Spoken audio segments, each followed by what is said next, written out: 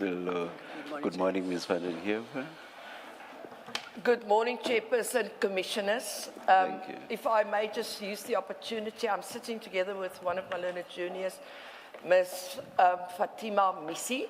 She's a member of the Johannesburg Bar and Legal Practice Council. I've got a second junior that's battling to make it through security, Lena Brighton, who will soon join us. Also, just for the record, in addition to the attorney that's on record, a new attorney was brought on to specifically because of the various matters that we're dealing with to assist us in dealing with the work of the Commission. They are present. It's for lawyer attorneys. They're sitting behind. Thank you very much. Thank you. Good morning to you too, Mr. Matlala. Good morning, Chairperson. Thank you. Morning, Chair, morning, Commissioners. Today we start the scheduled start of Mr. Matlala's testimony before the Commission. Chair, as we have now brought to the Commissioner's attention, there is an issue we will have to engage on before Mr. Matlala begins his testimony. But for housekeeping purposes, I request that we initiate the proceedings formally in a sense that Mr. Matlala be sworn in. We submit his statement into record, and then both Ms. Van der Heever and us will address you on the issues that are to be raised. And for the record, Mr. Matlala's testimony will be conducted by myself, together with Ms. Hassim. Thank you. Thank you. Chairperson, good morning again. I have taken note of what my learned friend says. There's been quite a number of issues that has occurred behind the scenes, which is not necessary at this stage, I think, to engage yourself and your fellow commissioners on. My learned friends for the Commission and myself has been dealing with some of these issues.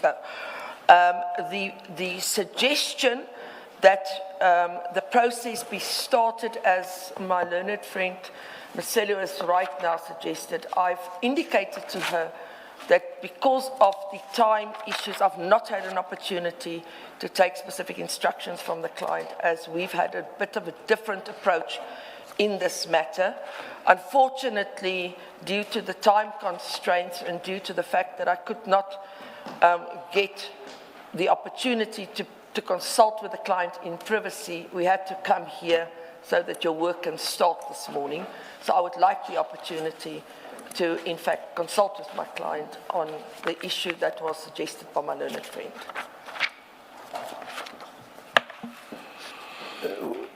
Please, maybe I miss, what is that issue?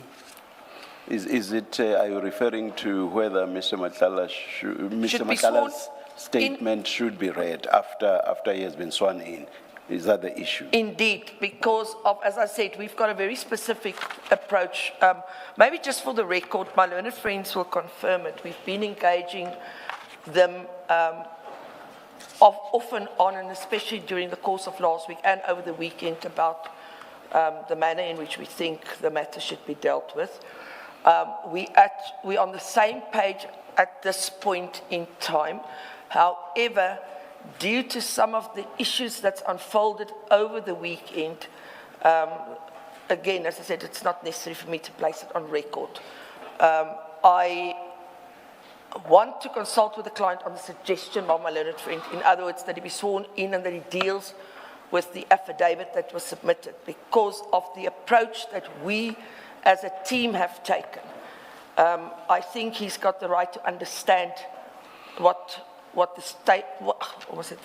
Commission wants, the evidence leaders wants to do at this point in time, and I need to engage him on what or how he needs to deal with it at this point in time, in the absence of us being able to properly deal with our approach to his evidence as we foresaw it and the way we've planned it.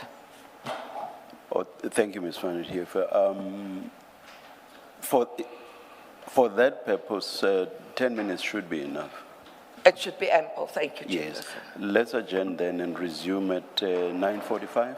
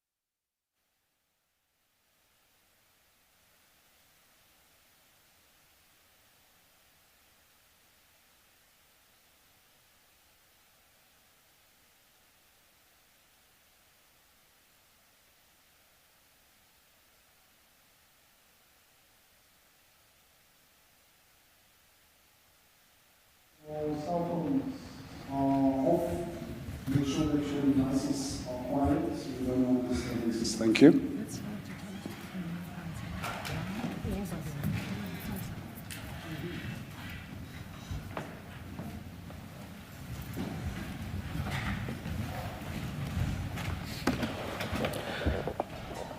Can someone please let Ms. van der Heer for that we are here?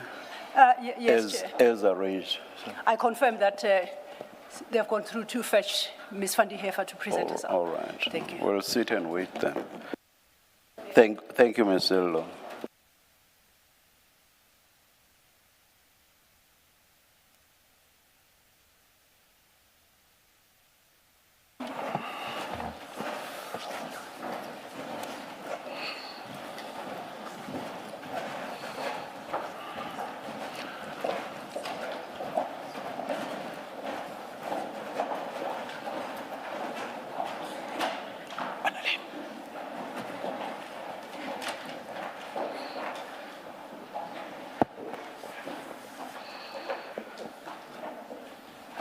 Yes, Ms. van der Heever. We always, at this commission, we always make a point of keeping time. Please, for Yes, the future, Chairperson, please. You know that I've always been on time when Yes. it comes to dealing with the business of the Commission. Yes. It is unfortunately so that the issues that I have to discuss with him is much more complex than just a question of yes or no. It involves legal issues, and the client, of course, asks questions to understand the legal issues. And I can't just leave it there. I need to explain to him what the issues are. So I will ask that you excuse us that we were late, but please take it from us that it was necessary that we deal with it as to the best of our ability within the very limited time that we've got. Where we are right now is not as because of the doing of my client at all.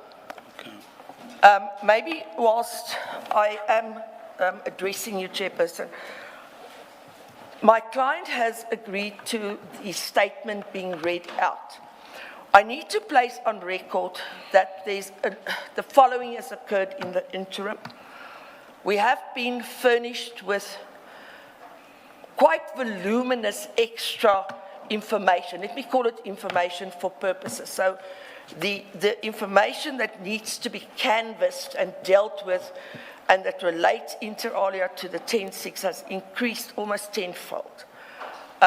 Last count, and that was before we got a further email last night, the volume was far exceeding 2,000 pages. It's common course between us and the evidence leaders that we were only served with bundles yesterday afternoon. We could only then take it in. We had no opportunity whatsoever to canvass the content of these bundles. It's common course between us that it far exceeds the, let's say, what was contained in the Rule 3.3s, and there's quite an array of new information in it.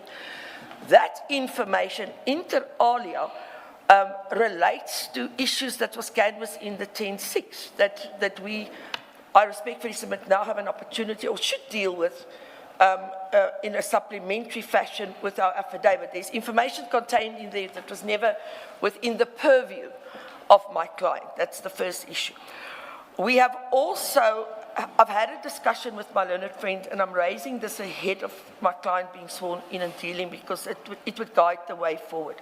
We do intend to take issue on quite a number of legal aspects.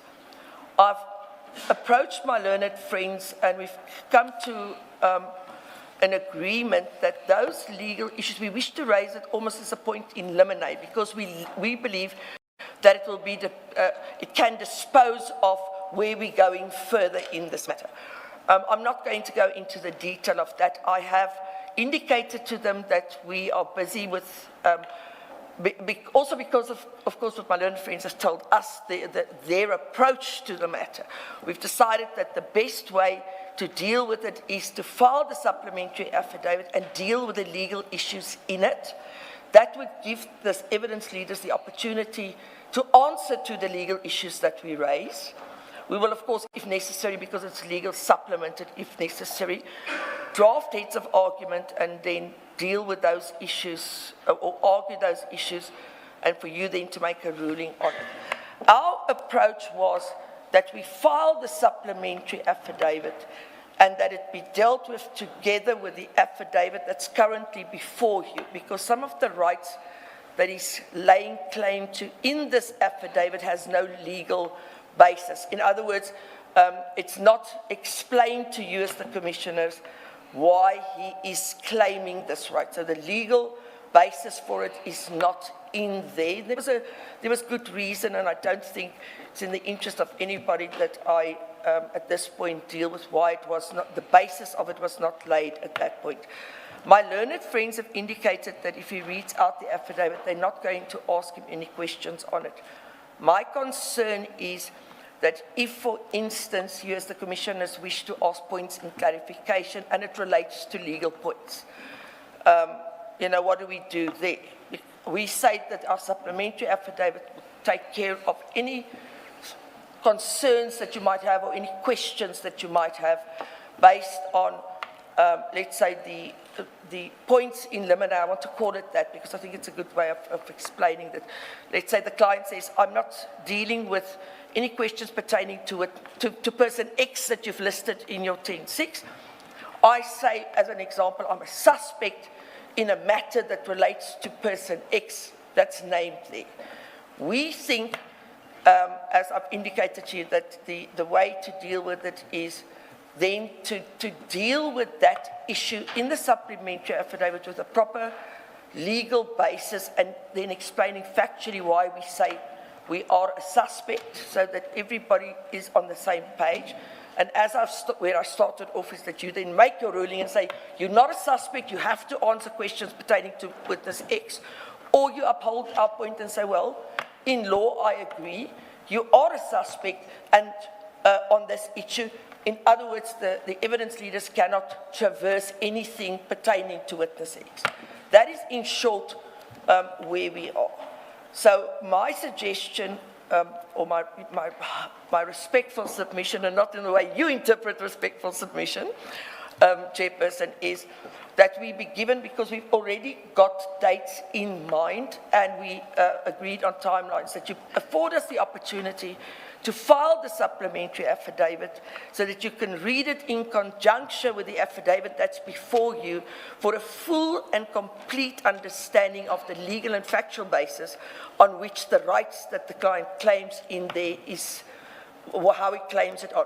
That would also give us an opportunity, as I say, and that's the second leg of it, to now deal with totally new matter pertaining to the, let's call it the Annexure A, that very long list, where the state, sorry, not the state, the commission, the evidence leaders has now come up and included documentation or references to those people in the bundle. It will also give the client the opportunity to deal with those and respond to that. Thank you very much. Thank you, Ms. Van Heerfer. At the beginning, I thought I understood you to say that Mr. Matlala, I assume after advice from you, has agreed that his statement should be read into the record. No. And I understood that to mean that's going to happen now. But as you went on and mentioned the supplementary affidavit, I got confused, and especially once you said that there's two statements should then be read in conjunction with each other.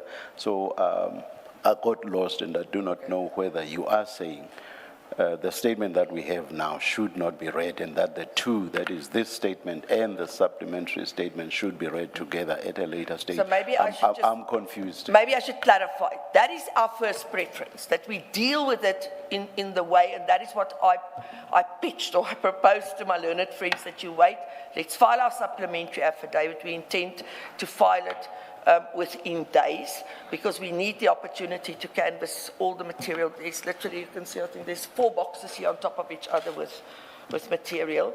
So your alternative, which is my understanding of what you said at the beginning, so the alternative is he reads it in without any questions of clarification, and that is parked until such time as the supplementary affidavit is filed, because that would take care of any questions of clarifications that you as the commissioners may have. My learned friends, I've got no issue with. They've already said we're not going to ask questions.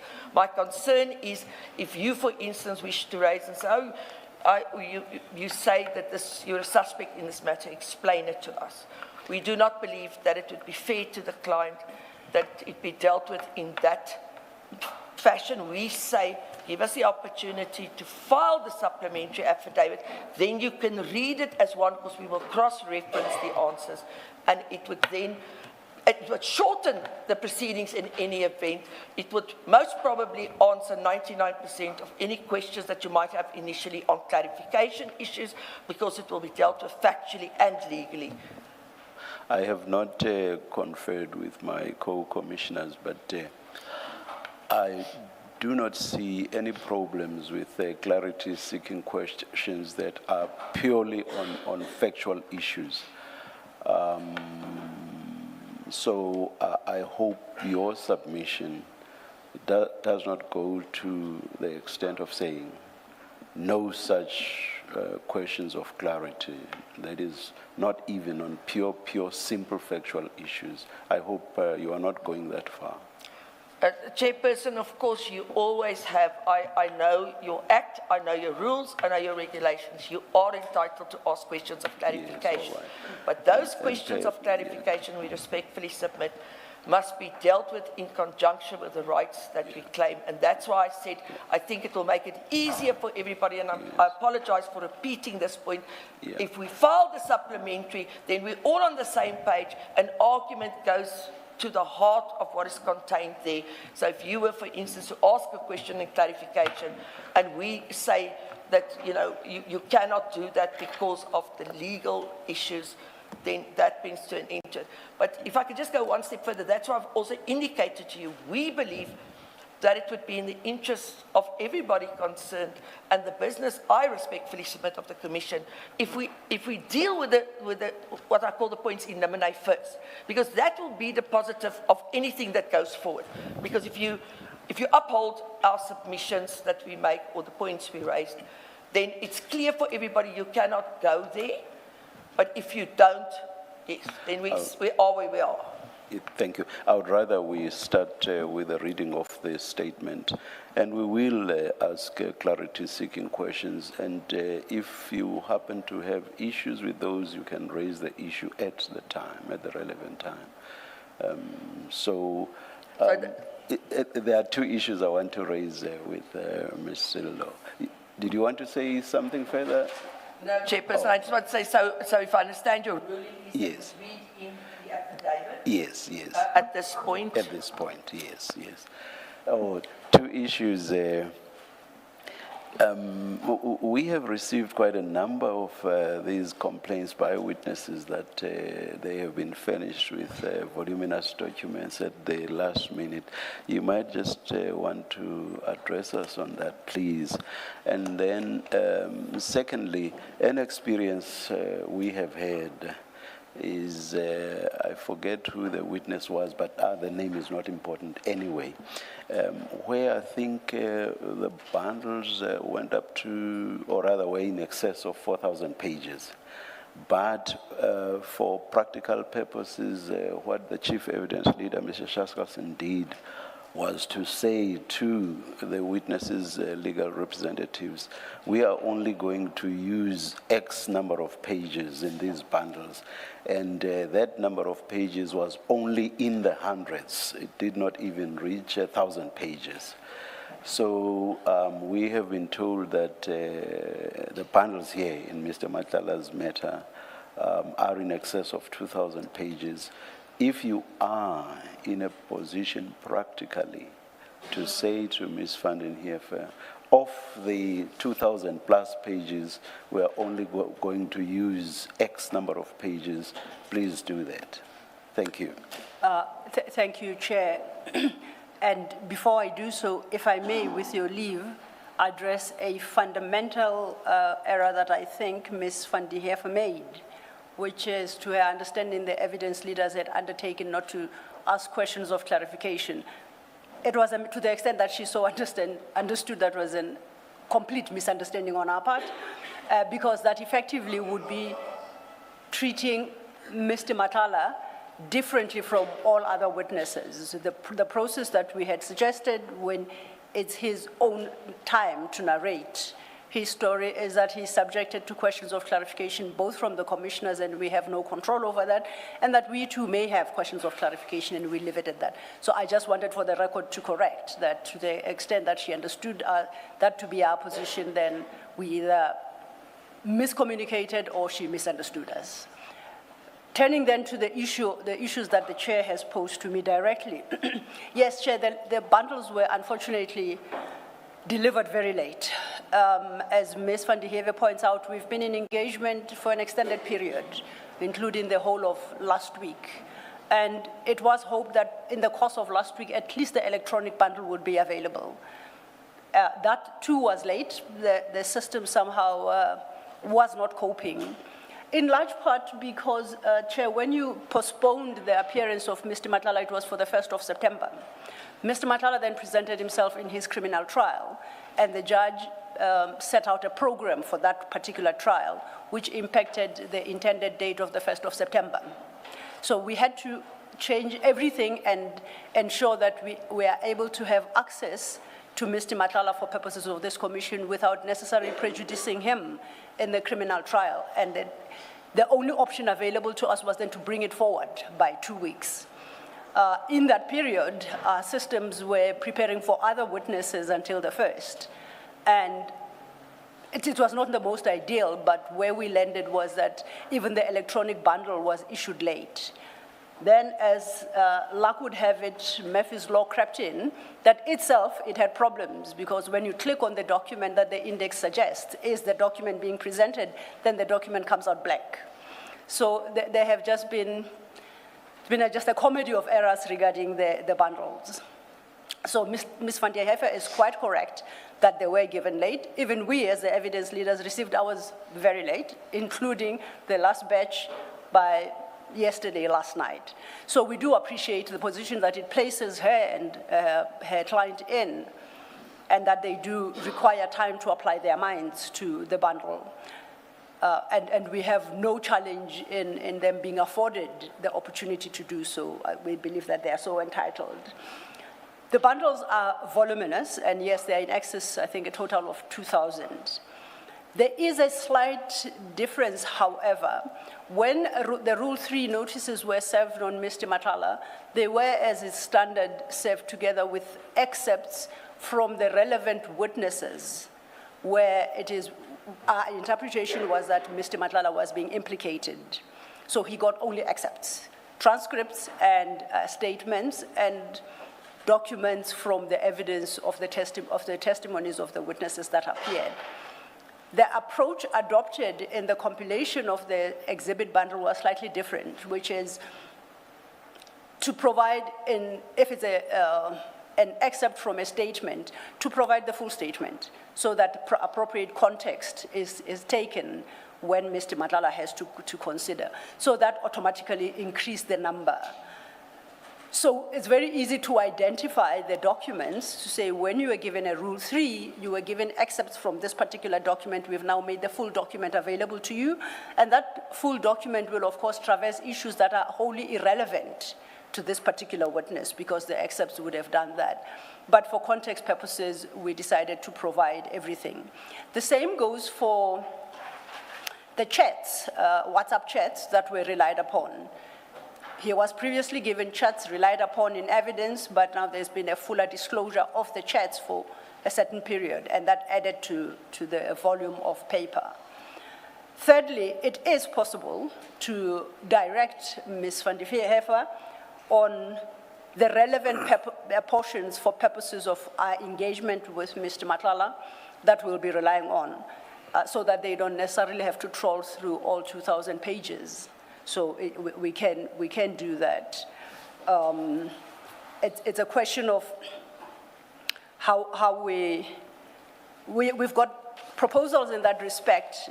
It's a question of where we land in terms of dates, because if we are given other dates that are not successive, we are able to identify for purposes of a particular date what topics will be covered and therefore what documents will be relevant from the exhibit bundle. And so to the next date and the third if possible. If there are successive dates, then we might as well just do a complete sweep of the bundle and say these are the documents that are going to be relevant. I will confirm for the record that everything that was given to him in terms of the Rule 3s will be relevant for purposes of preparation. Thank you, Chair. Thank you. Chairperson, I appreciate what my learned friend has placed on record. The proposal that we be told, let's say for a particular date, this is what's relevant, might be a bit problematic because our client is, unlike most witnesses that appeared here, not a man roaming the streets. We need access. We need that access is exceptionally limited. May I make this request, Ms. van den Heever? Let's start with a statement. And once we are done with it, may those logistical issues be discussed between you and Ms. Lo. I'm quite happy that we do that. Thank you, Chair. Thank you, thank you. Mr. Matlala, will you be swearing or affirming? I'll be swearing. Can you please state your full names for the record? Say that again. Please state your full names for the record. Vusi Matlala. Do you swear that the evidence you are going to give is the truth, the whole truth, nothing but the truth? If so, please raise your right hand and say, "So help me God." So help me God. Thank you. Thank you, Chair. And I haven't had the opportunity. Good morning, Mr. Matlala. Good morning, Commissioner. Mr. Matlala, you should have by you a fairly small white file. And I think the witness's file has been taken away. We'll just go on, look at it electronically. It's just going to be a bit of an issue pertaining to the paginated numbers. But I've handed mine over just for purposes of getting away, moving along. taken by who so that we can track it down? I think the attorneys took the boxes with, but it's Okay. not an issue. Let's just move on. You On can them. use mine in the intro. That's fine. Thank you. I hope that the file you've been given accords with our paginated version. But let's start with the cover. It should bear your name on the spine and read Regulation 10.6 notice, statement and annexure. Is that what you have? Yeah, it is. Thank you.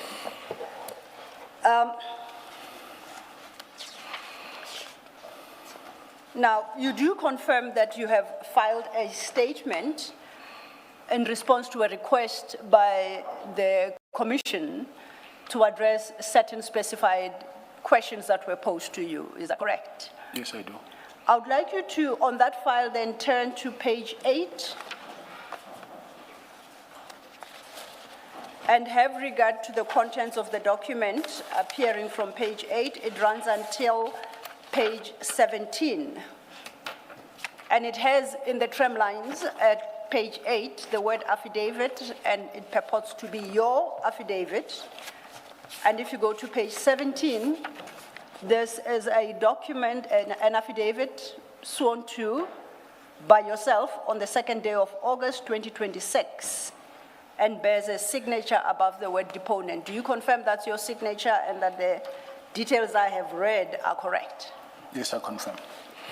Now, attached to this statement, if you go further from page 18, is a 2-page document that is referred to in this particular statement as annexure VM1, and that would start at page 18. Do you so confirm? Yes, I do. And you stand by the contents of this statement as we sit here now? Yes, I do. Just to give you a sense of how we normally run our processes here in the Commission, as a start, we give the witness an opportunity to speak to the statement that they have submitted. They have a choice of summarizing issues or reading the statement into the record as we go along, or in fact, a bit of both. During that time, you can expect not to be engaged or the facts that you attest to not be contradicted either by the evidence leaders or the commissioners. So you have a free run with the statement. You must, however, anticipate questions which we call clarification questions. The clarification questions will be based on what is contained in the statement, either in a particular paragraph or a paragraph considered in the context of another paragraph, just so you clarify what your eventual position is as regards a particular fact. Do you understand? Yes, I do. So when we start, then you will have the opportunity to relate your story as you choose, and as I said, you may read or summarize. Secondly, the structure of your statement is such that you respond specifically to the issues raised in the Regulation 10.6 notice that was served upon you. So you do so with reference to the specific paragraphs in the 10.6 notice. In your statement, you deal with your response to the specific issue in a certain paragraph, but you do not indicate what was asked of you. That's correct? Yes, that's correct. So to facilitate the appreciation of your testimony by future readers, where you indicate that you are responding to a particular paragraph, like you say, at paragraph 2.1.1, please allow me an opportunity to read into the record what was stated at paragraph 2.1.1, and then we deal with your response there too. Okay. Would that work for you? Oh, yeah, it will. Thank you. So if then we may start at paragraph 8, and before we do so, you should have page 8. We should have from page 1 to 7 the actual 10.6 notice that you had received. Please confirm that's what you have.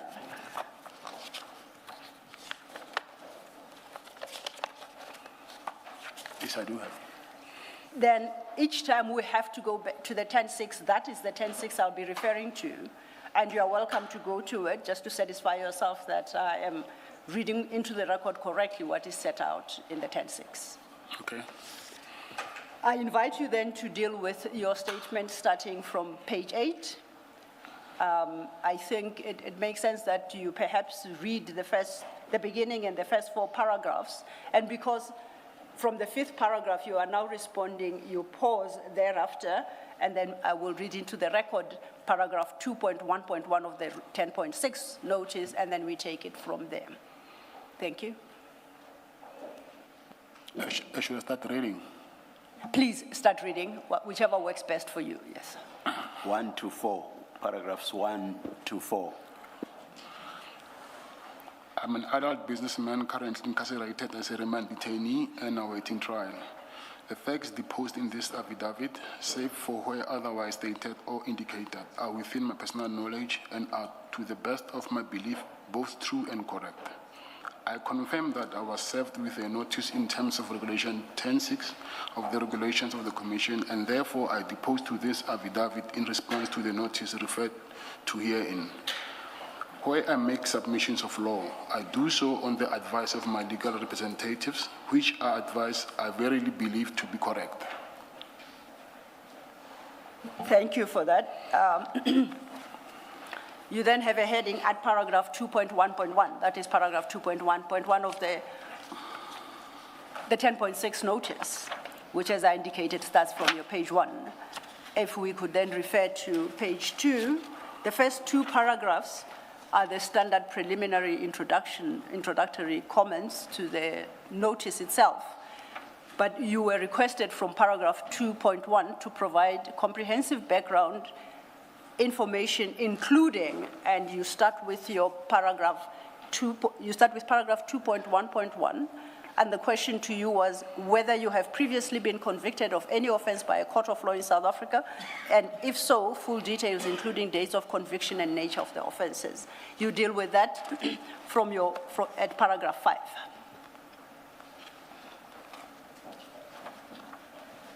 Please read your paragraph 5.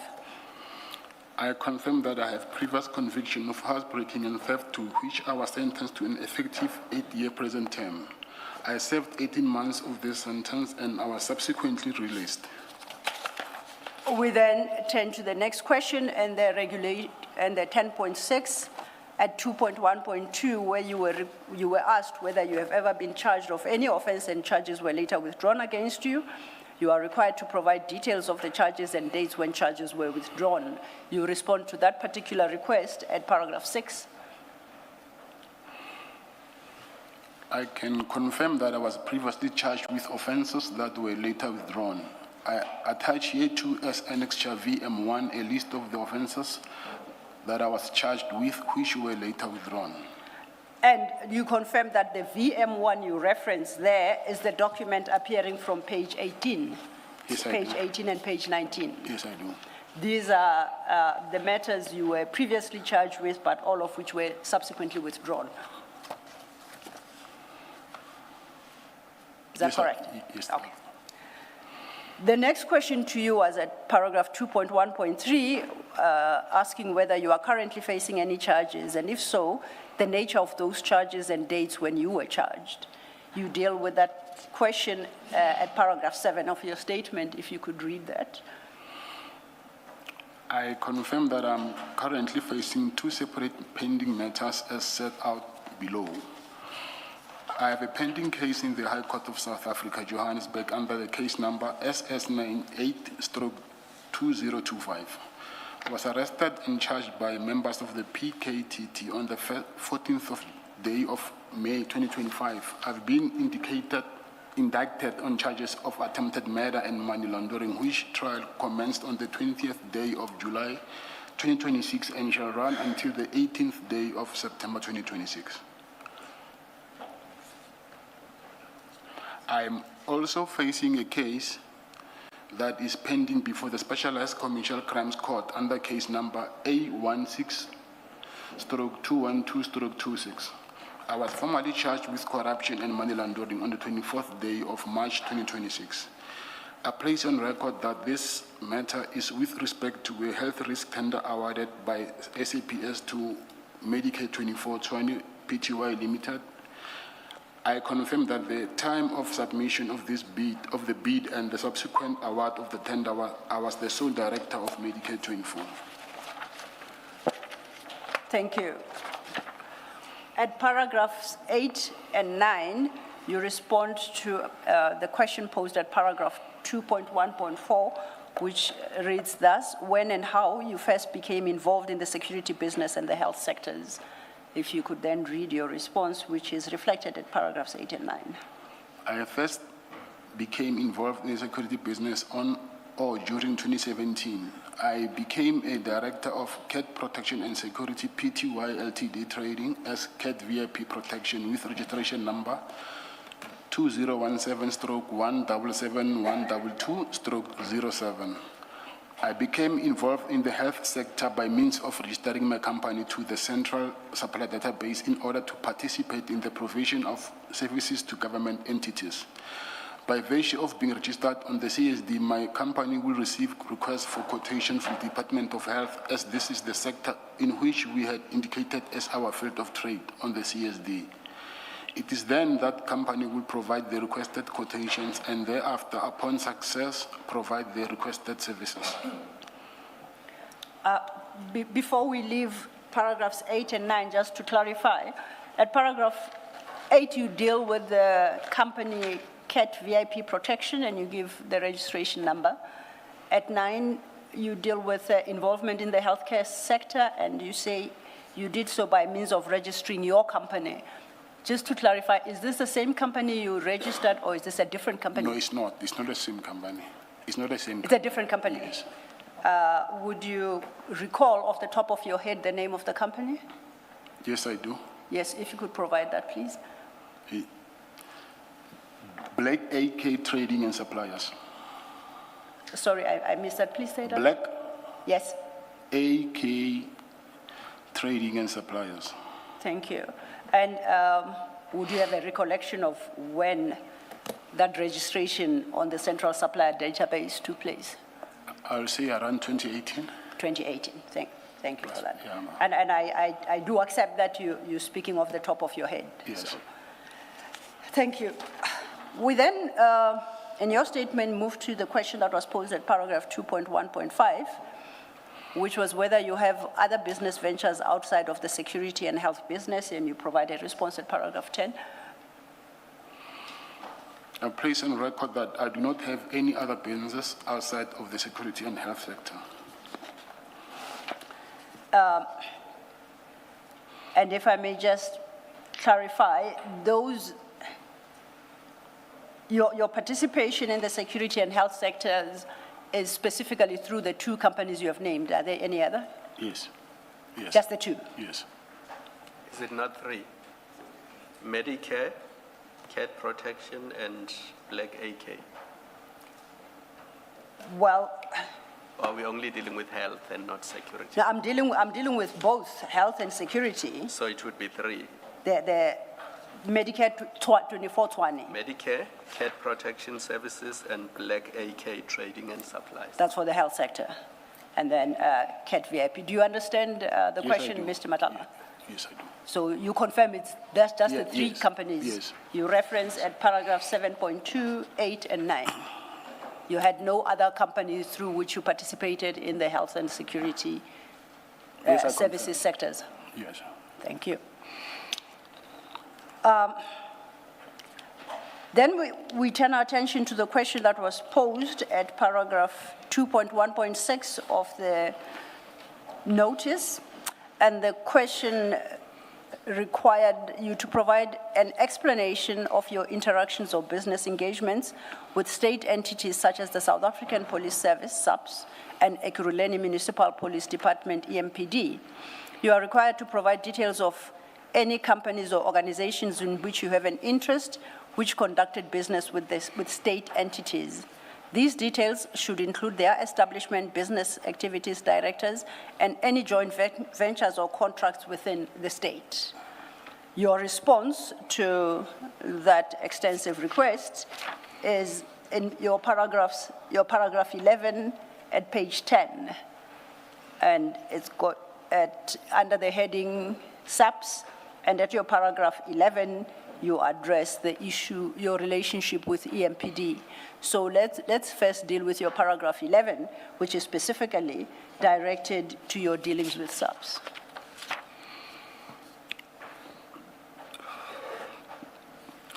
My company, Medicare, was previously contracted by SAPS to provide health and risk-related services. I place on record that the Medicare tender has since been terminated. As already alluded to above, I'm currently facing a criminal charge which is pending before the Specialized Commercial Crimes Court with respect to the Medicare tender.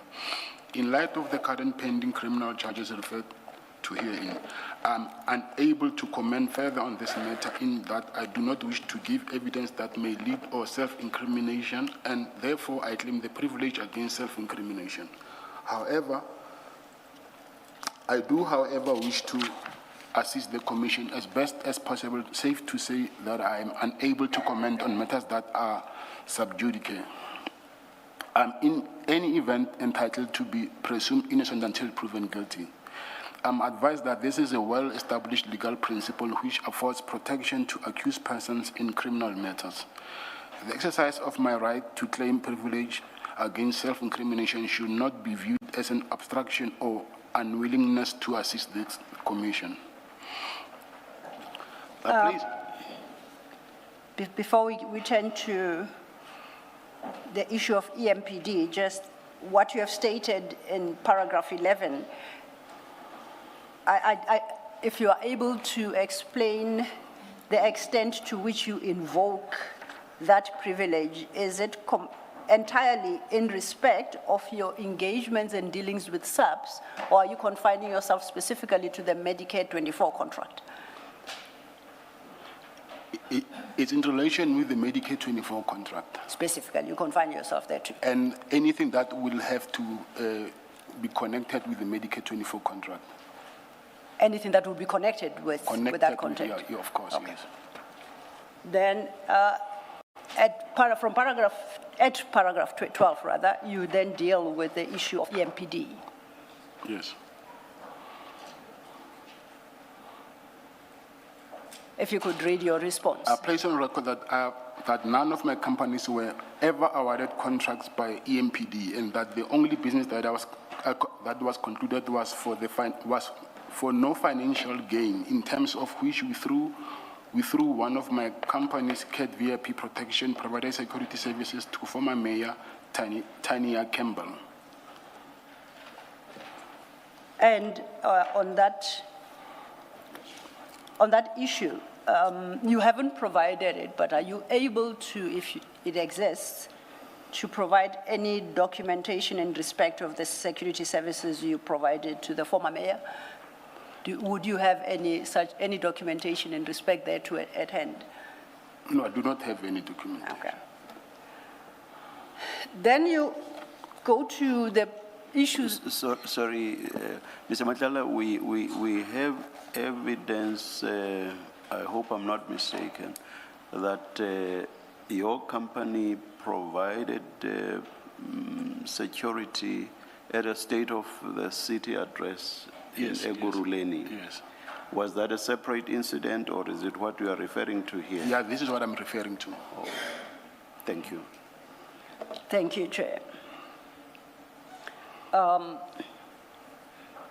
And before perhaps we leave that point, when we do get to the point of engaging you, I trust you'll be able to give more detail regarding specifically the security services you provided to the former mayor at a later time. Of course. Okay, thank you. Then at paragraph 2.1.7, the notice required you, with regards to the subs contract awarded to Tshwane Medicare 24, to explain the circumstances in which you came to submit a tender for the subs health risk management contract, including any engagements with subs members, whether or not they were involved in the bid evaluation adjudication process, the management of the contract once you were awarded the tender, and any gifts, sponsorships, gratification favors that you provided to any member of subs after you were awarded the tender. That's reflected at paragraph 2.1.7. You deal with the contents of that at paragraph 13 at page 8, if you could read that. As already alluded to above, the subs and Medicare contract is a matter in which I have been criminally charged and currently attending court, and as such, I'm unable to comment on the question posed on the paragraph under reply, and the basis is that I do not wish to incriminate myself. The Medicare subs tender is a subject of a criminal court case, as already alluded to above. I remain an accused in that matter together with my company, and as such, evidence is still to be led in an open court with respect to this matter.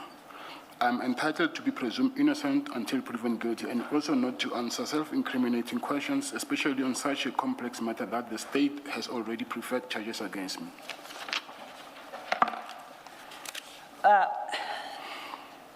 That would then conclude the list of questions asked of you under paragraph 2.1 of the 10.6 notice.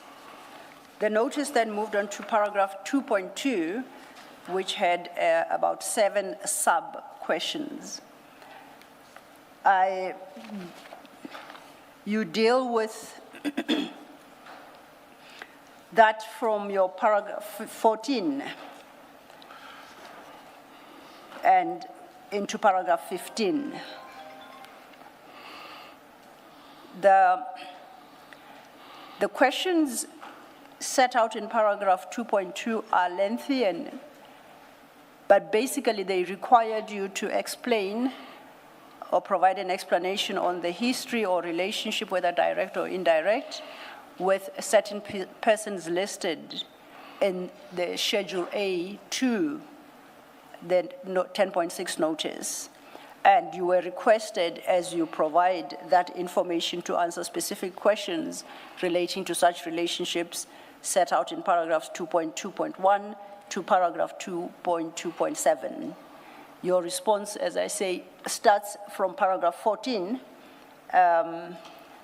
And if you could read that into the record. And then from paragraph 15, under different, 4 sub-paragraphs, you deal with your relationships with different persons. So when the time comes, we will take it in terms of each individual identified, and then we'll read that particular portion into the record. For the moment, I invite you to deal with paragraph 14. The following, So are you not going to do what you've been doing, which is to read, so you won't read 2.2.1? The 2.2, the question really is at 2.2, to explain your history and or relationship, direct or indirect, with certain listed officials. Then it required him, in his response, to provide the following information: when and how you met each individual, the nature and description of the relationship, the nature and extent of and frequency of communications, the nature, extent, and frequency of physical meetings, whether you have exchanged information with such persons, and whether he has been offered gifts, gratification, money, and whether he has been requested or been offered any favors by any of these individuals. So the questions listed from 2.2.1 is in respect of each individual listed in Annexure A. And that Annexure A appears from page 7. Okay, all right. Thank you, Thank Chair. you, thank you. So if you could then, as I said, deal with your paragraph 14. the following SAPS officials are my co-accused in the criminal case with respect to the SAPS Medicare tender, and as such, I'm unable to respond to the questions posed relating to them on the basis that I do not wish to incriminate myself. As already alluded to above, the criminal case is still pending and awaiting adjudication in court. General Fani Masemola, Brigadier Rachel Majeng, Brigadier Alfuios Timkosi Ngema, Brigadier Patrick Natengwe, Brigadier Kesti Yonker, Brigadier Petunia Riabetu Linono, Brigadier Onika Offensive Tlwadi, Colonel Anton Paulson, Colonel Natsenge Johannes Munyai, Colonel Nonjabudo Nomfundo Mgadi, Colonel Tumisho Nehemiah Maleka, Captain Brian Neville Cartwright, and Major General Vusi Precious Temba. You then, from paragraph 15, deal specifically with 4 people. At 15.1, you address matters of your relationship with Minister Senzo Mchunu. At 15.2, you deal with your relationship, if any, with General Pahlani. At 15.6, misnumbered as 14, at 15.6 is your relationship with General Nhlanhla Mkhwanazi, Lieutenant General Nhlanhla Mkhwanazi. At 15.3, Lieutenant General Molefe Fani. And at 15.4, with Major General Feroz Khan. And that concludes your testimony in regard to the relationships, the relationships you have with the various persons listed at Annexure A. You confirm that? Yes, I confirm. Now, looking at your paragraph 14, you have listed 13 persons there that you say are your co-accused in the Medicare 24 contract. Yes. And you request, in extending your privilege, that you not be required to comment or testify about any relationship you may have with any one of them. Of course. If we go to page 7, though, I realize that if one has regard to the 13 that you request that you not be questioned about because they are your co-accused in the Medicare 24 contract, we'll look at those you deal with at paragraph 15. It still does not conclude the list at page 7. Would you please go to page 7 of that file? I'm on it. I'll give you an example. Your item 5 requested you to speak to any relationship you may have with Lieutenant General Shadrach Sibia. Item 8 requested the same of Lieutenant General Sintu Mule. 9 with former General Tema. 10 Major General Leseja Sinona, and so it goes. So there are persons in Annexure A that you have not included in your statement. Why is that? Yeah, these are the people that will be added in the supplementary affidavit. Why did they not form part of the statement? Because you do not explain, at least as far as I can see, in your statement, They are not that you will, if I may just complete this, that you will be addressing the remainder of the persons identified in Annexure A at a later stage in a supplementary affidavit. Yes, I was just only referring to my co-accused. So these people here are not my co-accused. No, sorry, perhaps I wasn't very clear. I'm saying, if we look at the people at 14, you say these are your co-accused. Yes. But then you go further at 15, you deal with others who are not your co-accused. On paragraph 15. From paragraph 15, 15.1 to 15.4. As I read them out, it's Minister Senzo Mchunu, that's not your co-accused. Yes. Former General Pashani, Lieutenant General Mkwanazi, Lieutenant General Fani, and Major General Feroz Khan. So, besides the fact that you don't deal with the ones you say are your co-accused, which is a different issue, you appear to have made a selection from Annexure A as to which relationship to talk about. And I point out that, for instance, you completely ignored the request that you talk to your relationship with Lieutenant General Shadrach Sibia, who's listed under 5, to Lieutenant General Kosi Sentumule, listed under 6, and Major General Sinona under 10, former General Sandra Tema under 9, Major General Shibiri under 12. So my question was, besides the fact that I hear you will not deal with your relationship with your co-accused, you have gone further to make a selection to deal with only 5 of the remaining persons whose names appear on Annexure 5, and have chosen to ignore completely the other persons, with no explanation in your statement as to why that is the case. And I'm inviting you to explain to the commissioners why that is the case. I will say is because these people, in my supplementary affidavit, it will explain further why I didn't include them now here.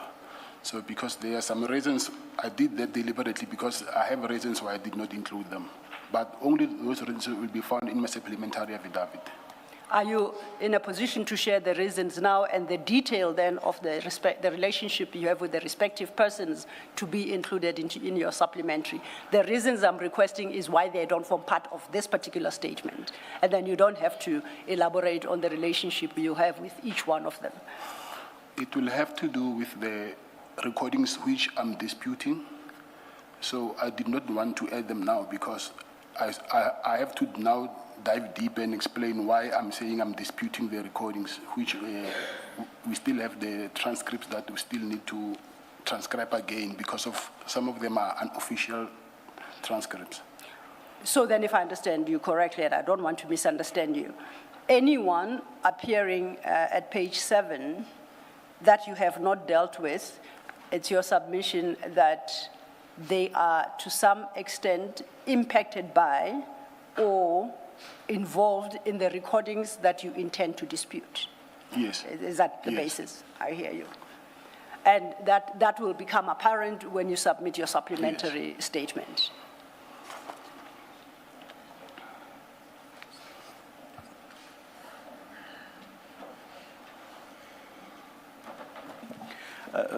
Ms.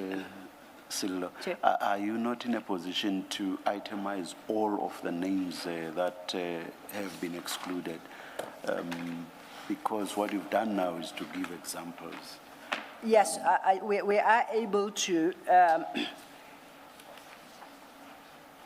If it will take time. No, it won't, Chair. Perhaps all right, I'm thinking of the please. best way to do it. All right. It would be to read the listed paragraph 7, and then we start with where he has itemized at paragraph 14, and then I'll relate it to the item number. Mm-hmm. Then I will call out those that are dealt with in paragraph 15, and then it will become apparent then who else is remaining. Mm-hmm. So it will just be a quick exercise of. So if we. And sorry, Commissioner, to disturb. I actually wanted to ask clarity because I see here there is on number 20 on page 7. Yes. Number 27, there's the Sergeant Zungu. Yes. So I don't know, because I do not know Sergeant Zungu, but I know Captain Zungu. So I don't know whether the commission made a mistake or what. So I couldn't comment on this, not knowing whether it's a mistake or not. I'll try and clarify that for you. Okay. So I will highlight Sergeant or Captain Zungu as a specific case. Okay. And it's because it was unclear to you, as I understand it, who the commission was referencing. So I'll come back to you with clarity, and then you can deal with that Okay, fine, thanks. in the supplementary. Chair, then the quick exercise. I think the best way to go about it is to use Mr. Matlala's statement at paragraph 14. At 14.1, he deals with General Masemula. Now, the request that he deal with General Masemula is item 3 on page 7. It's followed by Brigadier Rachel Macheng, and Rachel Macheng, Brigadier Macheng, is item 14 at page 7. The next is Brigadier Alpheus Teminkosi Ngema, and that is item 15 at page 7. That's followed by Brigadier Kirsty Jonker, that's item 17. 14.7, he deals with Brigadier Onika Ufenze Kwayele, that's item 19. That's followed by Colonel Anton Paulson, that's item 20. 14.9, it's Colonel Natsenge Johannes Munyai, that's item 21. Followed by Colonel Nonjabulo Nomfundo Mgadi, it's item 22. I was then requested to comment on his relationship with Colonel Tumisho Nehemiah Maleka, that's 24, item 24 at page 7. Followed by Captain Brian Neville Cartwright, that's item 25. And lastly, Major General Busisiwe Temba. That's item 13. Item 13 at page 7. I note that at paragraph 14.13, Mr. Matlala refers to the Major General as Temba with an H. Page 7 is Temba without an H, so we accept that perhaps our spelling may have been wrong. He intends to, it's correct, Mr. Matlala, you intended to talk about the person listed in item 13 of page 7, notwithstanding the difference in the spelling of the name. Honestly, I don't know his surname, so I don't know whether it's a spelling error or not. I don't know how to pronounce her. No, that's quite fine, and I do accept that the spelling error may be on our part, but at least it's the same person that we are dealing with. If we then, Chair, move to... Sorry, I think I missed two names. Did you include both items 23 and 24, Colonel Maleka and Lieutenant Colonel Maluleke? Yes, Nehemiah Maleka, who's 14.1, is included. It's item 23. Oh, yeah. Yes. And 24? Maluleke, I had... Not. Maluleke is not listed, is not part of his paragraph 14. All right, thank you. Thank you. Now, paragraph 15 then involves other persons, the first being Minister Senzo Mchunu, and the request in that respect is item 1 of the page 7. The next is General Pashani.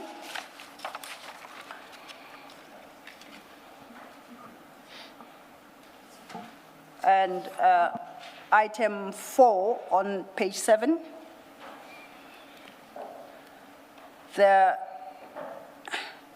Thereafter, it's followed by Lieutenant General Mkwanazi, that's item 6. And Lieutenant General Mulife Fani, that's item 7. And lastly, Major General Feroz Khan, that's item 11. So that would, on my estimation, leave if we go then page 7, it will leave item 5, Lieutenant General Shadrach Sibia. It will leave out item 8, Lieutenant General Kosi Sintumule. Item 9, former General Sandra Tema. Item 10, Major General Lesija Sinona. Item 12, Major General Richard Shibiri. Item 16, Brigadier Patrick Netengwe. 18, Brigadier Petunia Reabezui Lenono. Sorry, Netengwe is 14.4. Oh, the error is mine. Yes, it's quite good. Thank you, Commissioner.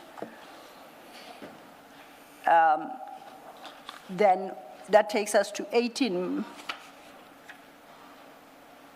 18 is dealt with, yes, at item 14.6. So after Major General Shibiri, then we would jump to 24, Lieutenant Colonel Maluleke. Yes, we've got Malika. And then Sergeant or Captain Zungu, as the witness has stated, and Commissioner Julius Mkwanazi at item 28. Those are the persons that he has not addressed in the statement or his relationship with them.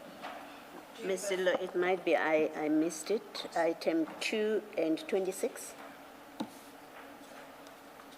Yes, item, indeed. 26 would be Faningosi. That's quite, I confused that with Mulefe Fani. That would be correct. And did you mention item 2? I miscounted it as a matter, as somebody he had dealt with in his statement. The commissioner is quite correct. Thank you.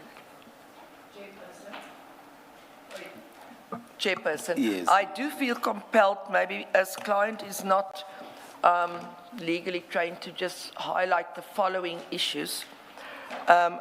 In addition to what the client has said, I was not the deponent, or I didn't assist with the drafting of this affidavit, but I was consulted on issues relating thereto. The persons that were left off also relates to IDAC. There's certain investigations conducted by IDAC, it was going to be dealt with in the supplementary affidavit. There was information that the attorneys endeavored to obtain from IDAC that,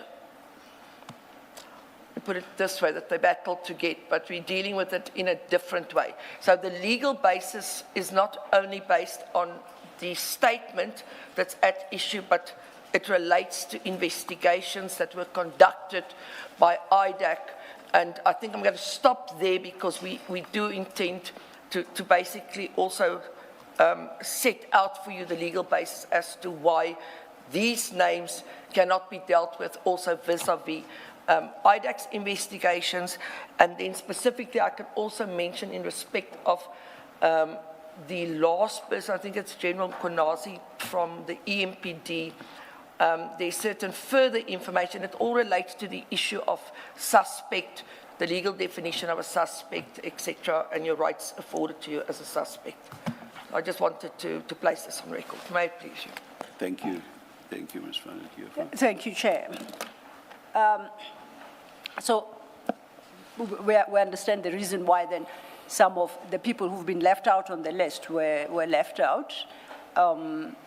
We accept that they will then be addressed in the supplementary statement to be filed, and we shall pick it up from there when that statement is filed. Let's then turn our attention, Mr. Matlala, to your paragraph 15, where you then deal with the 5 people. At 15.1, you recall that the request to you had been to explain the history and relationship you maintain with the specific persons listed at page 7.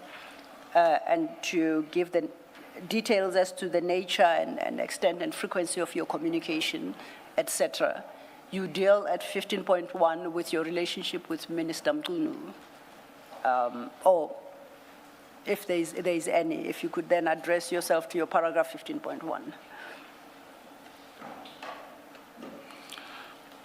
I place on record that I do not have any relationship with Minister Senzo Mchunu. I have never met Minister Mchunu and have had no interactions with him, nor have I been at any gatherings where he was present. It suffices to say that I do not know Minister Mchunu. And just a question of clarification here. You say you have had no interactions, I take it, with personal interactions. Yes. Have you had any interactions on your behalf? Have there been any interactions on your behalf with Minister Mchunu to the best of your knowledge? Yes. Initiated by you? Have you ever requested anyone to engage with him on your behalf? No, it was only during when we had to confirm whether we know each other. There's a letter that I sent to, it was sent, I think, to the IDEC committee. Yes. So it's that interaction that I'm referring to. So that's the interaction you had with him? Are you able Not to... with him directly. Oh, yes? Please clarify. Not with him directly. Through who? Through the attorney. Okay. The attorney being his attorney or your attorney? My attorney and his attorneys. Okay.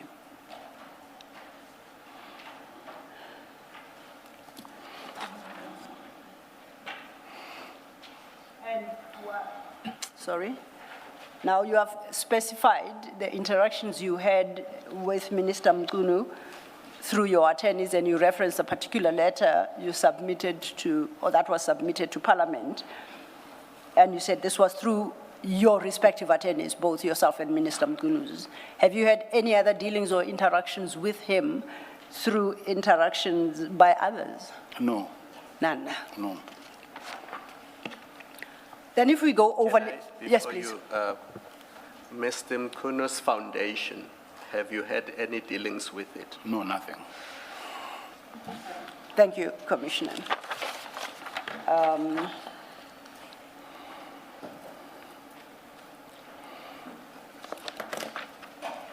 Now, perhaps because you were requested at 2.2.5, when you speak of any particular individual, to indicate whether you have exchanged information with them. At 2.2.6, whether you have given or offered any gifts, gratification, money, sponsorship, favors to any of these individuals. Now, confining ourselves to Minister Mchunu, if you look at paragraph 2.2.6 of the notice, do you confirm that you have not taken any step that constitutes an offer of gift or sponsorship to Mr. Mchunu, whether directly or indirectly? Is that your position? No, I've never, yes. Okay. If then I can invite us to page 13. At page 13, you deal the same questions, but now in respect of former General Khomotso Phahlane. You deal with that at 15.2. I place on record that I know General Phahlane. I'm unable to recall how many times I have met with him, and place on record that these meetings were, to the best of my knowledge and belief at the time, when he was no longer within the employ of the subs. I confirm that I have no business dealings with General Phahlane, nor have I ever asked for any favors from him or offered him any gratifications. In light of your response in regard to General Phahlane, may I then ask you, insofar as Minister Mchunu is concerned, specifically, whether you have ever asked of him any favors? From General Phahlane? No, Mr. Mchunu, I'm going back because when you speak of General Phahlane, you specifically say you've never asked for any favors from him or offered him any gratifications. That is a claim you don't make in respect of Mr. Mchunu. So my question to you is whether you have ever asked of any favor of Minister Mchunu. No, I have never asked any favors from him. We then, you then, at paragraph 15.6, deal with your relationship with Lieutenant General Nhlanhla Mkhwanazi. If you could read that into the record. I place on record that I know and have, I know and have on one occasion met Lieutenant General Mkhwanazi. I do not have any relationship with him. Are you in a position to describe very briefly, even just highlights, this meeting on this one occasion? Are you able to provide any detail? I cannot provide any details because it has to do with the case that I'm attending in Pretoria for Medicare tender. Sorry, please say that again. I'm saying I cannot provide any details because my meeting with General Mkhwanazi, it has to do with the tender that I had with SAPS, Okay. which now I'm attending court and I'm charged for that matter. So if I understand you correctly, then your meeting in that occasion you reference involved the Medicare 24 tender? Yes. Did it involve any other issue besides the Medicare 24 tender? No, it has to do with Medicare 24 tender. Your voice tends to drop sometimes, or maybe Oh, my sorry. hearing is not Miss- what it yeah, should be. I'll try to speak next to the speaker. You can pull them closer to you if more comfortable. Thank you.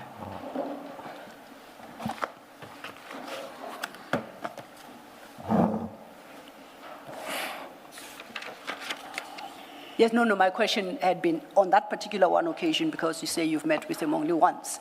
I hear that you say that meeting involved or related to the Medicare 24 contract, which you say is part of the ongoing criminal trial. Yes. My question was whether or not you discussed any other matters outside the Medicare 24 contract, and if so, what those were. Yeah, there is something that we discussed except the Medicare 24 tender. Are you able to shed light on what was discussed? Maybe, again, Chairperson, this particular issue, I want to request for a number of reasons that it be parked. We intend to bring, if necessary, again in law, an application to the Commission to deal with that issue differently.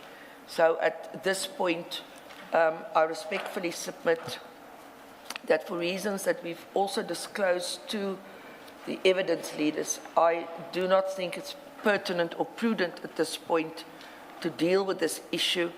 We will deal with it in the supplementary affidavit together with a specifically application as to how we wish to deal with that aspect, because the client's already indicated to you that there's a relation to the Medicare contract and it flows from there.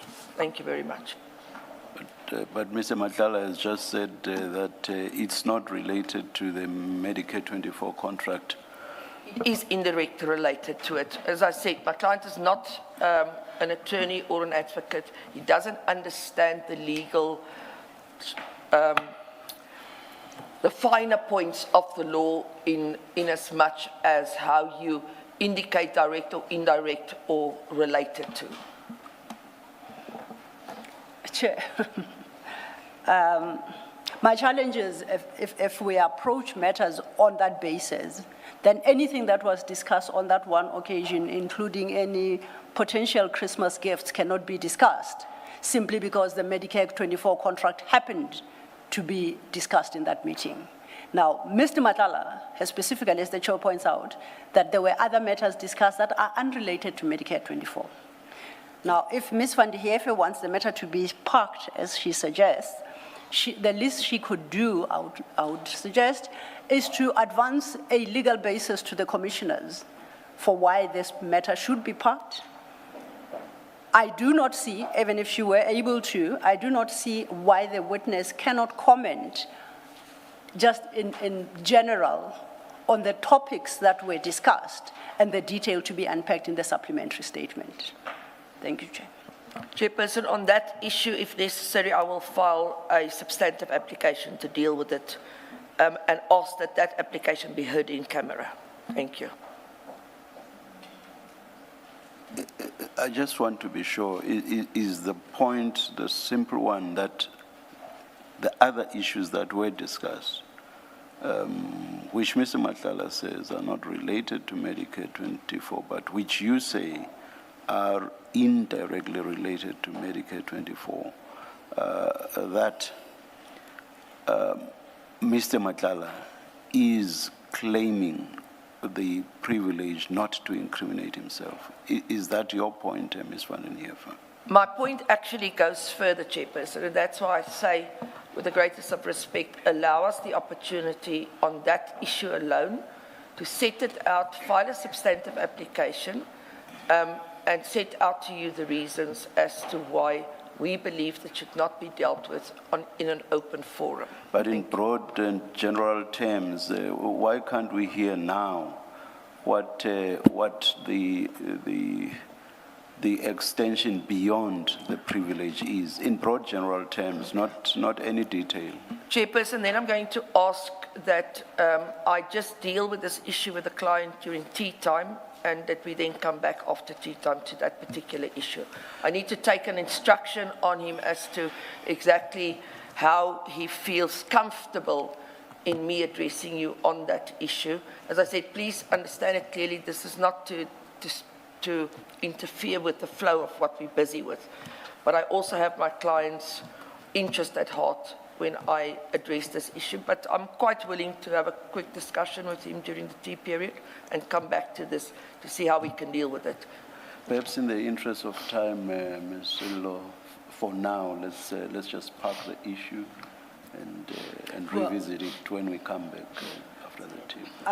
I'm happy to do so, and I see perhaps it is about that tea time, but if I could just conclude on paragraph 15, and then we'll revert to this issue. Except to go on record and say, Mr. Matlala has got a full appreciation of the fact that the other issues that were discussed bear no bearing on the Medicare 24 contract, and that's the understanding that he gave to the Commission, to the commissioners in response to a question, and he is very clear about that.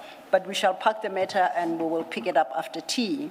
For the moment then, Mr. Matlala, let's go to your paragraph 15.3. This time you are addressing your relationship with Lieutenant General Fani Molefe.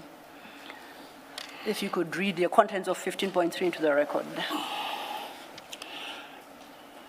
I place on record that I do not have any relationship with Lieutenant General Molefe Fani. I have never met him and have had no interactions with him, nor have I been at any gatherings where he was present. And that will then lead us to your paragraph 15.4, where you specifically then deal with your relationship with Major General Khan. I place on record that I do not have any relationship with Major General Khan. I have never met him and have had no interactions with him, nor have I been at any gatherings where he was present. It suffices to say that I do not know him. And I take it that if one has regard to paragraph 2.2 of the notice of the 10-6 notice, that insofar as both Lieutenant General Fani Molefe and Major General Feroz Khan, you cannot speak to the issues raised in paragraphs 2.2.1 to 2.2.7, because you, as you say, you do not know them at all, and therefore the issues that are raised in those subparagraphs do not arise in regard to them. Is that your position? Yes, of course. Thank you.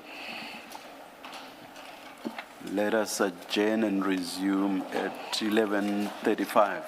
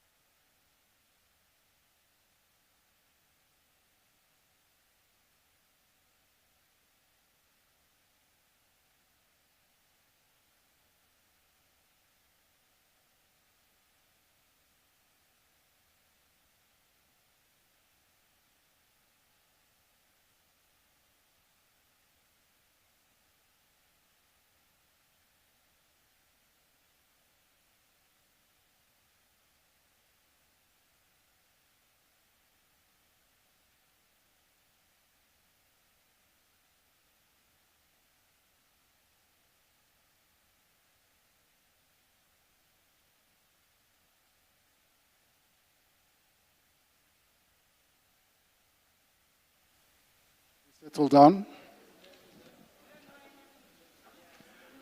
All right, we are ready to resume proceedings. It's 11:34. Again, please make sure that your cell phones are off, that they are quiet, your devices. We don't want them disturbing the proceedings. Thank you.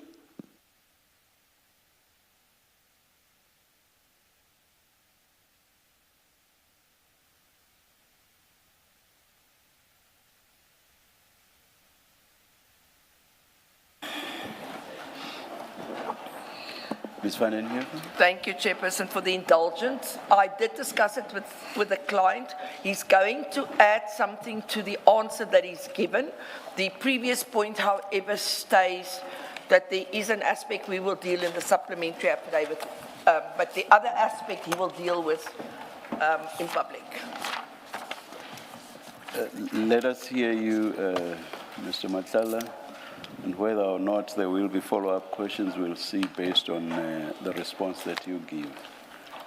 You still remember the question by Ms. Sildo was whether any other issues other than issues relating to the Medicaid 24 contract were discussed with Lieutenant General Mkwanazi. Yeah. Let's start there, and I think you then... I confirm, Chair. I think that that's the best place to start. Yes. And as the Chair has pointed out, there might be follow-up questions based on his answer. Thank you. Yeah, other than the Medicare tender, we also discussed the warrant that they had by then of my arrest. So, but the warrant is for the case that I'm currently charged with in the Johannesburg High Court. So I wouldn't want to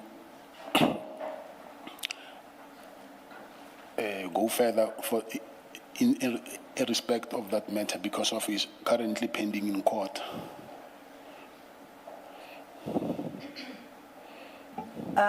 Is that, so those are the only two issues? The other issues, like I discussed with my counsel, they said they will make a submission, and then I don't know how they will deal with it, but she just explained now that it will have to have an application for that. But Mr. Matlala, I think the antecedent question before we get to that point on which you receive legal advice, the antecedent question is, are those other issues related to the Medicare 24 contract or the matters in respect of which you have been charged? Yes, it's not Medicare 24 tender, it's the other matter that I'm charged with. However, I'm saying I will still comment more on, regarding that matter, but I needed to make a submission with my counsel, and then she will advise further on how we will deal with that. Yeah. I'm not sure I understand. I want to be sure, are you talking about other matters in addition to the one about the warrant? It's No. Medicare 24, it's the warrant of arrest. Yes. Are there additional matters? No, there's no other additional matters. All right, thank you. So then if I understand you correctly, what was discussed on that one occasion you met with Lieutenant General Mkwanazi were the two issues, matters relating to the Medicare 24 contract, that's one. Yes. And secondly, the issue regarding your warrant of arrest. Yes. And now you confirm those were the only two issues? Yes. Now, on the warrant of arrest, is it, you said the Johannesburg case? Yes. The only reference you've made to a Johannesburg case is what's set out in paragraph 7.1 7.1. of your statement? 7.1. 7.1. Is it that matter, is it in relation to that matter or a different matter? Can I please check? Please do. Chairperson, just to save time, simply put, my instructions are that General Mkwanazi told the client there's a warrant of arrest out for you. You will be arrested on the matter that is currently parted in the High Court of Johannesburg. I think it's easier that we just place it on record. Chair, I have challenges. I don't know whether... I also, even as you started speaking, Ms. Vanenhoefer, it's Mr. Matlala who's testifying, and let Mr. Matlala respond. 2 questions. You may speak, of course we can never gag you. You may speak if you want to raise an issue. But what you just said, I think, is an evidentiary matter to which it is Mr. Matlala who should respond. Thank you, Chair, and I think perhaps that we need a cautionary note going forward that in trying to assist the Commission, perhaps Ms. Vanenhoefer takes particular note of the risk of testifying from the bar, because then it places me in a very difficult position of not knowing whether to invite her into the witness box. My Chairperson, question, Can you please repeat your question? my question to Mr. Matlala. Yeah, Mr. Matlala had said that on the occasion he met with Lieutenant General Mkhwanazi, they discussed 2 distinct issues. The first related and concerned the Medicare 24 contract, on which he says he is currently facing a criminal charge. The second relates to what he calls the warrant of arrest, and he said for the Johannesburg case, and that's where he left it. So I informed Mr. Matlala that on my reading of his statement, the only Johannesburg case referred to in his statement is what's set out in paragraph 7.1.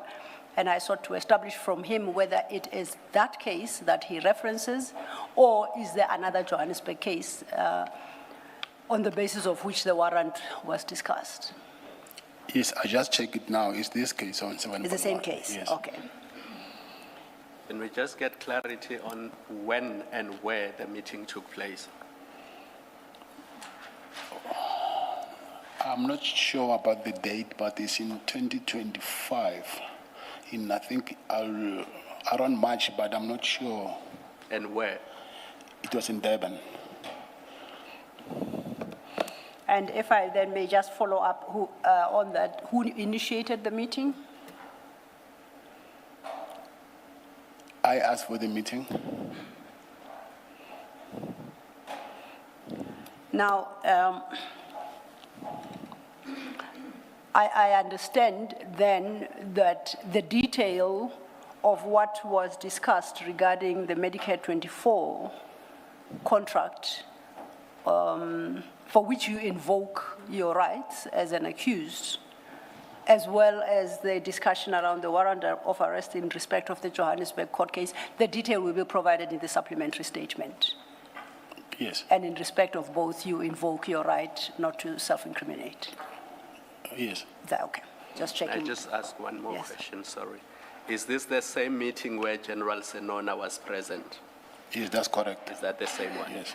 He's already testified as regards the date and time, so I think he said it was in April. April. Yes. Okay. Thank you, Commissioner. And you will accept that date of the April because you say it's the one occasion? Yes. Okay. This then would lead us to your paragraph 16, starting at the bottom of page 13. And at the bottom of page 13, you respond specifically to what was raised in paragraph 2.3 of the 10.6 notice. Now,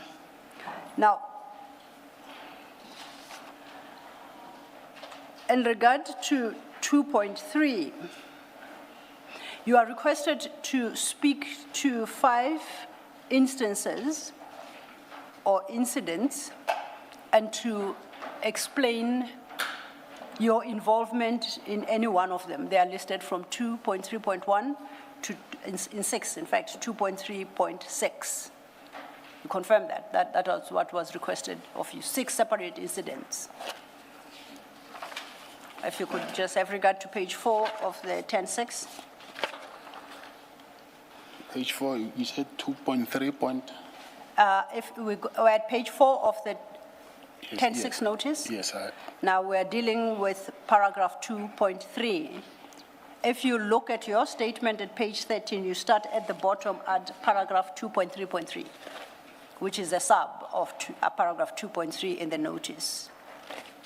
Okay. You confirm that. And I say, if one has regard to paragraph 2.3 of the notice, 6 separate incidents are referred to there, and you are asked to comment on each one separately and to state your level of involvement in each one of them. You confirm that was what's requested of you? Yes, I do. Okay, now looking at then starting your paragraph 16, I see you specifically deal, insofar as 2.3 is concerned, with paragraph 2.3.3 and 2.3.4. Just for the record, 2.3.3 required you to provide detail of and your involvement in the circumstances in which Sergeant Faninkosi came into possession of your Luxor Africa Bank card.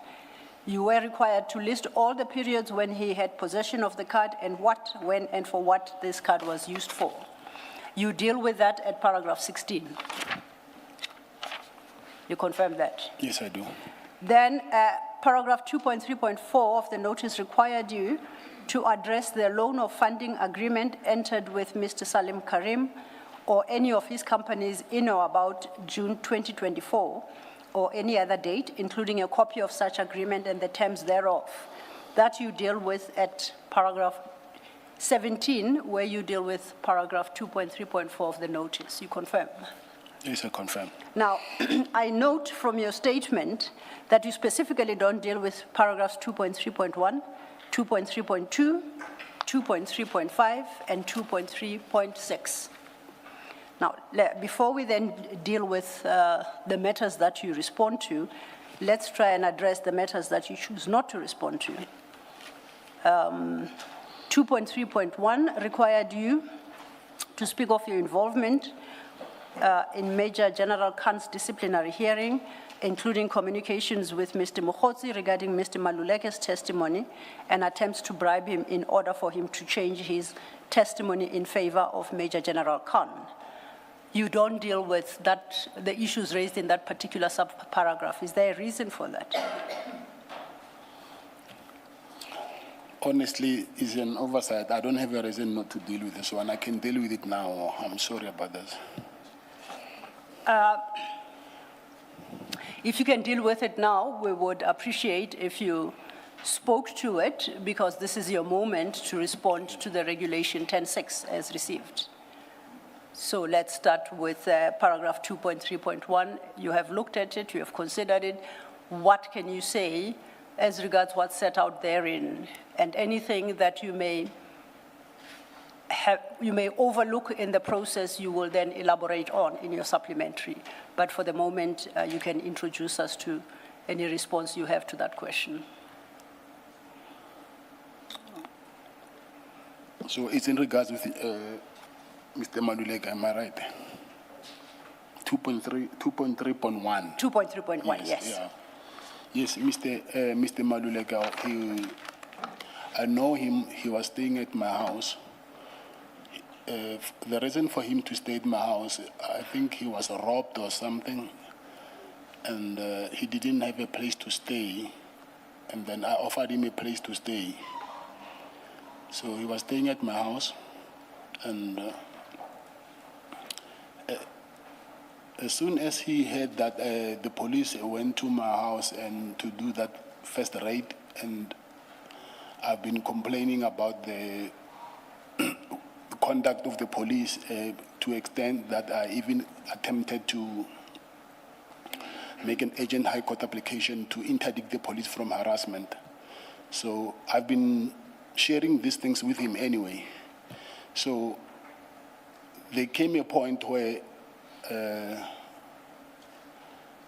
I don't know who contacted Mr. Maduleka, but he told me that, listen, I've been asked to go and testify against, give testimony in relation to General Khan. So, and then he said, because these people who requested me to go there and testify, that are the people who went to your house and raid your house. So is there anything that you want me to do in regards with this thing. So, and then I told him that, listen, whatever it is, I've already sorted out my issues with these people. So I don't have anything to do with them anyway. So, but he said to me, he already spoken to some guy, Mr. Mohoti.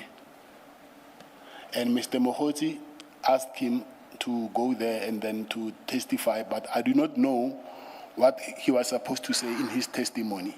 So he wanted my confirmation that, do you really want me to go there and then testify in favor of General Khan?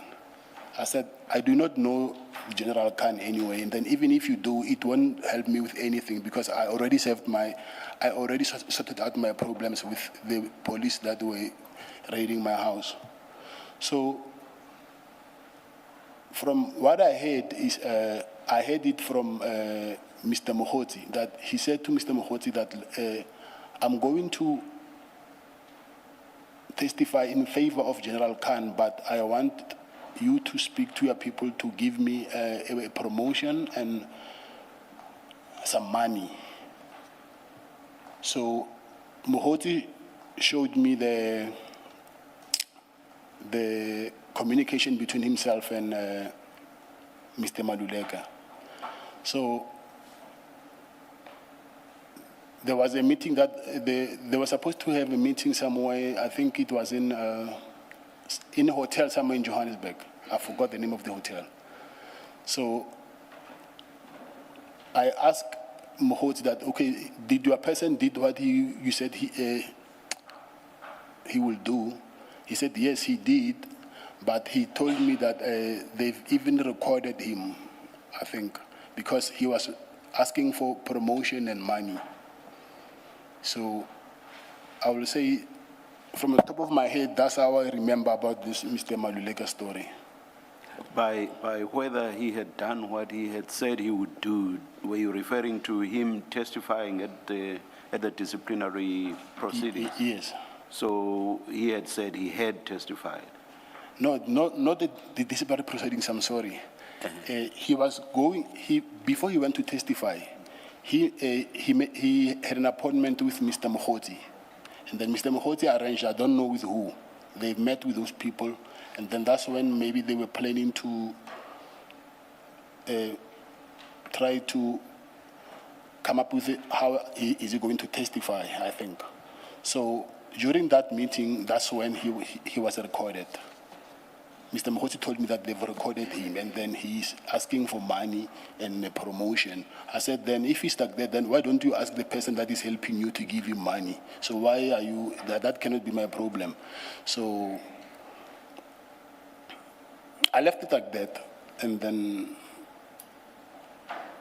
So when you asked whether Mr. Maluleke had done what he had said he would do, were you asking about whether he had made an approach for him to be promoted?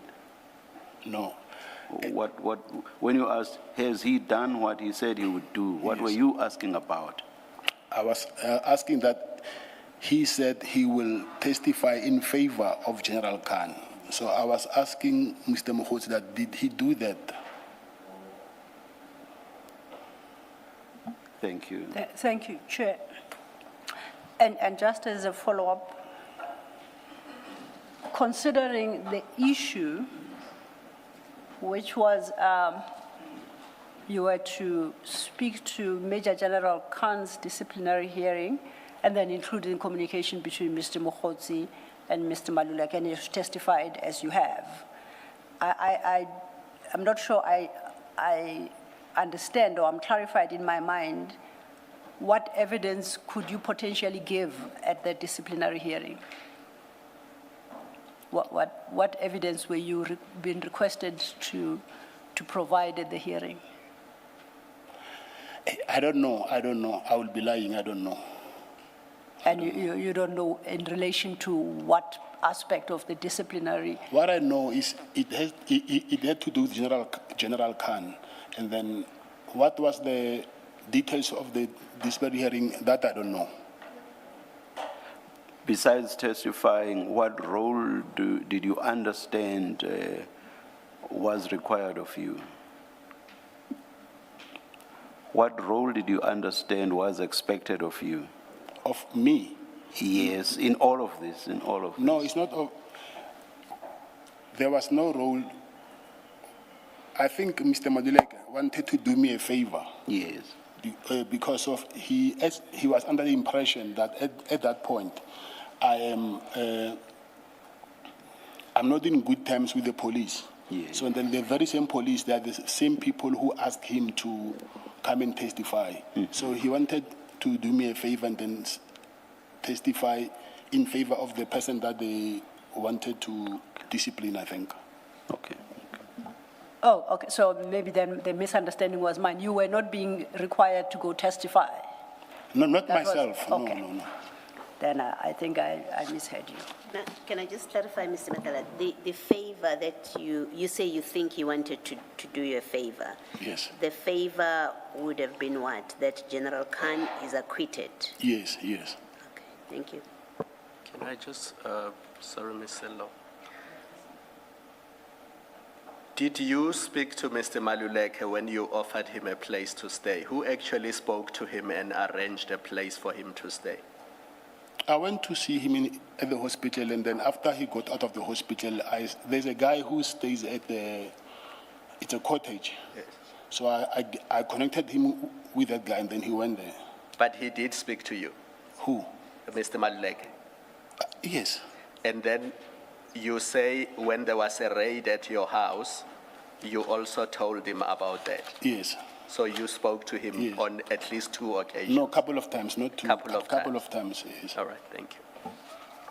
Thank you. And the home where you housed him, where is that? It's in Pretoria. Pretoria. Where in Pretoria? Home in Mamelodi. In Mamelodi, your home. Yeah. Oh, all right. Thank you. Thank you, Chair.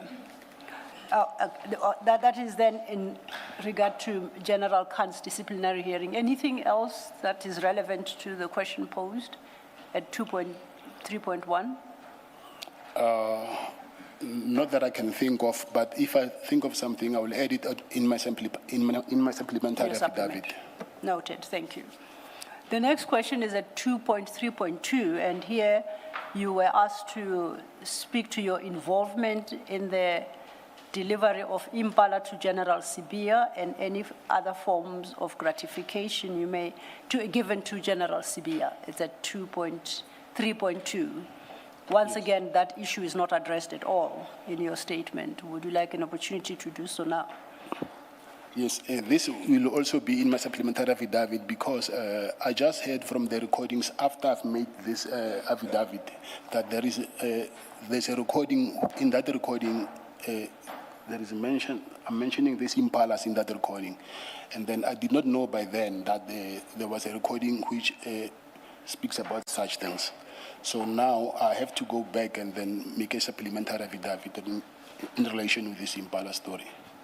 I hear you because now you want to engage with the recording itself, whether it's by way of questioning or challenging its correctness or otherwise. That's a separate issue. Mine is you were specifically asked in the 10.6 to speak about the delivery to General Sibia of Impalas and any other form of gratification given to him. So we can confine ourselves to the question as posed. The content of the recording we will deal with in the fullness of time. Yes, Commissioner, like I said, I do not want to incriminate myself because I know that the recordings are under investigation. And by the time when I made my affidavit, I was not aware of that. So I just heard the recordings after. So I do not want to comment on something which on a later stage will incriminate me. So that if I understand you correctly, in respect to the question posed at 2.3.2, are you asserting your right against self-incrimination? Yes. And what in particular would you be speaking to that places you at risk of self-incrimination insofar as the delivery of Impalas to General Sibia is concerned? I just need to understand the basis upon which you are invoking that. Are you facing criminal charges for that currently? No, there's investigations. Yes. Which is it's been said in open court that there is currently investigations going on. So what I will do is I think I will get the transcripts and then of my court proceedings, and then I think I need to attach them to my supplementary affidavit.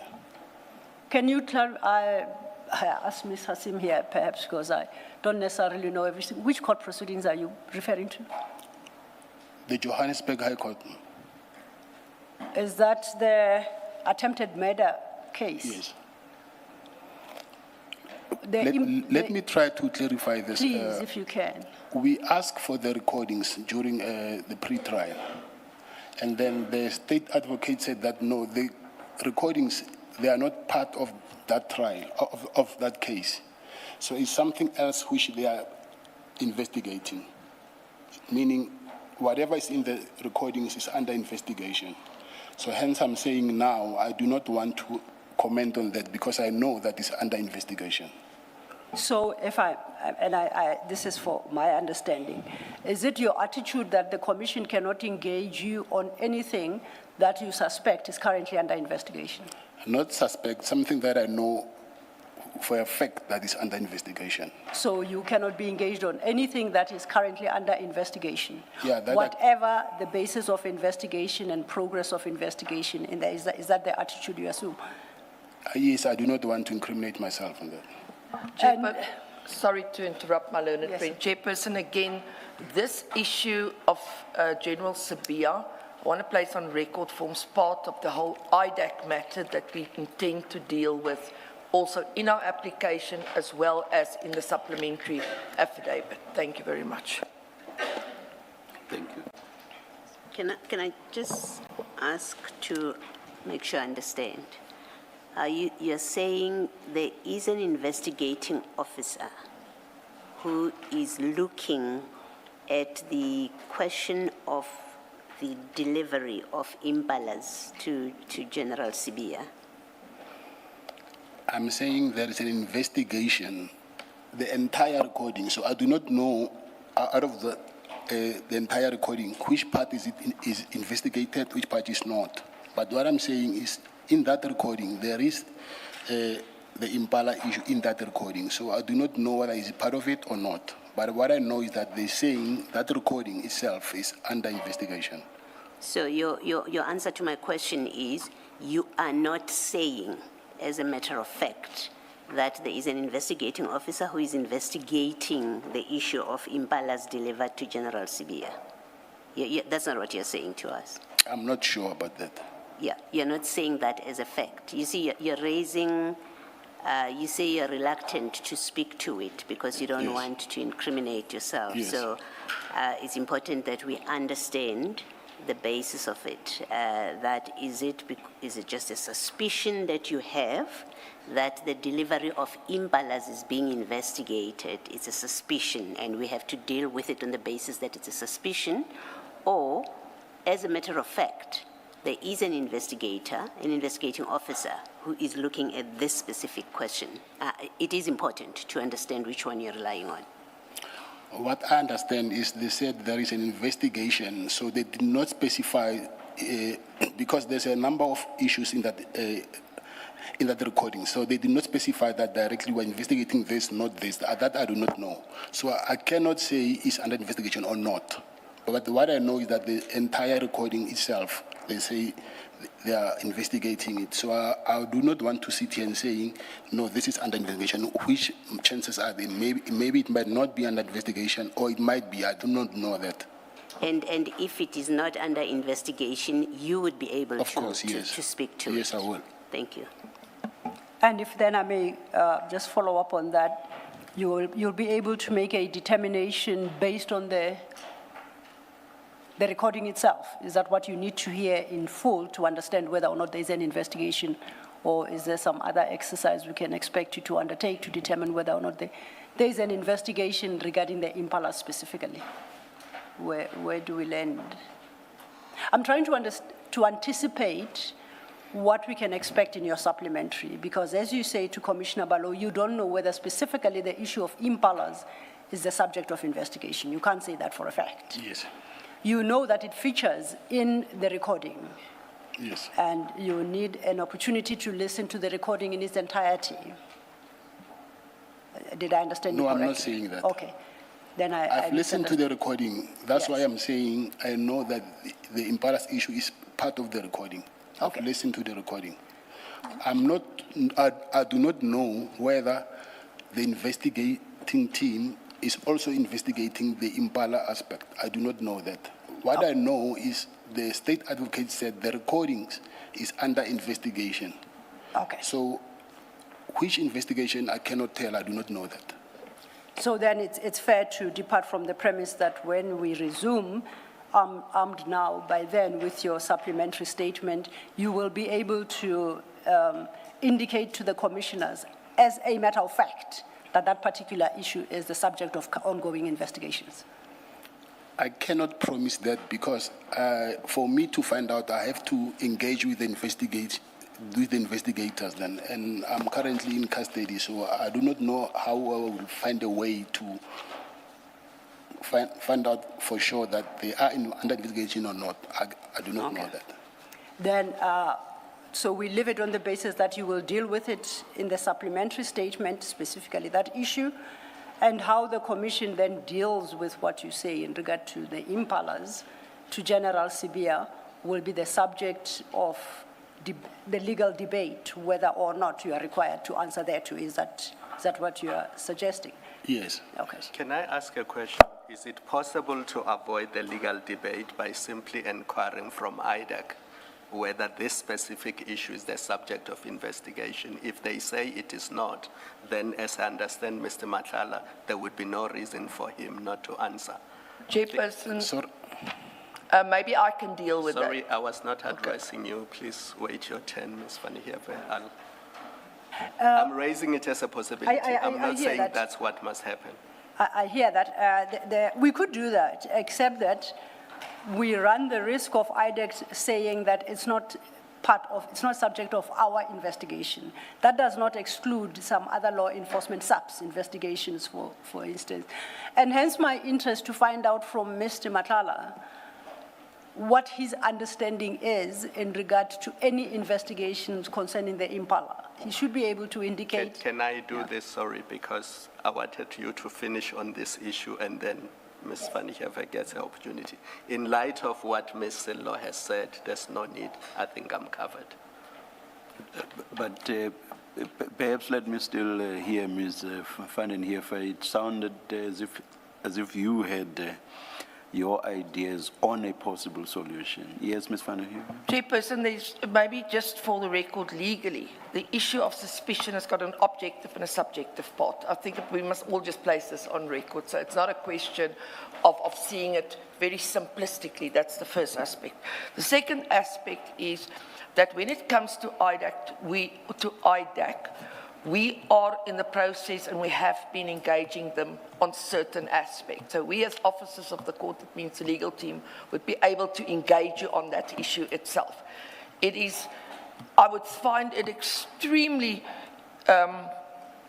maybe I should use the word weird, for an accused person who's currently incarcerated to be able to answer the question as to whether there's an investigation on or not. We as legal people normally engage the various authorities that deal with these aspects to establish what the position is with regard to that.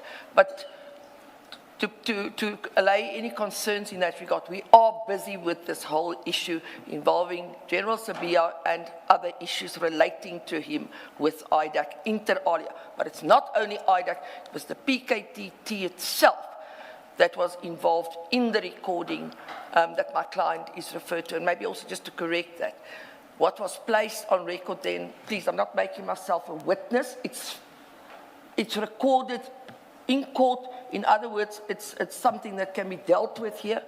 It was placed on record that the subject of what is contained in these recordings are being investigated. And the inference that I would draw from that thinking back was that the PKTT and their cohorts are busy investigating issues that forms part of this interview that was, or the statement that my client was made to do. But again, as I said, I want to emphasize, we are going to address legal points to you on that in due course as part of the supplementary and on the points Yes, eliminated. and not just the legal issues, but also the pertinent factual question whether there is any investigation relating to the alleged delivery of impalas to General Sibiya by Mr. Matlala. Indeed, as I've So indicated to you, that factual issue, whether there is, because otherwise the privilege of self-incrimination will be a non-starter. So that should be addressed specifically Chairperson. as a factual issue, yes. Chairperson, where I started off this morning, you will recall I said that when we deal with these issues, we have to deal with it on a factual basis and on a legal basis. You cannot have a legal argument in abstracto. It needs to be supported by factual issues. Thank you. Thank you. Thank you, Chair. Then for my own edification, where we land is, Mr. Matlala, when you deal in your supplementary with the issue raised in paragraph 2.3.2, you will definitively state whether or not there is ongoing investigation in respect of the impalas, and then you deal with the issue of impalas the best as you can. Yes. And who is conducting such an investigation? Is the, what is it called, GCI Ops, GCI Ops, Gauteng Counterintelligence Operations. Well, these are matters you'll confirm in your supplementary because it is important. Once you say there are investigations, then it presupposes that you know who is conducting the Yes. So you will state that fact in your supplementary.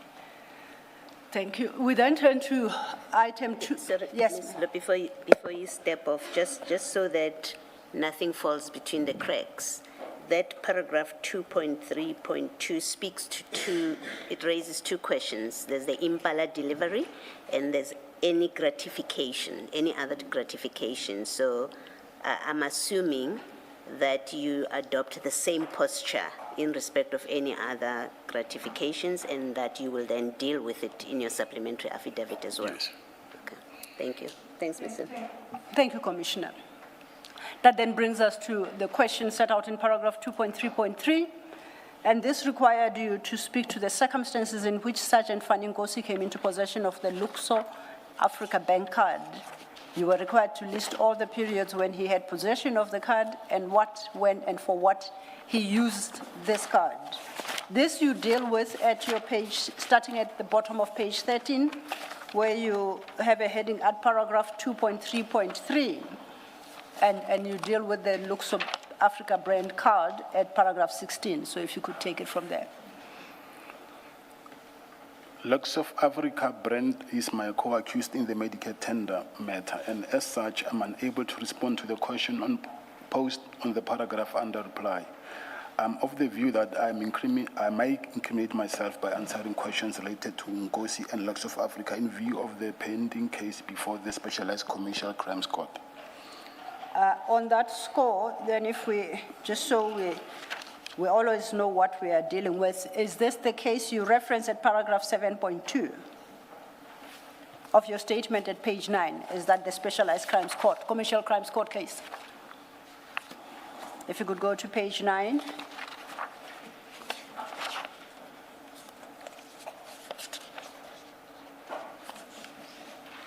Yes, yeah. It is. Yes. Then if you go still to, staying with page 9, paragraph 7.2, you recall we discussed the companies, your companies, through which you participated in the security services sector and the health sector. And we had identified Medicare 2420, PTY Limited, which you referenced at paragraph 7.2. At 8, you introduced CAT Protection and Security Services trading as CAT VIP. That's in the security industry. And the third is what the company you referenced at paragraph 9 that you, I think you named Black AK. Black Yes. AK Trading Black and AK Supplies. trading and suppliers, which you say you established in 28. So those are the 3 companies we earlier in the morning established. You participated in the 2 sectors.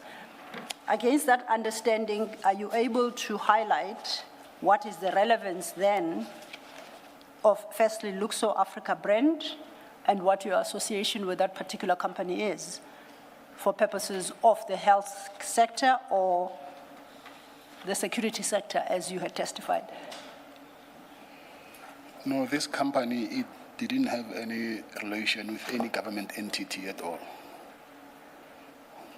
Yes.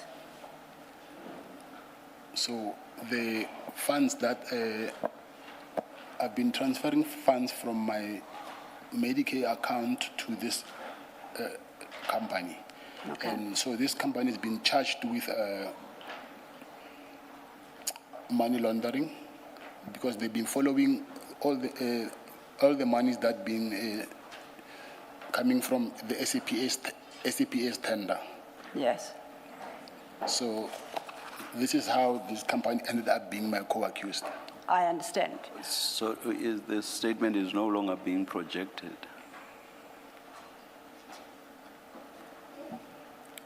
Thank you, Chair. Apologies, went on the blink for a second there. Now, the rank, Mr. Nkosi, Sergeant Nkosi. Sergeant Nkosi is not an accused in the case you reference here, is he? No, he's not. He's not.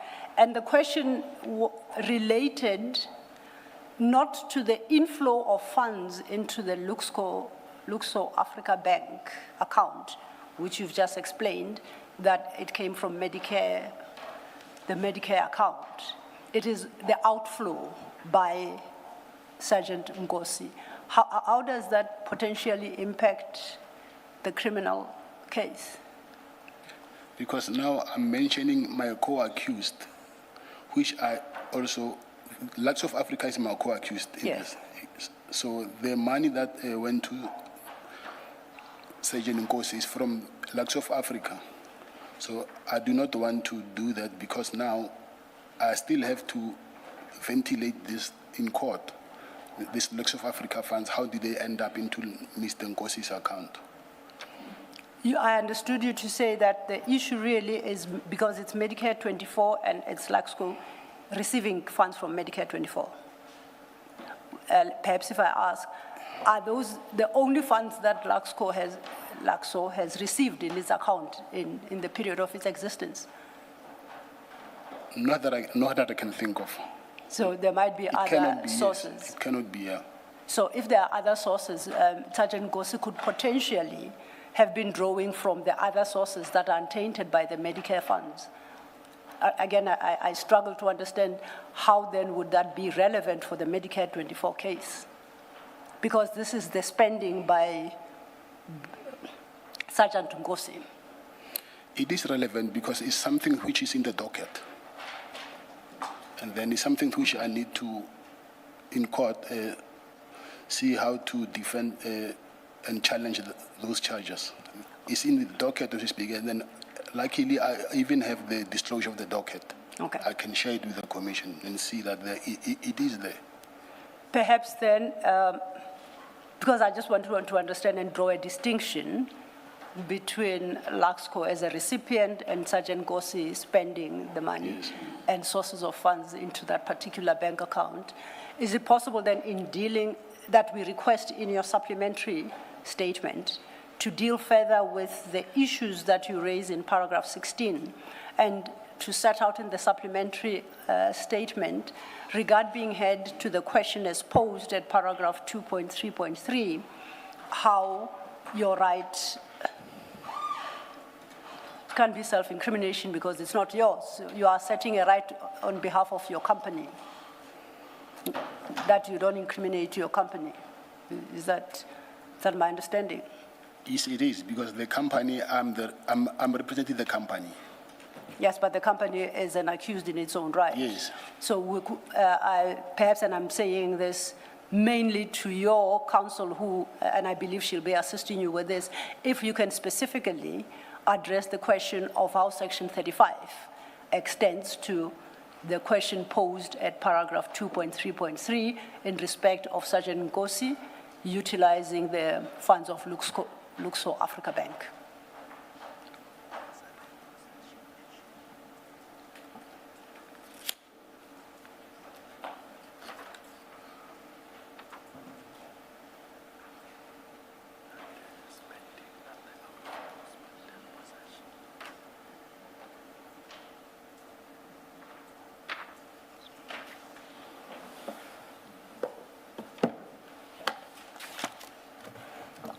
Chair, I saw your microphone on. I thought you wanted to say something. Thank you, Yes. thank you. Mr. Matlala, a few minutes back you said, open quote, it is in the docket, close quote. What I want to know is what exactly are you referring to? What is in the docket? Is it matters relating to Sergeant Nkosi and the transactions he made on the Luxor account? What exactly did you mean when you said it is in the docket? I was referring to the Luxor Africa company, that it is part of the, it's part of my co-accused, and it is in the docket.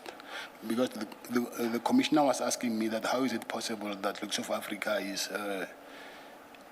not Medicare 24, then why is it also charged with this offense? So I wanted to maybe give her proof that it is in the docket because of, I have proof of that, and then it is also my co-accused. And then I do not want to prejudice my co-accused. So in the docket, is there anything about the transactions made by Sergeant Nkosi? I think so. I'm not sure, but during the interview they've mentioned, but I don't know whether they've included in the docket because I haven't seen the contents of the docket yet, but I know there's a disclosure. But just a minute, please continue. yes, but during the interview, he's been mentioned. I just don't know whether he's in the docket or not. Yes. Chairperson, just for the record, and I'm sure you know this, the content of such a docket is sub judice. We cannot disclose what's in the docket in public at this point because it relates to an ongoing investigation, of course. And statements, etc., that's contained in there, we will make ourselves culpable, and my client would, if he does so ahead of time, whilst there's a pending matter and where contents of the docket is subject to that pending matter. I'm asking the question to understand the basis of Mr. Matlala asserting the privilege against self-incrimination. Because if there's nothing about that, it may well be that the privilege does not arise. I would be very surprised that the issue that you raise can ever preclude us from asking these sort of questions. I would be very surprised if that is what the law is. Chairperson, that's why I've indicated to you we're going to deal factually with these issues before you. I do understand that you have a right to ask questions. We've never disputed that right to ask the questions. In the interest of time, may I make this suggestion? Ms. Silo, I hope both you and Ms. van den Heever will agree to this. Let us leave this Luxor question and let us see what the supplementary affidavit will say, and in particular about the issues that we have specifically raised. But of course, we would want to hear more and the full basis on which the right against self-incrimination is being asserted. Let us leave it at that. Of course, Chair. Thank you, Chair.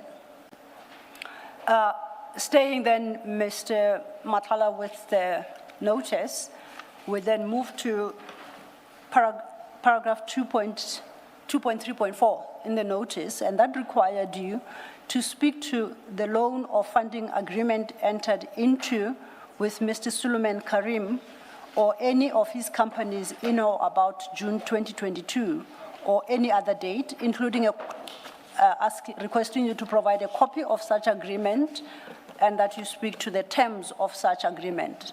Did you say 2022 or did I? 2024, All right, 20, all right. apologies, Thank June you, thank you. 2024, that's the Thank correct you. date.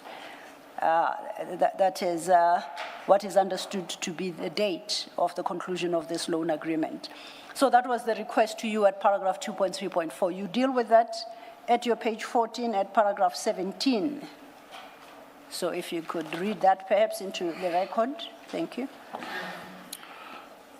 The loan agreement referred to herein is part of an ongoing criminal matter, and as such, I'm unable to respond to the question posed on the paragraph under reply.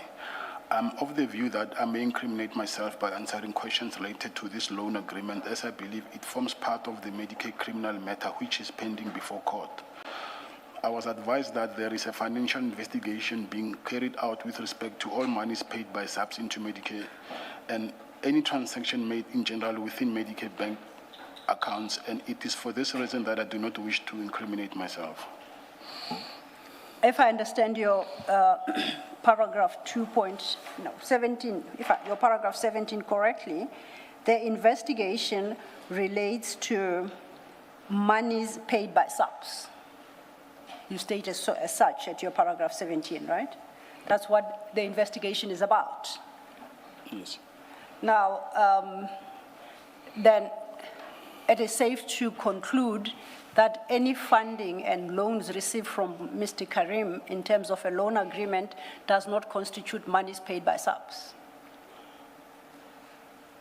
It is. Mr. Karim is SAPS. No, not Okay. paid by SAPS, because I was paying the money back to Mr. Karim from the monies paid by SAPS. So it says the investigation is into monies paid by SAPS into Medicare, and you say that that investigation extends to payments you would have made out of the funds in Medicare to Yes, pay yes. the loan. Yes. Okay. Now, the question relates to your receipt of the loan, not how the loan was treated thereafter. The question is very specific and requests you to provide the funding agreement concluded with Mr. Suleiman Karim. Are you able to provide us with that? I cannot provide with that because it's a matter that is is in court, and then the purpose of the loan was because of to fund the Medicaid contract, and that contract is something which is now in court. I appreciate that, and you explained earlier that the investigation into monies paid by SAPS extends into Medicare, extends to payments by Medicare to inter alia Mr. Karim in settlement of the loan. That's what I understood you to say.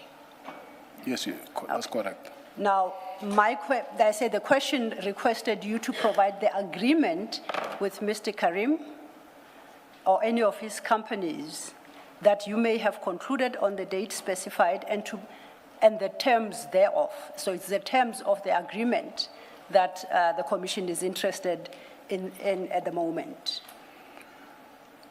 The terms of the agreement only. The loan agreement, yeah. The loan agreement, or one, if there's one.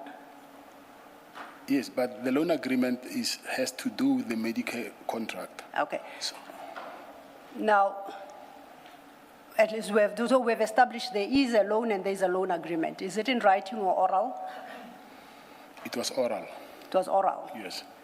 The date suggested there is June 2024 or thereabouts. Do you confirm that date? Chairperson, I don't understand. The client has asserted his rights on that particular issue. And just for the record, my learned friend should know that in her investigation of these matters, more specifically the Medicare 24 contract, doesn't only relate to a tender that was awarded. There's issues under PRECA, there's issues under POCA that forms part of that particular matter. To try and simplify it with a non-legal person by saying it only relates to money coming from subs is pure and simply just not correct.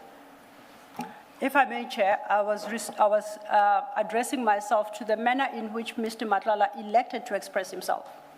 He invoked his rights where investigations are underway, and he indicates in the statement that the further investigations he's aware of are in respect of monies paid by SAPS into Medicare. That's what he's got written. he expounded on that to indicate, including monies paid by Medicare back to, let's say, would-be entities that loaned the funds. Now, those are matters I think we will still engage on and debate on an argument with Ms. van der Heever. What I asked about and reminded Mr. Matlala about paragraph 2.3.4, it concerned itself only with the loan agreement, the terms of the loan agreement with Mr. Karim. If Ms. van der Heever wants to argue that because of the nature of other charges that I'm not aware of, that invoke PRECA and related legislation, that he should not be required to speak to such agreements, then I would invite in supplementation that that matter be dealt with in detail to specify the particular sections and the crimes for which Mr. Matlala is charged, in respect of which he concluded an agreement with any third party that is not an accused before court at this current moment. I will do so, Chair. Thank you. Thank you, Chair. And I would imagine this is still going to arise with regard to other issues that are still to come, and that is a function of the fact that the privilege is being asserted in very broad and generalized terms. So perhaps the solution should be, not that we're not going to raise the issues. I'm not suggesting you should not ask the questions, Ms.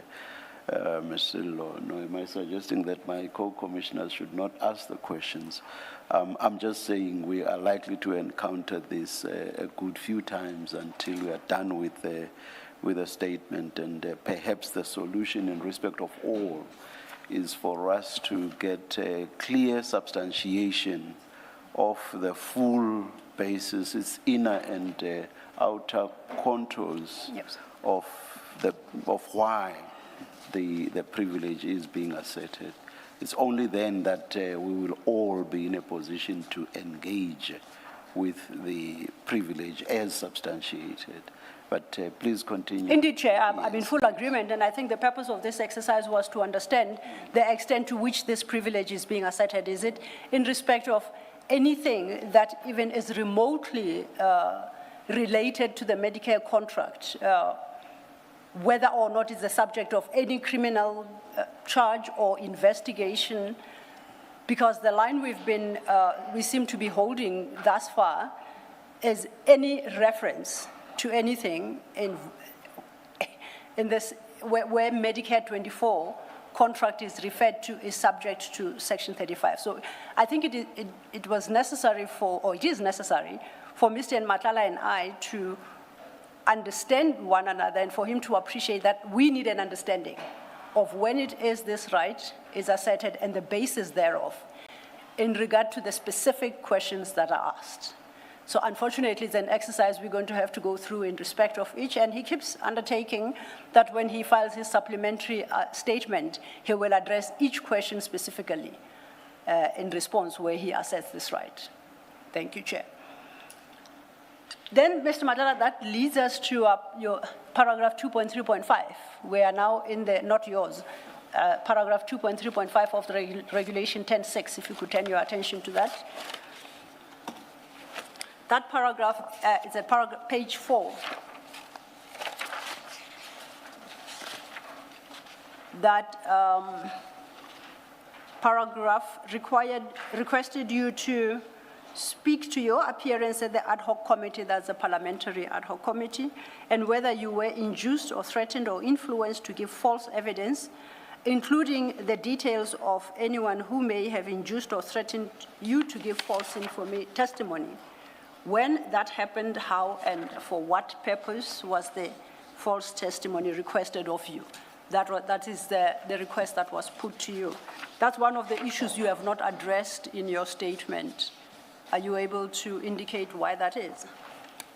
Yeah, this is one of the things that will be in our supplementary affidavit.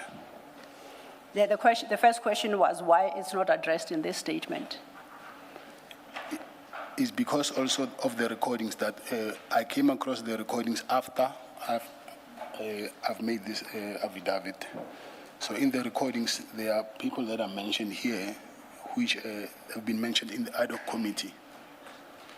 So I will do that in the supplementary affidavit. Now, if I might just understand that answer. So the recordings have made reference to people who were referred to in the ad hoc committee, so you are not in a position to indicate whether you were in any way induced, threatened, or influenced to give false testimony. Is that what you're saying? Yes, I cannot comment on that now because I do not want to give, I do not want to end up incriminating myself by way of perjury. Hence, I'm saying I need to go back and make my supplementary affidavit in regard to of this 2.3.5. So you, if I understood you, understand it correctly, and I might not, you don't know whether you were in any manner induced, threatened, or influenced to give false testimony. You don't know that. Chairperson, again, he's invoking his right against self-incrimination on this point, and inherent in that, my learned friend can read where this issue is going. If you lie under oath, you commit perjury, as simple as that.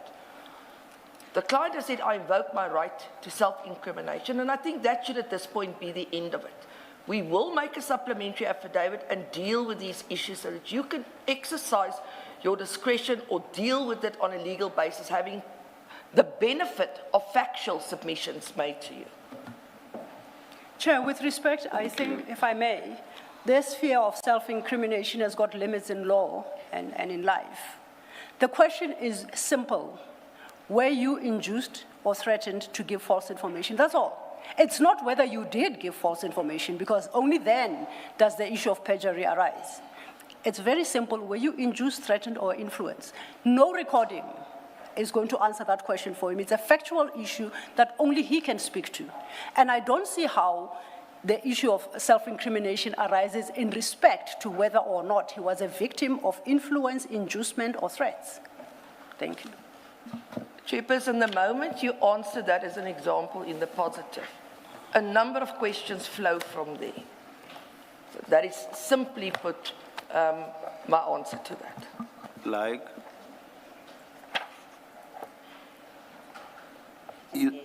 You said a number of questions arise. I'm saying like? Let's say you do admit that you were induced, because you need to look at the whole context of that question. Your appearance, whether you induced or influence, give false evidence. The emphasis here is not your evidence as a whole. Everything that precedes the word false evidence relates to the word false evidence.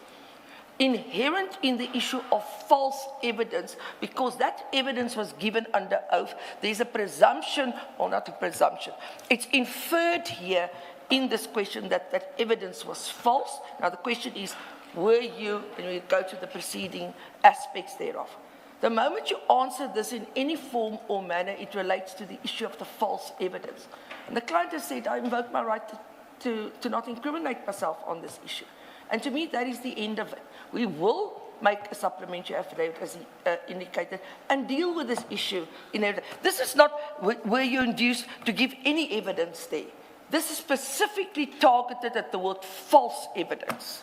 Thank you, Chairperson. In the interest of time, may we park this for the supplementary affidavit, please, Mr. We could very well park it, but I would expect... Unless you had other follow-up questions. No. But this specific one, let's just... I wouldn't have had other follow-up questions, and I know that the question that the chair has posed, I'm none the wiser as to what could follow up to any answer given.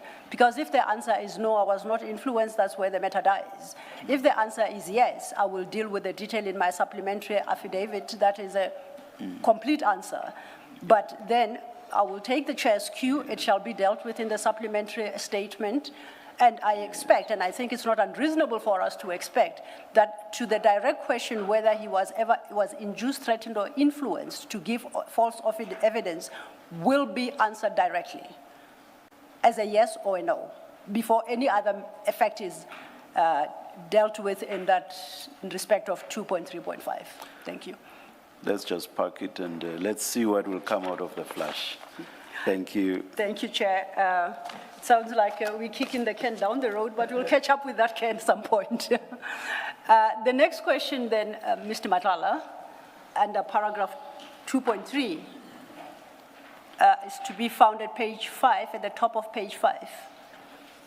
And it required you to speak to the recording of your interrogation on December 2024 and 2025 by witness C or any other police officer who interrogated you after your arrest.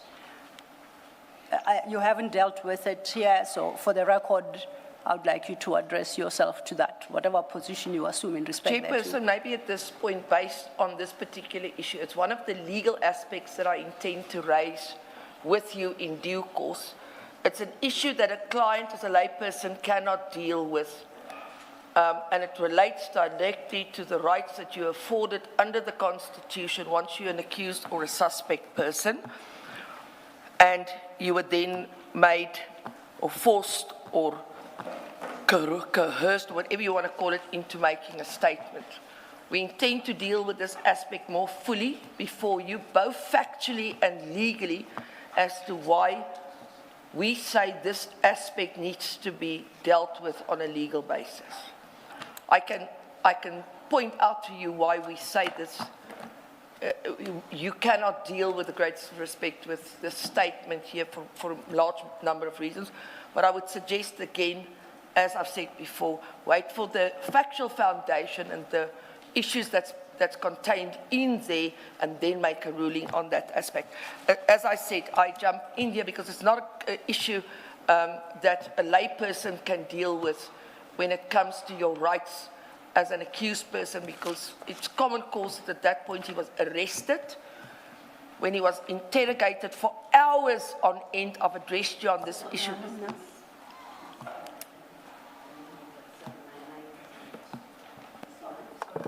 Yeah, I think there must be a difference between an answer to the question, why did you not address 2.36? Because he didn't address it.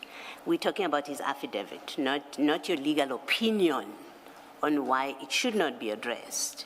The question is, you filed an affidavit in answer to questions. There's 2.36. You did not answer that question. The witness is completely competent and must answer that question, why he did not address it. You can argue later on, but what you're doing now is you're giving answers that the witness should give, and that's improper. It's improper. That's what you have just done now, and I would urge that you allow the witness to speak to answer a factual question. It's a fact. This can only be a factual answer to the question, why did you not answer? If he wants to say, because my lawyer advised me not to, or speak to my lawyer, that's his answer to the question. Then we know why he did not answer it. But what you've just done now is improper. You're answering questions, and you can't argue past it. You're answering questions on behalf of a witness, and that's improper. Commissioner, you've now 3 times said that I acted improper. The intention was not to act improper. The intention was to bring to your attention that this is an issue that's got a legal basis in it. But I understand what you're saying, and the witness can answer the question.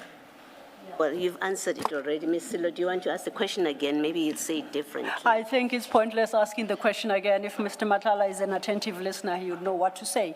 And I agree with you, Commissioner Baloyi, because I think Mr. Matlala, we should remind ourselves that Mr. Matlala says that his paragraph 4, and I quote, where I make submissions of law, I do so on the advice of my legal representatives, which advice I verily believe to be correct. And that's what always happens in the drafting of affidavits. The witness will speak to matters of law on the advice of his legal representatives. And in this instance, Mr. Matlala has warned us that that is possible and he may do so. And this is one such occasion. If a proper response to the question at 2.3.6 includes issues of law that he must traverse, he will do so in the statement, and we know that he does so not because he's a lawyer or claiming to understand matters of law, but that he's acting on the advice given to him by his legal counsel. So it really would just be go through the motions to repose the question. So if I may, with your leave, if I may pose a different question, Mr. Matlala, are you able to, in your supplementary, deal with your failure to answer the question at 2.3.6? You first tell the commissioners why you couldn't You didn't deal with it in the statement. And then to respond thereto as required. And thirdly, you may invoke whatever or assert any right you have in respect to issues reflected at 2.3.6. Let me do it differently. Let's ask for an answer from Mr. Matlala. Why did you not deal with this question? Why did I do what? Why did you not deal with the question at 2.3.6 at page 5 of the notice? Yes, it's because these are some of the things that I'm disputing. So I actually was supposed to at least say in my first affidavit that I'm disputing the legality and the authenticity of these recordings. So I didn't address it now because I was preparing to dispute it on a later stage.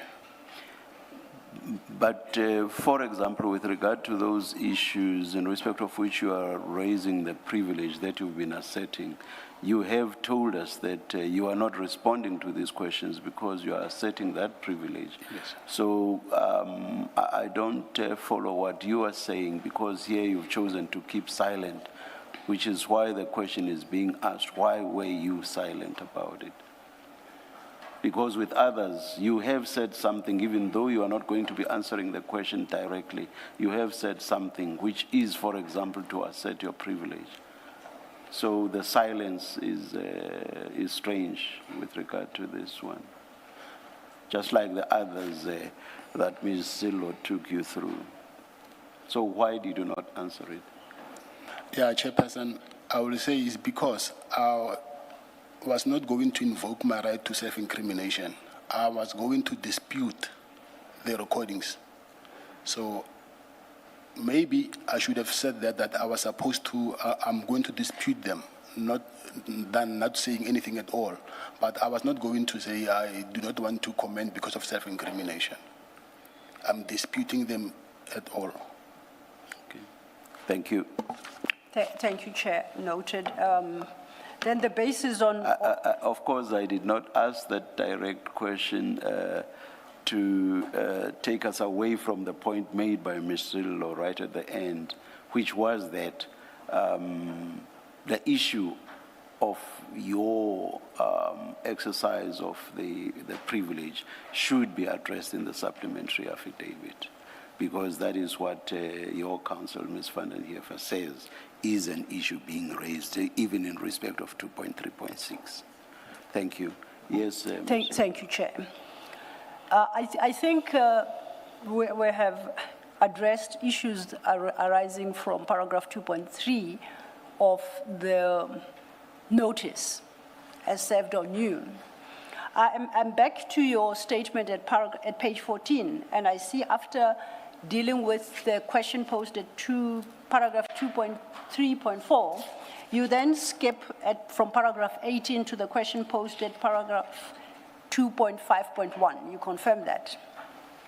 If you look at page 14, you see your paragraph 17 deals with what was asked of you at paragraph 2.3.4. Yes, I see that. Then it is followed at paragraph 18 with what's asked of you in paragraph 2.5.1 of the notice. Yes. Okay. Now, if we go to the notice, I realize that there was another question at 2.4, paragraph 2.4. And this asked you to comment on the nature and extent of your relationship with the EMPD, that's Ekurhuleni Metropolitan Police Department, including individuals employed therein, including agreements, in brackets, actual or negotiated, with individuals within the EMPD, donation of vehicles and installation and use of vehicles fitted with blue lights. In particular, who was involved, what the plan was, and what became of the plan, and ultimately the use of vehicles fitted with blue lights and the use of peace officer cards. You have not dealt at all in your statement with paragraph 2, what's required at paragraph 2.4. Is there a reason for that? Yeah, there is a reason. I was supposed to also claim my privilege of self-incrimination because there are people who are already charged, and I'm also I'm also being mentioned as a suspect, and even my family member is being interviewed. There's a statement that already has been supplied to the law enforcement in regards to the EMPD blue lights and peace officer cards. It's difficult to understand that answer for similar, for reasons similar to those that I stated when I last engaged you, which is a few minutes back. You have countless times, I don't know how many times, asserted your privilege against self-incrimination. Why, in respect of other questions, you choose to be silent instead of also asserting that privilege escapes me? So that's why I say it's difficult to accept that to be the answer, or to accept that as an answer. Do you want to comment? Chairperson, I'm working on the affidavit that was drafted by my attorney. I just gave, I was just being interviewed, and I gave my attorney my view of the questions. So why some of them were not included here, I cannot answer, but because I'm the one who signed this affidavit, because meaning that I acknowledge everything that is in the affidavit. But I will say, because of the circumstances that I find myself in now, some of the things, they just keep my mind. I do not know why this thing was not part of it, because actually it was supposed also to be here and claim my privilege to self-incrimination. Thank you, Chair. I see it's quite a wide and expansive question. And on the one hand, it speaks of your general relationship with EMPD, of your relationship and extent thereof with any individuals employed in EMPD, agreements concluded with individuals within EMPD, and all this is before the blue lights. So then it goes further to speak to donations, any donations of vehicles. Again, it doesn't say anything about blue lights. Blue lights only appears thereafter, installation and use of vehicles fitted with blue lights. So I'm not sure when you say you are asserting a right, are you asserting a right not to self-incriminate if you testify about relationships you have with any members of EMPD? What self-incrimination could potentially arise from that? If you can go back, Commissioner, I've mentioned about my involvement with the former Mayor Tanya Campbell of the State of the City address. I did not add it again here because I already touched on it. So the following questions, it was about the blue lights and individuals that I might know, which obviously is one that I know from EMPD. So hence I'm saying the affidavit itself was not drafted by myself, but I'm responsible for it because I've signed for this affidavit. So I can answer that who I know in the EMPD, yes. But I cannot say, go further and speak about things that are already, people that are already charged, and then who, even myself, I might end up being a co-accused in this matter. I can understand. You can speak about people who are charged. As long as the charges they face, you don't run the risk of being included in. But the fact that they are charged is neither here nor there. It doesn't stop. And there's nothing that stops you from speaking about them. And I think that is my challenge with how you dealt with paragraph 2.4. You concentrated on the latter part of that paragraph, which speaks to the blue lights. And then you invoke your right against self-incrimination, and you extend it to everything that is contained in 2.4. And from what you're saying now, if I understand you correctly, that's not what you intend to do. You intended to assert your right insofar as the issue of blue lights is concerned, and that there are people who are potentially facing charges in respect thereof, and that you are at risk also of being included therein. Am I understanding you correctly? And that's got nothing to do with the first part of the question. So you are able to answer those questions without asserting or without complaining that any of your constitutional rights are being infringed. So would it then be fair to say in your supplementary statement, we can expect a response to that question, delineating exactly which aspect of 2.4 entitles you to assert your rights, your constitutional rights, and which aspects of 2.4 you are able to answer to? And then, of course, as is the case with the rest of the questions where you assert your rights, you extend a full basis for assertion of such a right. Would that be fair to conclude on that point? I agree, Commissioner. Thank you. Can I just ask, you say you suspect, I think you used the language, you suspect you will be added as an accused. Have you been informed by any law enforcement person that you are a suspect relating to any of these issues that arise here? What I know is I heard that my name has been mentioned, and also the Speaker of SAPS, after their court appearance, mentioned my name. So I do not know the extent of the investigation. So I do not know whether I will be added as an accused person or not. Yes. So apart from your name was mentioned in the way that you say, you don't know that you are being treated at this point as a suspect because no one has come to you to speak to you? I do not know that. No one has come to speak to Yes. you about this. Thank you. Thank you, Commissioner. Perhaps let's try to break it down, Ms. Olo. Do you have any relationship with the EMPD? If so, what is its nature? The EMPD or EMPD official? That's the second part. That's the second part. It says including individuals. So as part of me breaking this down, I thought I should just take EMPD.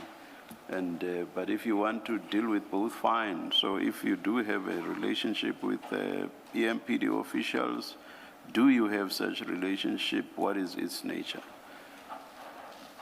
So I chose to break it down by referring only to the EMPD. But maybe let me broaden it and say with the EMPD and or including its employees. If so, what's the nature of that relationship? Not the EMPD, but the EMPD official, yes, I do have a relationship. And what's the nature and who's the official or who are the officials? It's only one official. His name is Julius Mukwanazi. And what's the nature of that relationship? I will say he's a friend. Do you want to take it from there, Mr. Olo? If it is this, perhaps I will. Can you speak more about this friendship and to indicate the nature of this friendship and whether it involves his role as a commissioner within EMPD? Can you please repeat that question?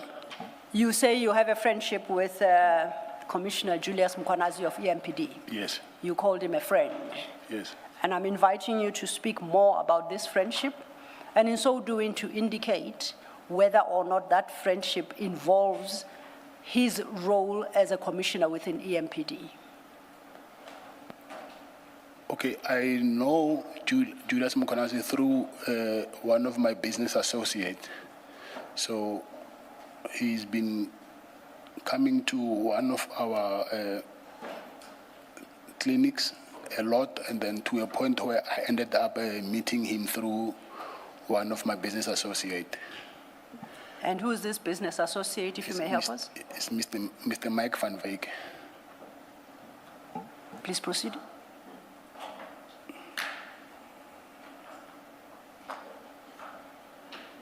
Please go ahead. You had said he's a friend, so I take it I accept you say that you were introduced to him by your business associate, Mr. Van Wyk, but then from your earlier response, I take it then you subsequently establish a friendship. Yes. Can you tell us more about this friendship?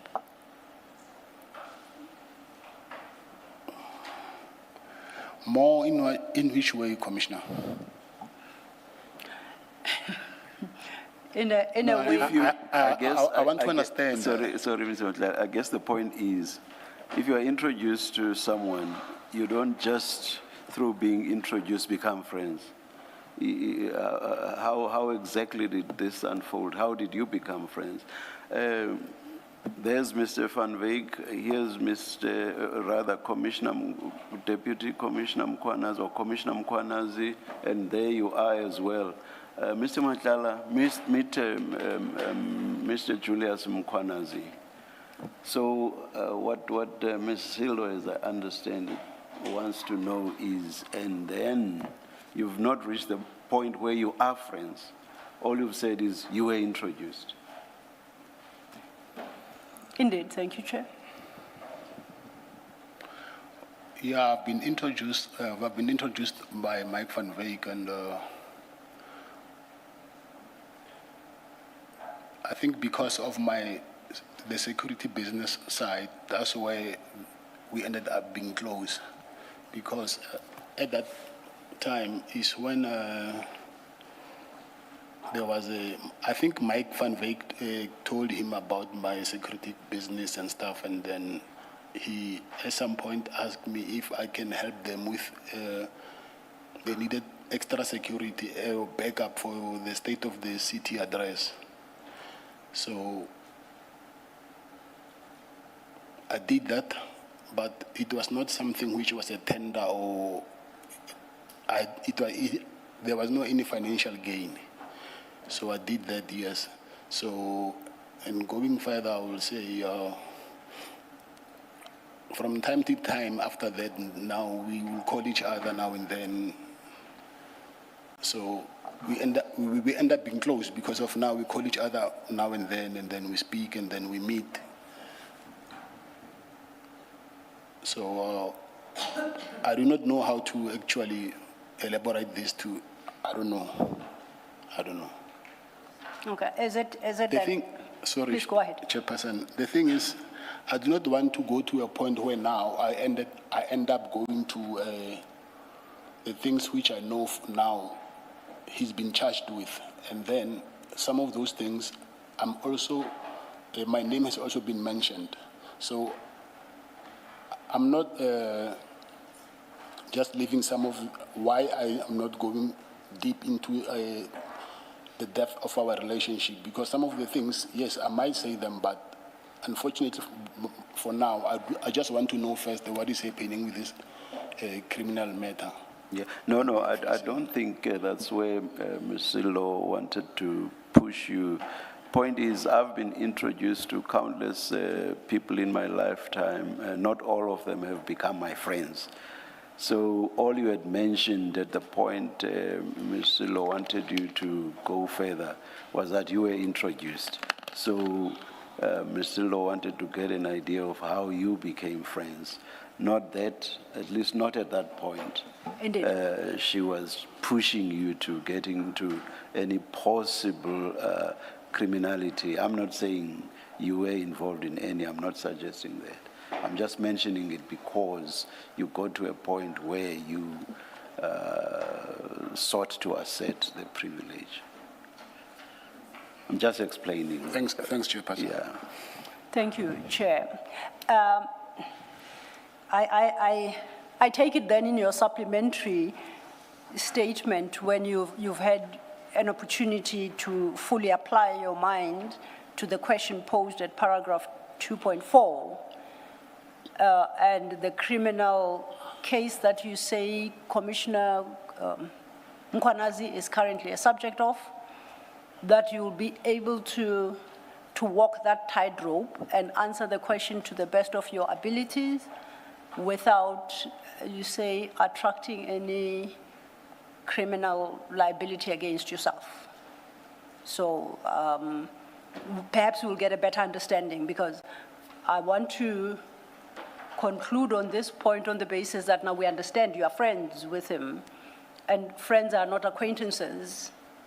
And friends are people who have a relationship different from two people who have just been introduced. So you got introduced and you developed this relationship, which you classify as a friendship.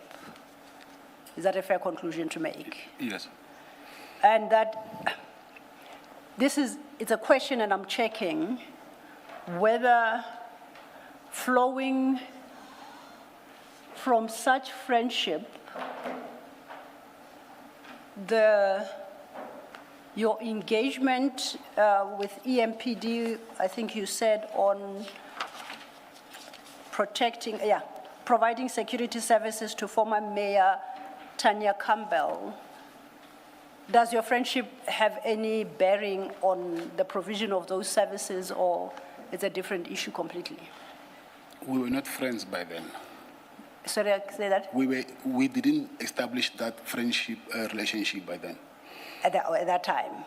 Were there any engagements with EMPD involving you personally or any of the companies under your control, flowing from the friendship you developed with Commissioner Mkhwanazi? No, nothing. Nothing. Yes. Were there any engagements you had with him as a friend that were intended to contractually bind the EMPD at all, or you didn't have that kind of engagement and discussion as friends? That is a very tricky question, Commissioner. Yes. Because now it's taking me back to what I'm saying, that I do not want to get into that territory. Okay, I guess it's something you can apply your mind to when you file that supplementary statement. I departed from the assumption that your response will be a no, which would put paid to everything, but I'll basically give you the opportunity to go consider it, and please address it in your supplementary to the extent that you are able to. If, however, you are not, then I would expect that you set out a basis for why you are not answering, and if you assert any particular right, that you articulate it in your response. I would appreciate that. Would that be a fair expectation on my part? It's okay. Thank you. Then, if we are at the tail end,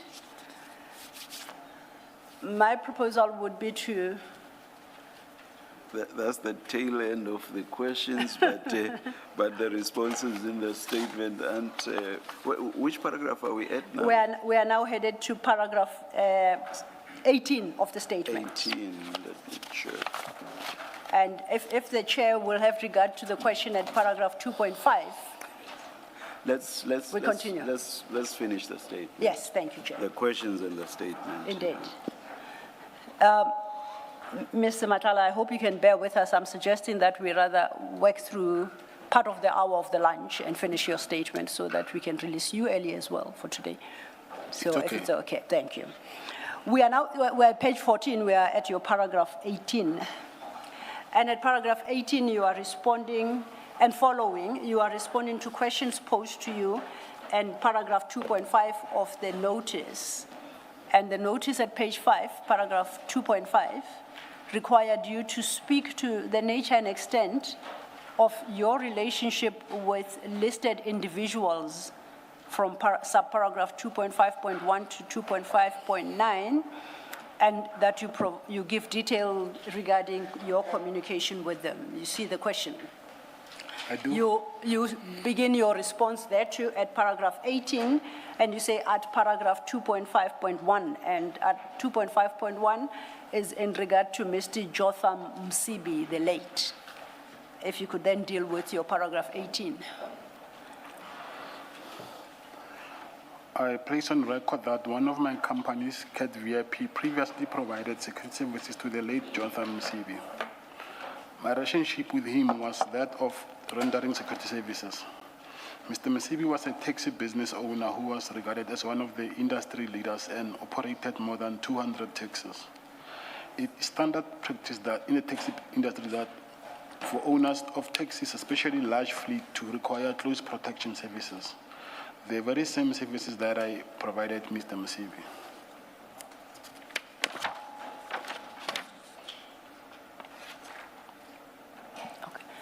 My apologies, Mr. Matlala. I think you are not as audible as perhaps we would hope you to be. it's brought to my attention. Okay. I do appreciate that you speak softly, so perhaps try and bring them course, closer. yeah. The microphone is closer to you. So, should I repeat this? I think that there's a nod, a general nod around the room. Yeah, just please quickly reread your paragraph 18 into the record. Thank you. I place on record that one of my companies, Cat VIP, previously provided security services to the late Jotham Musiri. My relationship with him was that of rendering security services. Mr. Musiri was a taxi business owner who was regarded as one of the industry leaders and operated more than 200 taxis. It is standard practice in the taxi industry for owners of taxis, especially large fleet, to require close protection services. The very same services that I provided Mr. Musiri. Thank you for that. From paragraph 19, you deal with a different issue. I note how you describe your relationship with Mr. Msibi, and you say you rendered security services. Did you have a relationship other than provision of these security services with the late Mr. Msibi? Relationship as a client? So you had a relationship as a client. Any other? Friendship, maybe? He was a very old man. He was not my friend. Like a son, perhaps, then? Yeah, he used to call me son, but not because of I was his son, but Yes. that was his way of addressing me. Other business relationships? Yes, there was. What? Actually, we attempted to, we never had that business, but we attempted to have a business. Did you have a personal relationship with him? By personal, I want to distinguish it from a relationship as a service provider. Did you develop a personal Yes, I relationship was close with him, yes. You're close? Yes. Okay. Thank you. At paragraph 18, overleaf, 19, sorry, overleaf, you then deal with a different person. You are responding to 2.5.2, and here you are requested to speak to the nature and extent of your relationship with Mr. Stephen Mutsumi. You deal with that at paragraph 19, so if you could read that. I can confirm that I know Mr. Mutsumi and that I have done a commercial transaction with him wherein his company had lent me an advance, one of my companies, an amount of 5 million rands. Now, it's 5 million, right? Yes, 5 million, yes. When was this? When was this loan extended? When? When was this when you say he lent and advanced one of your companies an amount of 5 million? I think it was 2024, the end of 2024. And do you have, was this on a basis of a written agreement or just an oral agreement? Yes, it's a written agreement. A written agreement? Yes. Are you able to provide a copy? Yes, I will. And which, you say one of your businesses, which business was this? It's Medicare. Medicare? Yes. Okay. Now, you say you have done a commercial transaction where you say he had lent in advance, so the 5 million was duly paid over to Medicare. Yes. Thank you.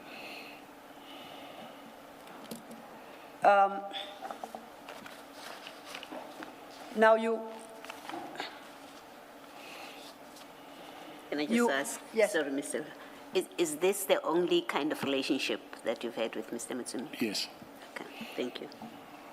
and in fact, that is where I was leading to, so you confirm that he's not your friend. No. Do you have any other personal relationship with him besides commercial transactions? No, I don't have. How did you come to ask for a loan from him? Why or how? How? I called him and asked for money. Sorry? I called him and I asked for money. No, I'm not asking by what means, Mr. Matlala. For example, I would not call Mr. Mutsumi and say, please loan me or my company 5 million rand. So you're not answering my question. I'm not asking by what means, which is by means of a telephone call to him. That's not what I'm asking. For me, Chairperson, to answer that question, I think if you say why I ask the money, then I will be able to answer. But how, I don't understand. The why is probably so as to get money from him for whatever purpose. Yes. But why him? How did you come to choose him to get a loan from him? So I'm still asking how. And I'm insisting on an answer, please. He's a businessman, and then I know that. Did you know him? Did you know him before? Yes. How did you know him? Through Mr. Msibi. So you approached him because you happen to know him? Yes, I know him, yes. Okay, thank you. Does that answer mean that you socially knew him, you interacted with him? Yes, I did. Before you asked him for a loan? Yes. Okay, thank you. As a matter of interest now, seeing as you are not that close to him, you socially interacted with him, and as the chair asks, because I'm sure if I were to approach him for a 5 million rand loan, he's unlikely to grant me. My question is, did you have to put up a security for that loan? No, Or I he didn't. took you on your word and it was by faith? Yes. So you didn't secure that, he didn't secure that loan at all, repayment of that loan? No. He trusted you that you will repay it? Yes, and I did. Okay. And CAT VIP services did not provide any security services to him or any of his business entities. He also has a security company. He also has a security company. yes. So is that how you know him, that he's in the security business? No, I know him because of he used to visit Mr. Msibi a lot. Him and Mr. Msibi were very close friends. And you came to know him because at one point you were all at Mr. Msibi's place? Yes, more than one occasion, yes. Thank you, Commissioners. Right, can I just ask a question whose answer may be obvious, but let me ask anyway. This loan that you approach him for and he gives you, was this after you had been awarded the Medicare? Before or after you'd been awarded the Medicare contract? It's before. It was before it was awarded. So the decision hadn't been made yet and you hadn't been told that you're successful? It was not for the Medicare contract. Okay. It was for another business, not Yes. Medicare? Yes. All right, thank you. But Mr. Matlala, you said it was 5 million towards the end of 2024. If the Medicare contract was awarded in June 2024, then it must be after. No, it's before. Maybe I'm confusing the dates, but I know for sure it's before.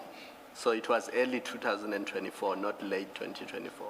Yes, maybe, but it was before. That I know for sure. And that can be resolved immediately by the loan agreement that you say it's written? Or even with the bank transactions. The bank transactions statements, themselves. yes. You have, and I take it then in response, in your supplementary statement in dealing with 2.5.2, you attach here to as an extra, whatever, that loan agreement. You have indicated you're in a position to provide us with that loan agreement. Yes, I will. Yes, so I'm suggesting that it be an annexure to the part in the supplementary affidavit where you are dealing with this loan. Okay. Thank you. Then if we move on to paragraph 2.5.3, this one required you to once again comment and speak to your relationship with Mr.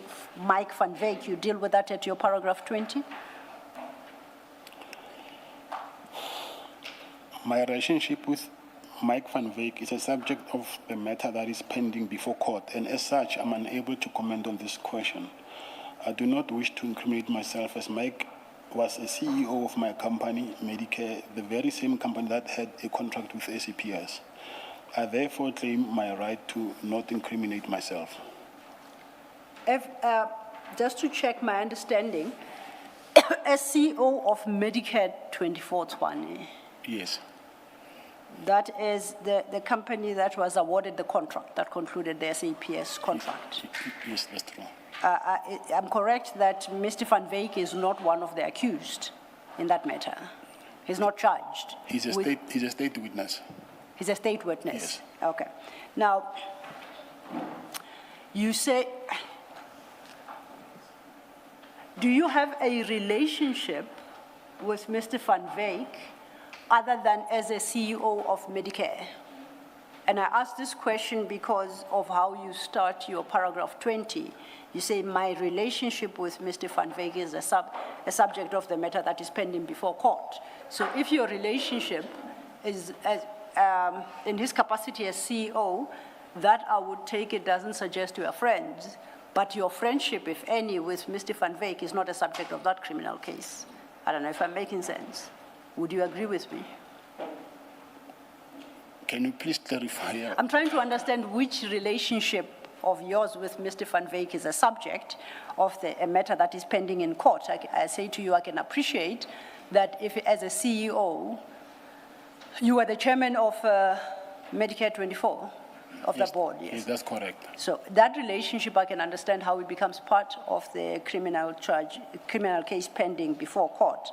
But if you were also personal friends, are you suggesting that even that particular relationship is also part of the criminal case? Is the subject of the criminal case? No, it cannot be. Yes. So what other relationship besides him being a CEO did you have with him? He was never my friend. It was a business-related relationship. Now, outside of Medicare 24, did you have any other dealings with him on a business level? Yes, I did. What businesses did you have in common? Security, because he also have a security company. What was his security? Let's start with you. Yours was Cat, what VIP? Yes. And what was his business dealings? The name of In the security sector, sorry. Are you asking the name of his company? Yes. Anubis. Anubis. Was there any formal relationship between Cat VIP and Anubis, or was the relationship between the two of you as the heads of the respective entities? No, but myself as, not the company myself, before I used to use his company for protection services for myself. Okay. Did the two companies, your company and Anubis, have any joint commercial activity? No, we never had any joint commercial activity. Okay. That was before my company was, I would say, fully established. So I was using his company for my own personal protection. And if we regard his head to the company, the Cat Protection and Security trading as Cat VIP, it bears a registration number of 2017, but I accept you could Yes. have potentially bought a shelf company. So my question is, when did that company be registered in your name, that Cat VIP? I will just say it from the top of my head. I can't quite remember. Maybe 2019, 2020. 2019, 2020. Maybe, I'll take that. yes, somewhere there, yeah. Okay. And in any event, these are matters that can be clarified by the CIPC and, a search of the CIPC. And as things stand, you said he was never your friend and he remains not your friend. No, he was not a friend, but I was very close, but I will not say a friend, but someone that I was close to, because we see each other every day and then we're in business. And besides business, did you have any other relationship, I'd asked? I know he's not your friend, Is there any other relationship besides business that you maintained? The relationship, I think maybe if you can try to help me understand what kind of relationship are you referring to? No, it maybe you have interests outside the security association that you have spoken of, outside Medicare. He could be an enthusiast in the same sports or things that you enjoy, that you participate together in. And I'm mentioning these relationships that would fall short of being a friend, a personal friend. But it's an acquaintance that you socialize with, you spend a lot of social, out of professional space, time with. Is it that kind of person? And I keep saying general because I don't want to confine you to a particular kind of relationship. I was hoping you'd be able to describe the nature of the relationship.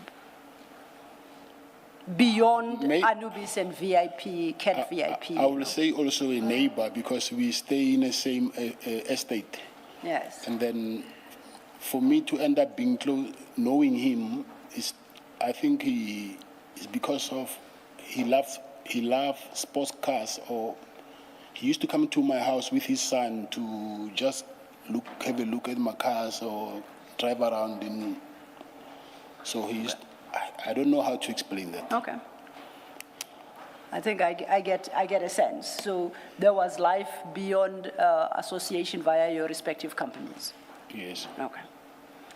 Then I'm ready to move to your paragraph 21, which asked you to speak of your relationship with Mr. 2.5.4, with Mr. Ignatius Mtakati. You deal with that at paragraph 21? If you could read that. I do not have any relationship with Mr. Ignatius Motagati and have never had any dealings with him. I see you specify you don't have any relationships with him. Is it somebody you know? Yes, I know him. Okay. And are you able to shed light on what you know him to be and who you know him to be? I know him because he's also a friend of Mr. Msibi. Okay.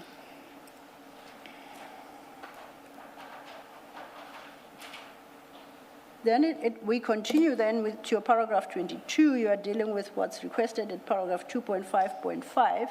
And here you are requested to speak to your relationship with Mr. Andrew Boy Mtetwa. You deal with that at paragraph 22? I do not have any relationship with Mr. Andrew Boy Mtetwa and have never had any dealings with him. And then similarly, as with the previous question, is this somebody you know, though?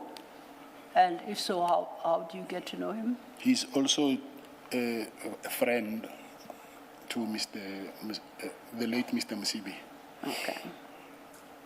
But he's not somebody you struck a friendship or relationship with individually? No, I don't. Separately. That takes us then to your paragraph 20. Does that mean, in respect of both, that it's people that you have met? You don't have a relationship with them, but you have met them? Yeah, yes.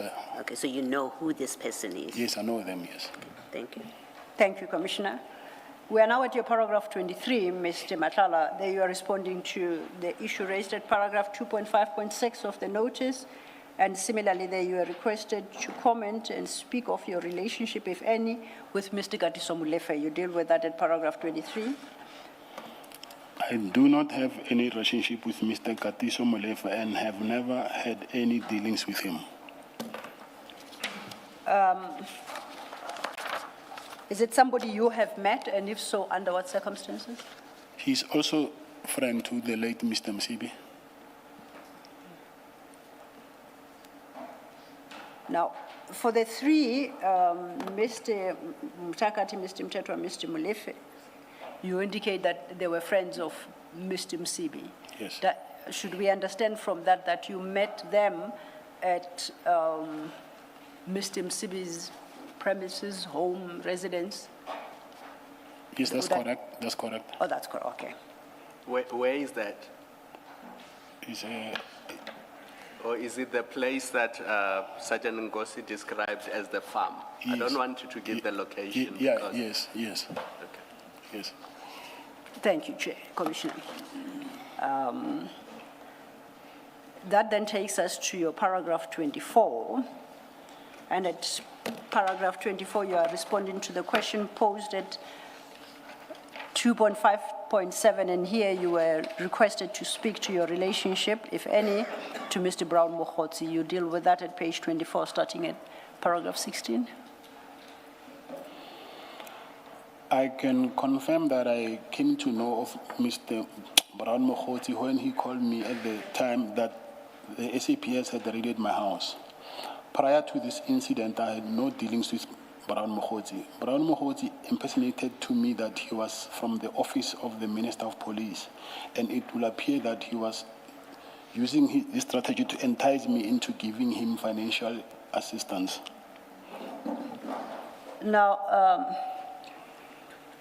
then you say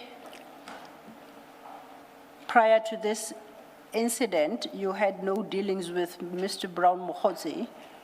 I'm reading your second sentence. Did you know him prior to him making this call to you? No. So with that statement that you had no prior dealings with him, it includes the fact that you didn't know him? Yes, I've never, yes. You had never met him before? No. You had never had any communication with him? No. Now, the raid at your house, if I understand it correctly, was the 6th of December 2024. Yes. So that is the operative date. And you indicate here that he called you at the time that SEPS raided your house. Not the day, I think I'll say, the raid was on Friday, I remember. Yes. He called me, I think, on Sunday, 2 days Okay. after, yes. So when you say at the time, you mean within a period around the date Yeah, of the raid yes. itself.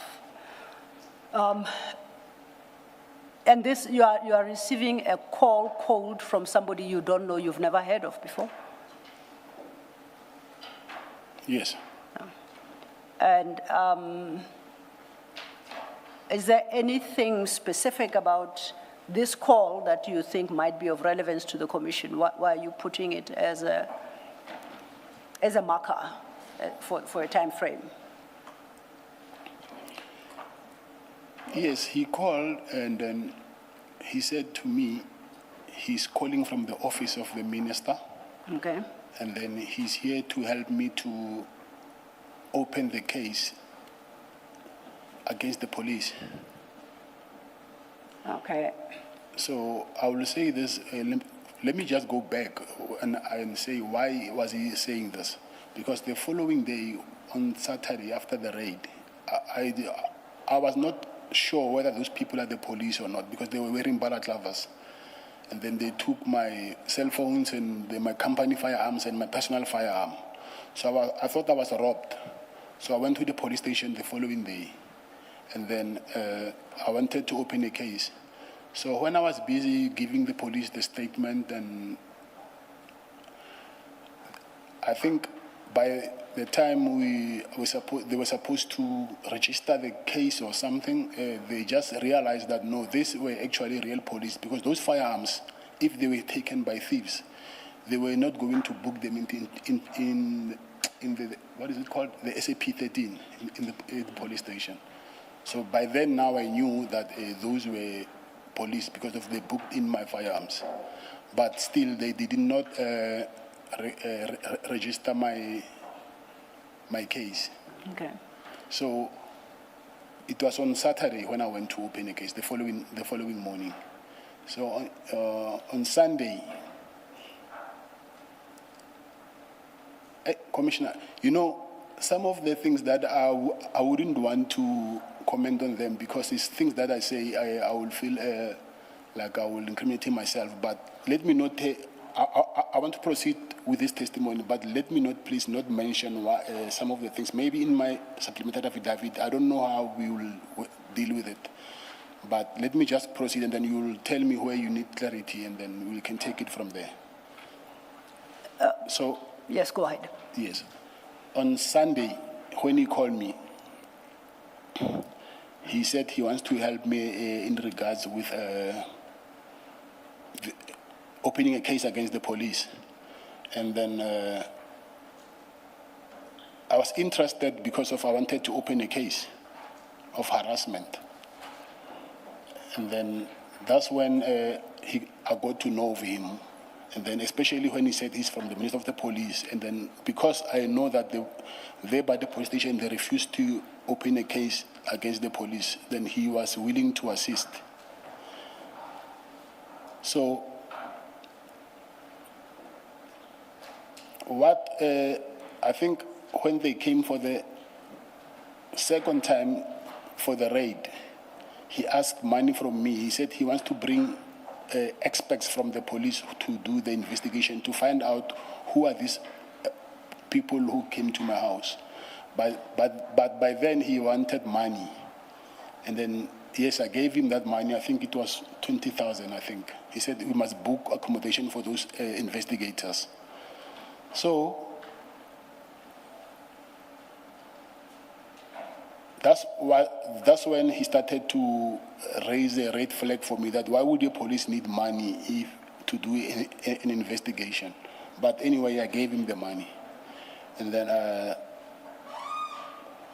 when the police now came to my office, raided my office, and went back to my house looking for me because they were supposed to charge me because I was not supposed to have a spare key of my office where I keep my firearms, which I did not know that is unlawful. So they said they wanted to arrest me for that thing.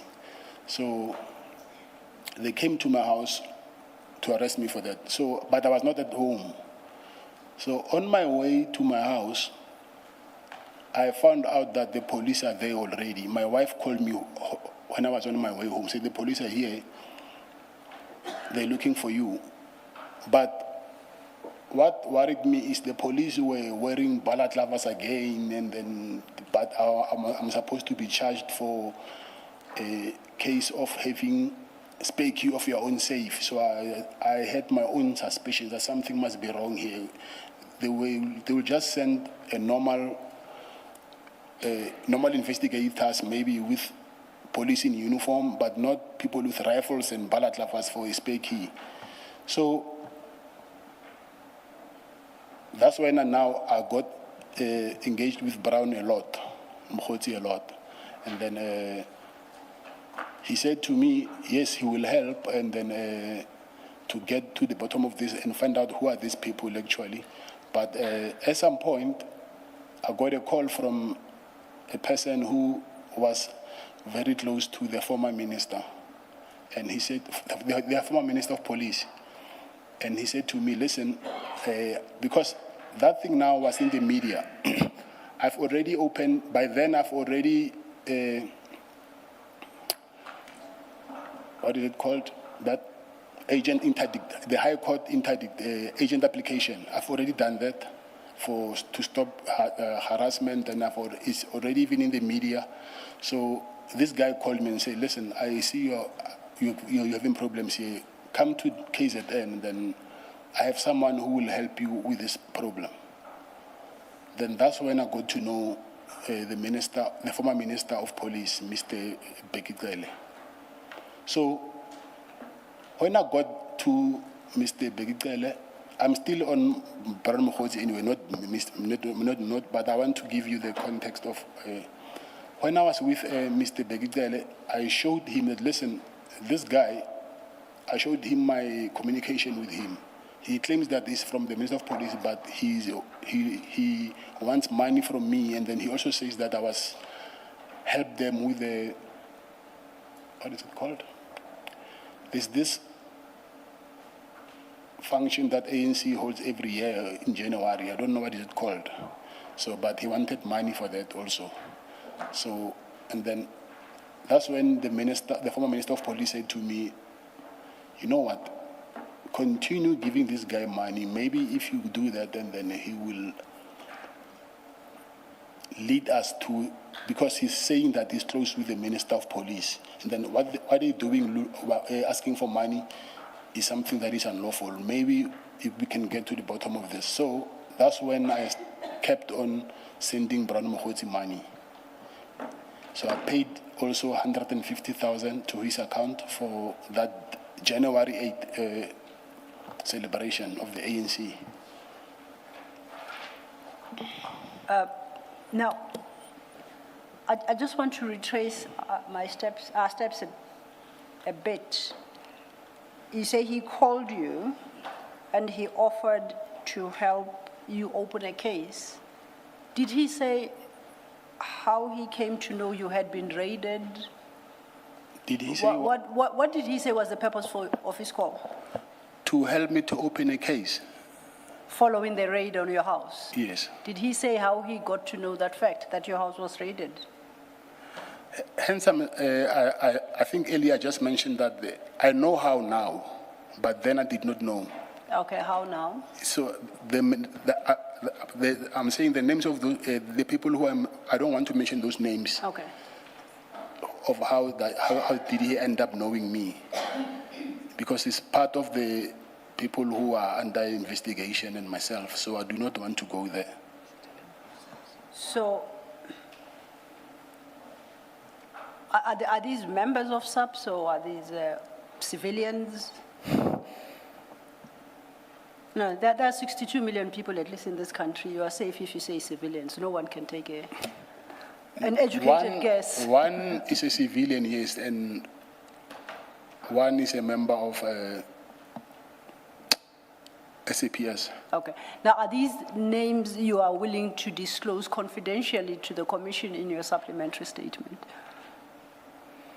Yeah, they will be disclosed in my supplementary. Okay.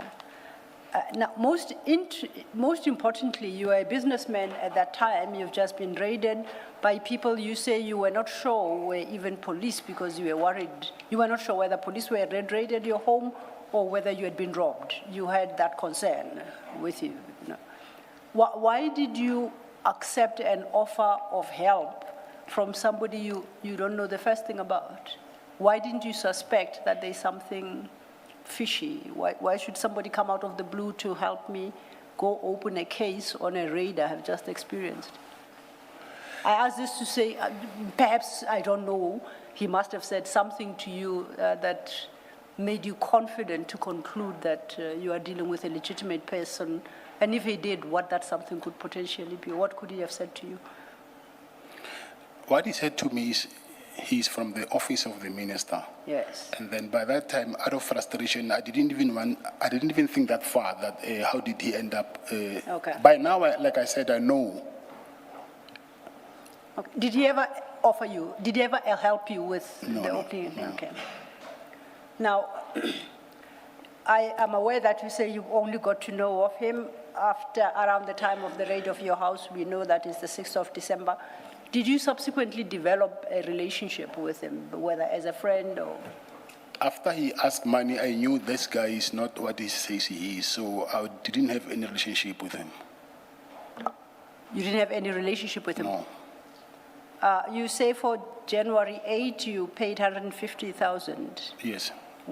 Why would you do that? What would you be getting in return for that? It was because of the advice from the former minister, Begitele.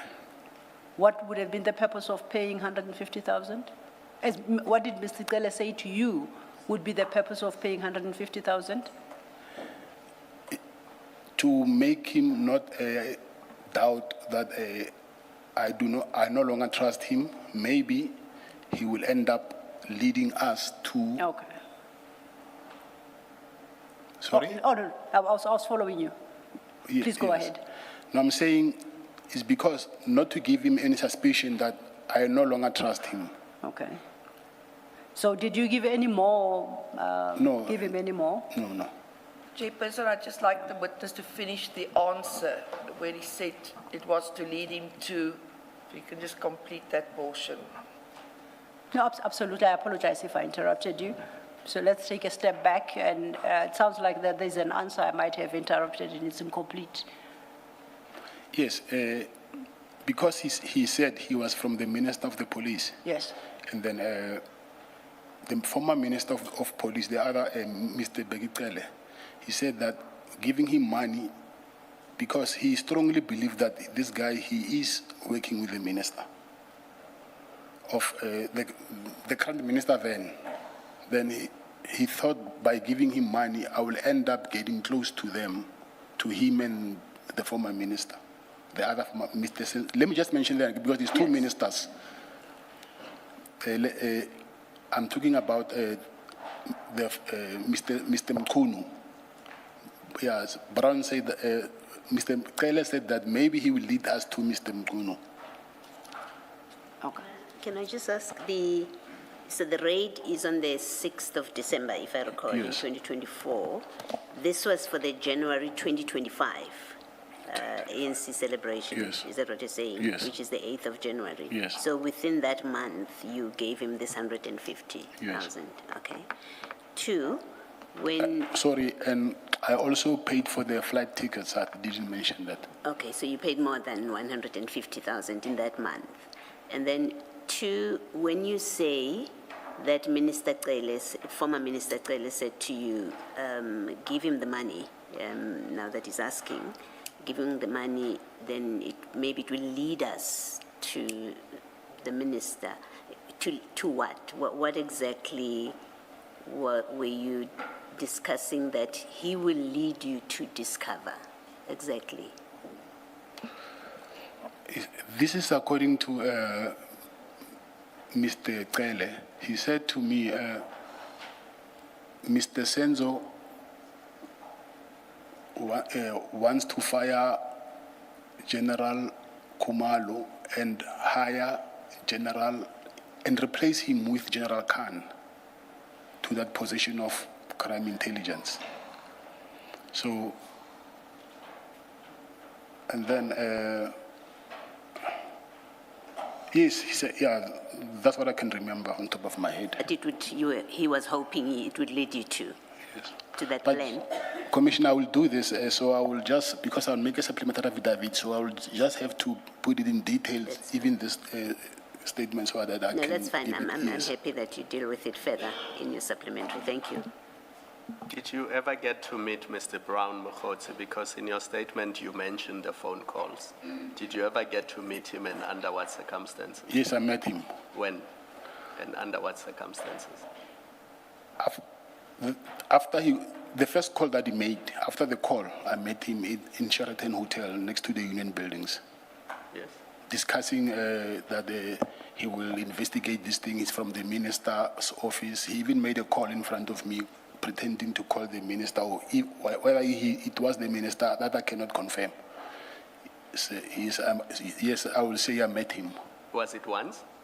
I also met him in the other hotel in Johannesburg. I met him twice, the hotel in Johannesburg, the Houghton Hotel. Did he assist you to open a case against the police? He actually tried because he connected me with some, I just forgot the name, in somewhere in Soweto, in Pretoria. Protea. Protea North. But that case was never registered.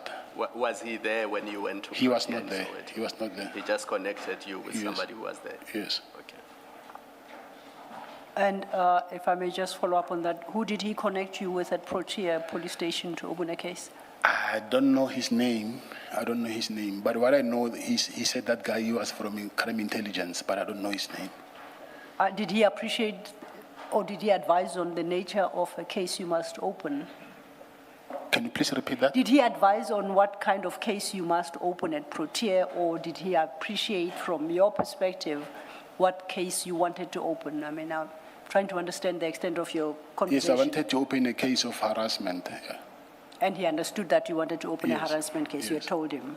Okay. Sorry, Commissioner, because I think I'm leaving other facts behind. Yes. Because you'll end up asking me about why didn't you say this, so I don't know whether I need to go back or whenever you... No, please. This is your moment. Go ahead. Okay, because on the second raid, when they came to my house looking for the spare key of the house, he's the one also who said I must open a case in IPIT. Okay. Yes, and then also the way he was pushing me to open a case in IPIT, I figured that this guy and whoever is working with, they are really fighting with these people from the PKTT. And I'm being used as a tool to fight that unit.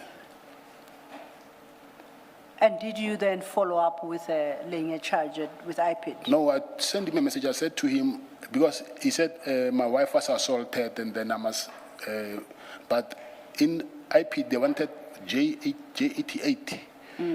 Yeah, I said to him, no, my wife does not want to do that. So then I did not do it anyway.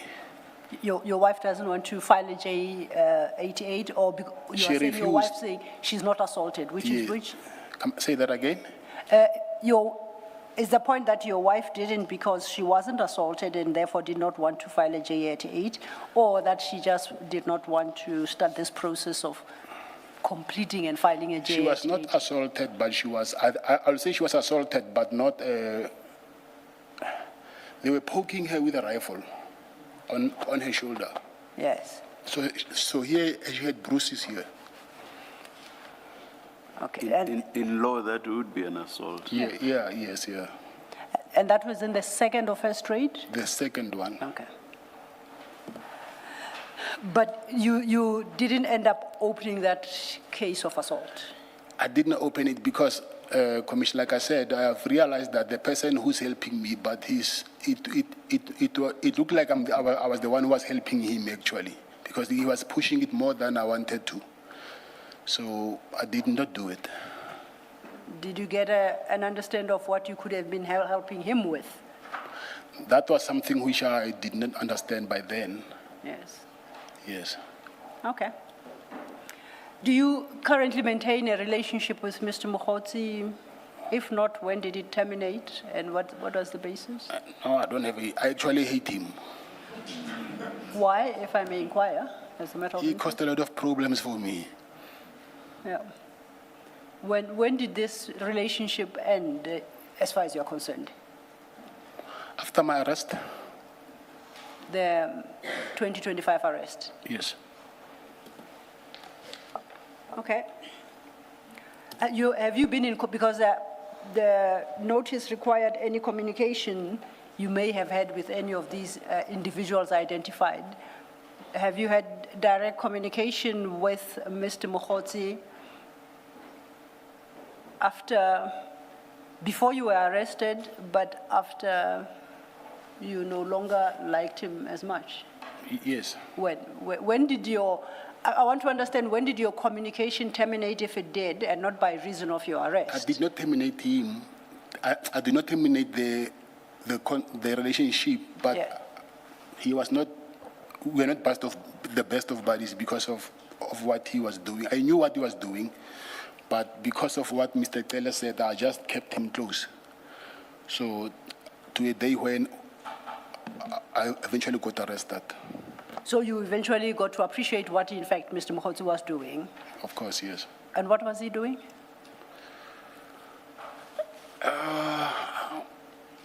It's two things here which I cannot be 100% sure. It's either he was using the minister's name, Mr. Senzo Mkunu's name, to swindle money from me, Yeah. or he was working with him, but still he was asking money also on the side. So even today, I cannot be 100% sure whether he was working with him or not. Okay. But I know that he was using his name to ask money from me. Okay. Can I just get Yes, clarity on this? Other than him saying he will help you open cases against the police, for the raid at your house, 6 December 2024, and the raid at your offices that ended up at your house, what did he say you were going to get in return for helping him? What was in it for you? For other helping, than- for helping him. For helping him, yeah. So other than the issue of him helping you open the two cases, what did he say was the benefit for you giving him money? No, the benefit was not for me, it was for him. There was nothing I will benefit from him. So you were giving him money without expecting anything in return? I was giving him money because of what Mr. Kele suggested. So that was the only reason? Yes. Thank you. Did the first one you gave 5,000, now it's 150,000, and air flights, all in a space of a month. Did Mr. Kele give an indication of how you string him along? I don't know. In my book, 150,000 for somebody you've known just for a month is rather steep, unless in your world it's different. So the question is, you're saying, did Mr. Kele indicate how? Yes, how much you should invest in this stringing Mr. No, Mokgotsi that along? 150,000 was the last one. Yeah, but I'm commenting about, this is a month after you knew him and already you were plowing 150,000. You were comfortable with that? Yes. And if you're thinking, so I understand, if you were successful in your efforts, what would you have received in return to justify 150,000 rand investment? Not myself. Yes. Mr. Kele was the one who was going to, if Okay. it was successful, it was Mr. Kele, not myself. So Mr. Kele persuaded you to invest your money so that Mr. Kele can benefit. Is that, am I getting it right? Yes. Why would you invest your money for Mr. Kele to benefit? I will say, he also helped me to, because I explained to him the situation, that yes, I've made an agent court application against this police, but this guy was pressuring me to do it. And then anyway, he said, no, if you withdraw this application, and then I will talk to the guys, and then you will even get your weapons back. And that thing really did happen.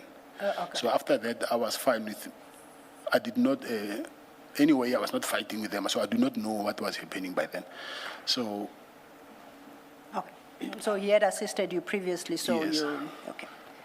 All right. Your numbering of paragraphs sort of went slightly awry here at page 16. The last we were dealing with was paragraph 24. At page 16, you are now dealing, you're now responding to paragraph 2.5.8 of the notice, but it's an unnumbered paragraph. Do you see where I am? I can see it. And you say add paragraph 2.5.8, and that paragraph in the notice required you to speak to your relationship with Mr. Maumela, and you deal with that in that paragraph. I guess we could number it 25 if we are to follow, but it's currently unnumbered. If you could read then that paragraph into the record. Angwani Morgan Maumela is my friend and a person who I have previously conducted business with. At a point in time, he was the director of Cat VIP Protection. I placed on record that I got to know Morgan between the year 2016 and 2017. Okay. So you say you have previously conducted business with him. Are you able to speak to the nature of the businesses you conducted with him?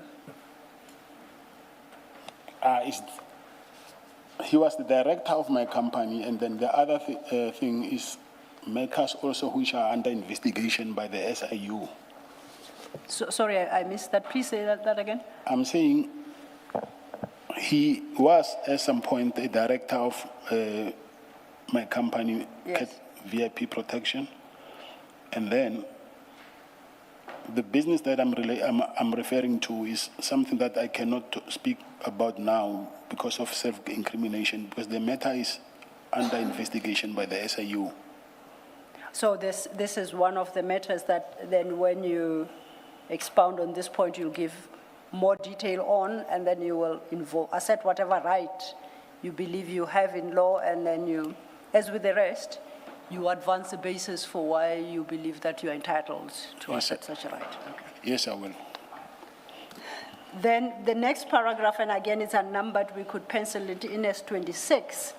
This is in response to... Sorry, Ms. Yes, ma'am. Sorry, Ms. Sula, maybe just to finish off. So these are the only two business transactions that you've been involved with Mr. Maumela? Yes. Just these two? Thank you, Mr. Thank you, Commissioner. And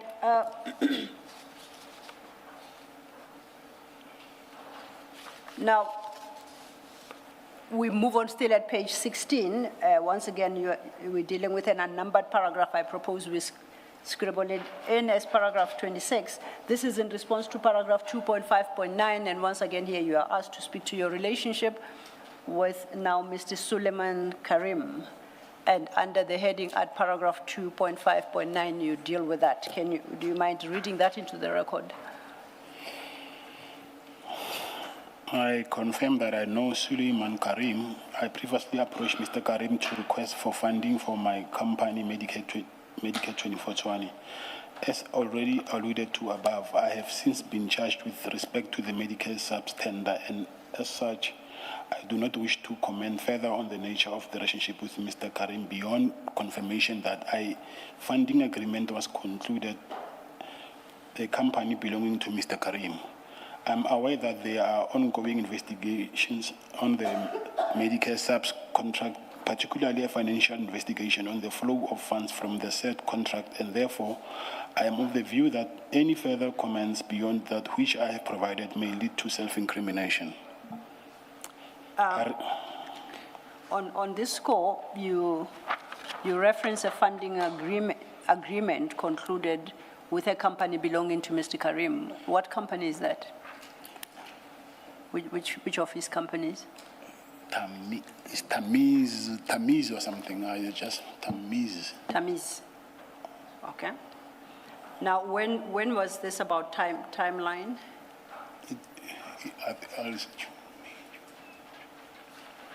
July, August 2024. 2022. 2024. Oh, okay. Now, was that agreement given effect to, that funding agreement, in a sense that, was the funding extended by his company to you? Yes, it was. And how much, what's the amount of the loan? It's 15 million. Come again? 15 million rand. 15 million. And you say that you concluded in a funding agreement with a company belonging to him. Was it you personally, or was it one of your companies with this, you say it's Tamiz, a company belonging to Mr. Karim? Who is the other contracting party in this? No, it was me and him. You personally? Yes. Okay. And what bearing does this funding agreement have on the Medicare contract, if any? Because I see you are invoking once again a right not against self-incrimination. Yes. So if I could perhaps understand, what bearing does it have on? Unfortunately, I couldn't go into the details of Okay. Now, you are able to furnish us equally with a copy of this agreement so that we can have an appreciation of how you extend its terms to the Medicare contract? The agreement was done orally. Oh, this one was an oral agreement. I do, however, have, but it's an unsigned agreement. Okay, but then I understand from what you're saying that he eventually, the loan of 15 million was eventually extended on the basis of an oral agreement and a gentleman's handshake. Is that a fair assessment? Of course, yes. Okay. Now, you say you know Mr. Suleiman Karim. Is he a friend of yours? Who? You say you know him, Mr. Suleiman Karim. He's a yes. friend of yours. Not a friend. I know him through his security business also. And remember, I was quite surprised earlier. I think I'm quite jealous of the friendships that you have.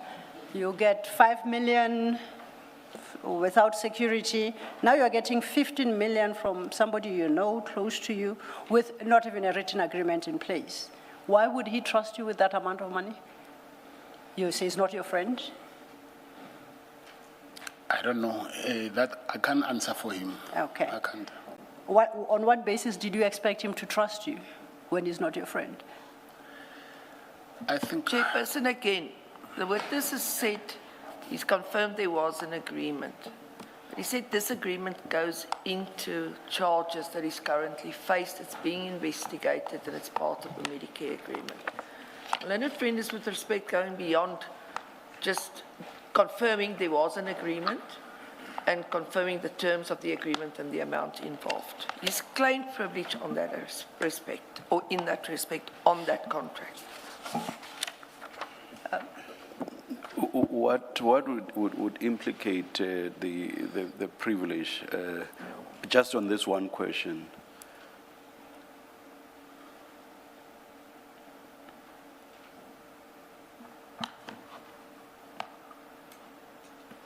Chairperson, I'm not going to, I will withdraw the question at this point in time. But Thank you. Thank you, Chair. Then perhaps if you could assist us, I'm interested in the nature of relationship that you had with Mr. Karim and how you could persuade him to extend to you a loan of 15 million in the absence of a written agreement, and I assume no security or guarantee for the repayment of that loan.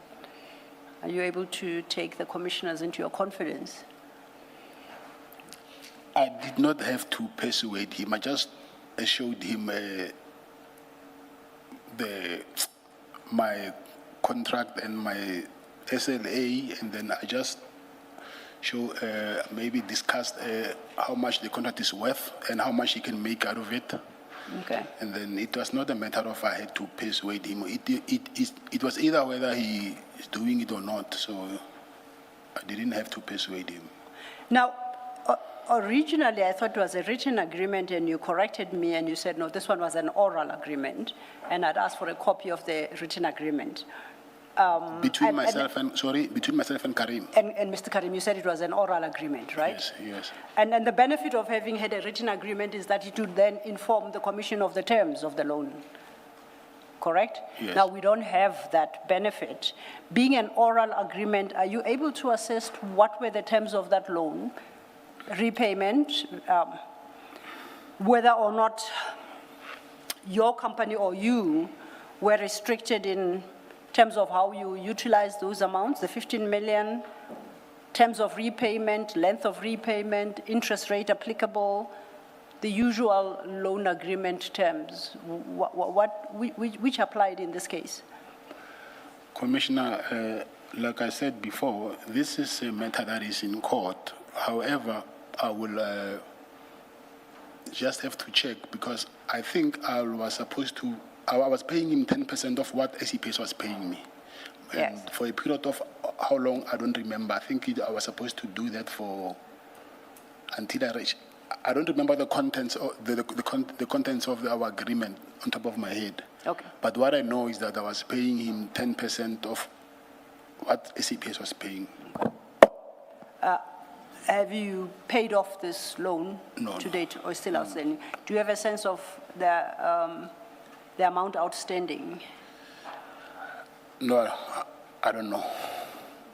Any educated guess? No, I can't. Seda? I can't. You can't answer. But I take it that these are issues that can be addressed by, is it your personal bank account or your company's bank account that was settling the loan? So we can take it from other verifiable sources. Of course, yes. Okay. Now, Can I just ask a question Yes. still on this Karim relationship? Mr. Matlala, before you approached, you say you knew Mr. Karim, he had a company, security company, also had a security company. Before you approached him for this loan, what was the nature of your relationship with him? With some, I used to, for me to end up knowing him, he also used to come and visit Mr. Musibi at his farm, and then because he will see me there now and then, we ended up being close. So maybe I will also say because of the advice that we'll share within the security industry, so we ended up becoming close. Thank you. Thanks, Mr. thank you. And perhaps a related question,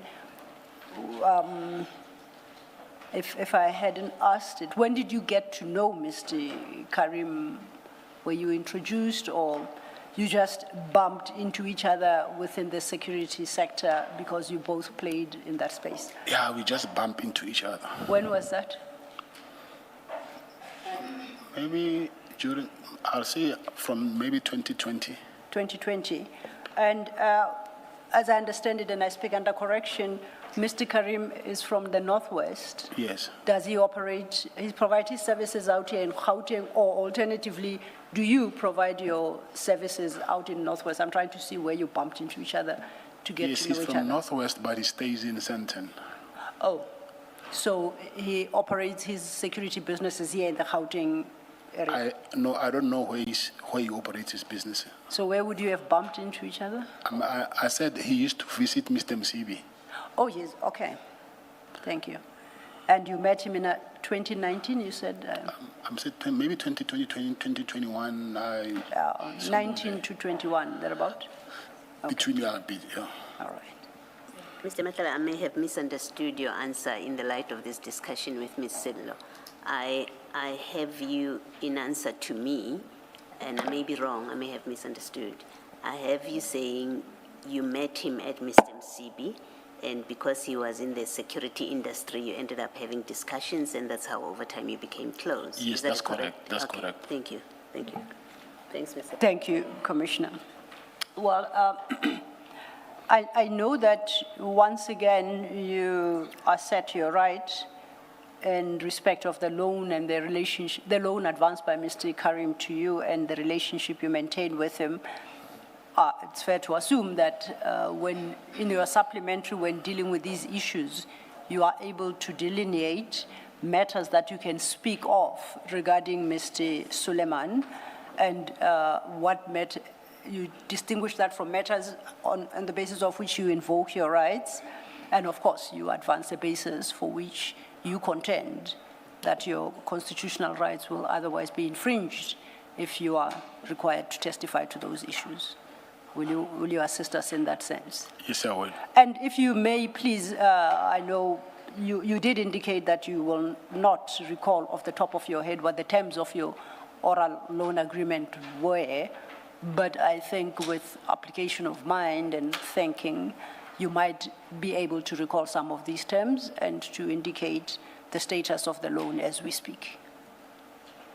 The status. The status of the loan. I know you say it's an outstanding. You do not remember the amount of the outstanding amount of the loan.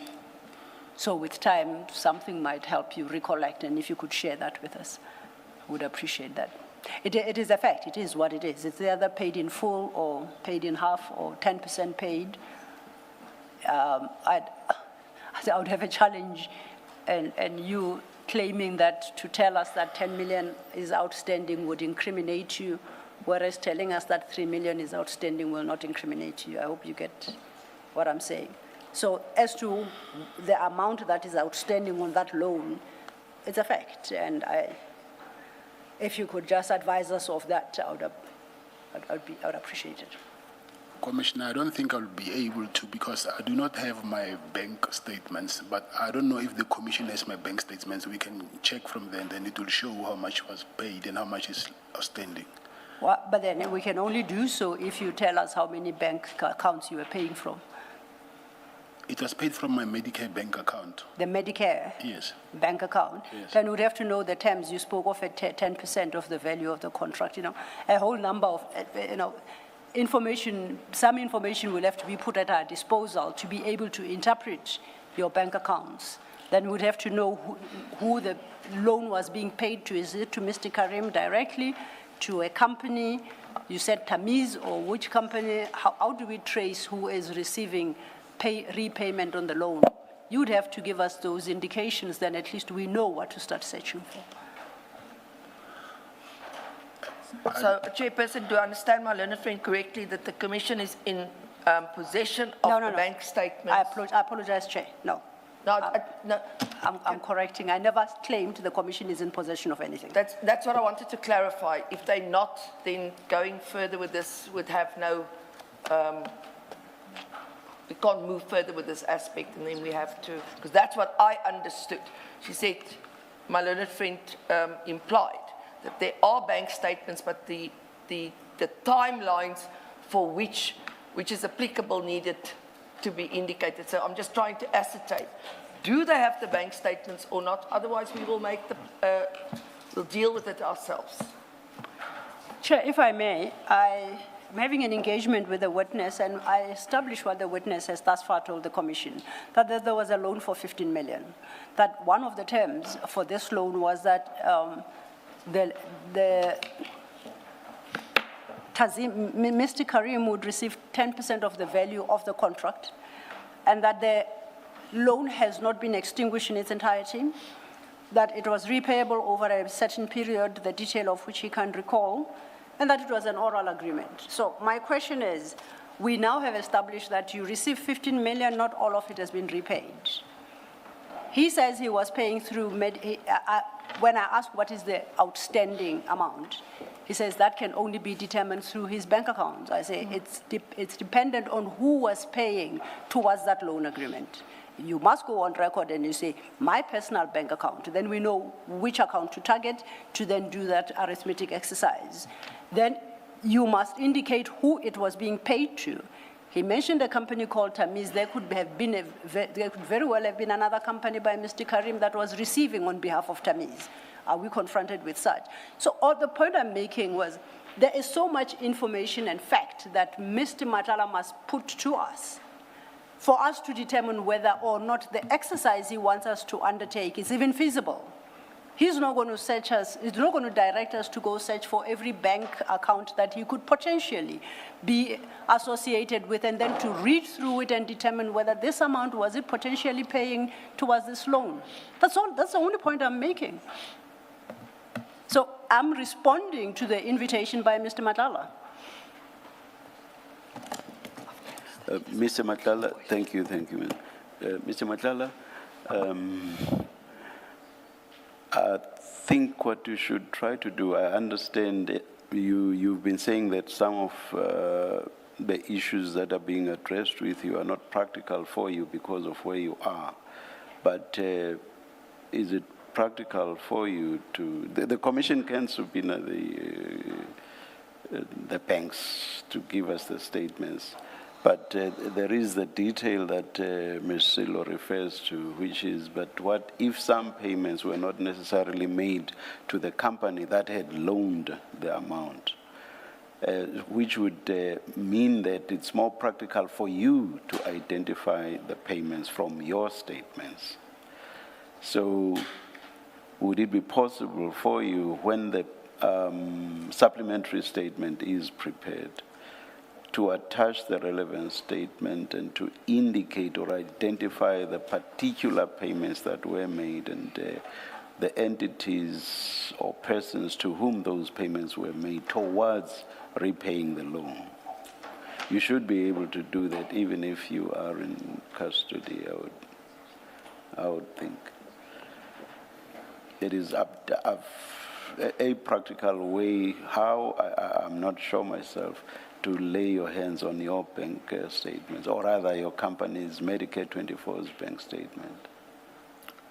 Chairperson, unfortunately myself, I won't be able to obtain those statements because my accounts has been frozen. So I don't have any direct, or I cannot even send someone to get those bank statements for me because those accounts are not active anymore. So I do not know how are they. Maybe the Commission can get, but myself I can't. Perhaps then, Mr. Lilo, the Commission should obtain the bank statements. Mr. Matlala should then be furnished with copies of the statements for him to then identify the relevant payments. We could endeavor to do that, and I'm thinking of the time that we have. But perhaps to assist us in this exercise, if Mr. Matlala in his supplementary statement could answer some basic questions of from which accounts were the payments towards the loan made and who were the recipients of those amounts in part payment of this loan, then at least we can focus our search. So if he was paying out of one account and maybe three, if he could help us identify those accounts, and if the recipients used more than one account, if he could help us identify who the recipients were, then we'll do our best to try and see if we can obtain the accounts for the various entities. Thank you, Chair. All right, I think practically then let's resolve it that way. I heard the suggestion. Thank you, Chairperson. Thank you very much. Thank you, Chair. Now, Mr. Matlala, we are still at your page 16.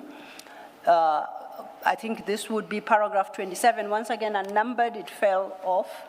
But I think you may want to read the last paragraph at page 16, which would bring us to the end of your statement. I reserve my right to provide the Commission with a supplementary sworn statement to deal with issues that have not been dealt with in this affidavit. Thank you. Now, this would bring us to the conclusion of your statement. I do appreciate that we're going to receive a supplementary statement from you, but at this juncture, is there anything else you'd like to say to the commissioners, or will you use that opportunity after we have traversed your supplementary statement? You asking if I have something to say to the Commission? Yeah, if there's anything to add to your statement. If you look at, we are at the conclusion of your statement, so I was asking whether there is anything else you would like to bring to the attention of the commissioners. Mr. Law, do you want him to make a closing statement? I have two quick, short questions. No, absolutely, That I Commissioner. want to ask, then he can can do make his closing statement.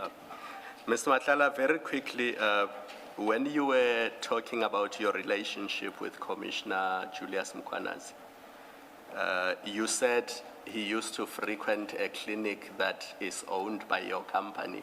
Was that clinic owned by Medicare 24, or what's the nature of that? No, it was owned by Medicare 24 Holdings, not my company. Or it was not owned by your company? Yes. And you don't know if that clinic had a relationship with the Ekurhuleni municipality? They did. They did? Yes. And it related to COVID? Yes. Okay. But it was not your company, it was Holdings. Okay, I'm clear. And then, do you or your wife own a company that provided training services to the city of Ekurhuleni or EMPD? To the city of Ekurhuleni, yes. What is the name of that company?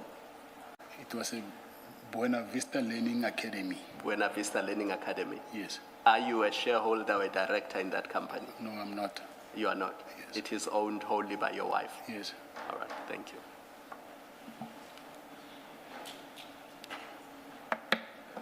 Thank you, Chair and Commissioners. That would bring us to the end of Mr. Matlala's statement. And as I just checked with him whether there is anything else you'd like to say at this juncture, or whether he would reserve that to after we have dealt with his supplementary statement. Thank you, Chair. Mr. Matlala? No, whatever I have, I will add it on my supplementary statement. Noted. Thank you. Thank you. That's the end of it for now. Ms. van den Heever? Chairperson, that brings us back to where we were. Yes. And that is we would need the opportunity to go through this volume of documents that we only received yesterday and last night. Based on the content thereof, we may or may not also utilize the opportunity to supplement the statement. Then, of course, as we've indicated, we intend to supplement and deal with the factual and legal issues on which we claim certain rights, etc. I think it suffices to say that at this point in time. So I would respectfully then submit that it's time for us then to arrange for this matter to then stand over. I know we've had a discussion with me and my learned friends. I've not taken instructions as yet on the timelines from the client himself, because he, as he's rightly entitled to, likes to also be involved and because he'd like to be able to go through documents, etc. So maybe we can just at this point place on record what the timelines are that's suggested by my learned friends and that we've discussed before, and then I'd like to take an instruction, of course, also from my attorneys on that issue. And of course, we've got a lot more light down the tunnel, in the sense we know what is important on certain issues and whatnot, and what you would like us, yourself and your fellow commissioners, to specifically deal with and highlight and emphasize in such a supplementary affidavit. So that also has guided us to extra input, if I could put it that way, that we need to deal with or provide to you. Oh, Thank you. Does what you are referring to, Ms. Van den Heever, relate also to Mr. Matlala being put on terms as to the filing of the supplementary affidavit? Yes, as I said, also taking into account initially, yeah, let me leave it at that at this point in time.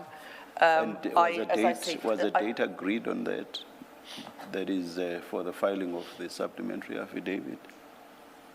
We've discussed, my learned friend suggested Wednesday. I need to have a quick discussion with my own legal team also to see if it's physically possible, because a lot of aspects I think you can appreciate has now also emerged during the questioning of Mr. Matlala, new issues or issues that you would like him to highlight, my learned friends would like him to highlight. So I would like to take an instruction on the suggestion that we earlier had, because I think that the supplementary affidavit and the application that we need to do, I believe, can be filed at the same time, because both of them, the one supports the other one, so it runs parallel with each other. So may I then ask, maybe it's also a good convenience break for everybody concerned. Maybe we have 10 minutes, and then we can come back and deal with that issue. Before the commissioners decide whether or not to grant the 10 Thank you, Ms. minutes, Van den Heever. Yes. perhaps to put some issues on the table. Firstly, let's start with a date for appearance by Mr. Matlala. And we have canvassed this with our learned friend, and we are looking at the 24th and the 25th of August, which would be Monday, Tuesday. Now, part of the challenge we have is Mr. Matlala's criminal trial is set to resume after the 28th of August, and that is what encroached on our 1st of September original set-down date. And I think it is, it starts whenever after the 28th, which is a Friday, until a date in mid-September.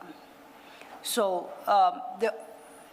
if we juggle our program, we have put to Ms. Van den Heever that we can accommodate perhaps we can do 24, 25, so that Mr. Matlala can dispose of commission matters, and then he can turn his attention to his criminal trial, which then would be coming up the week after. So we then had to discuss filing dates for the supplementary, and in fact, for the benefit of Ms. Van den Heever, I think the commission was kind that we had said the supplementary affidavit can be filed on Thursday, not Wednesday.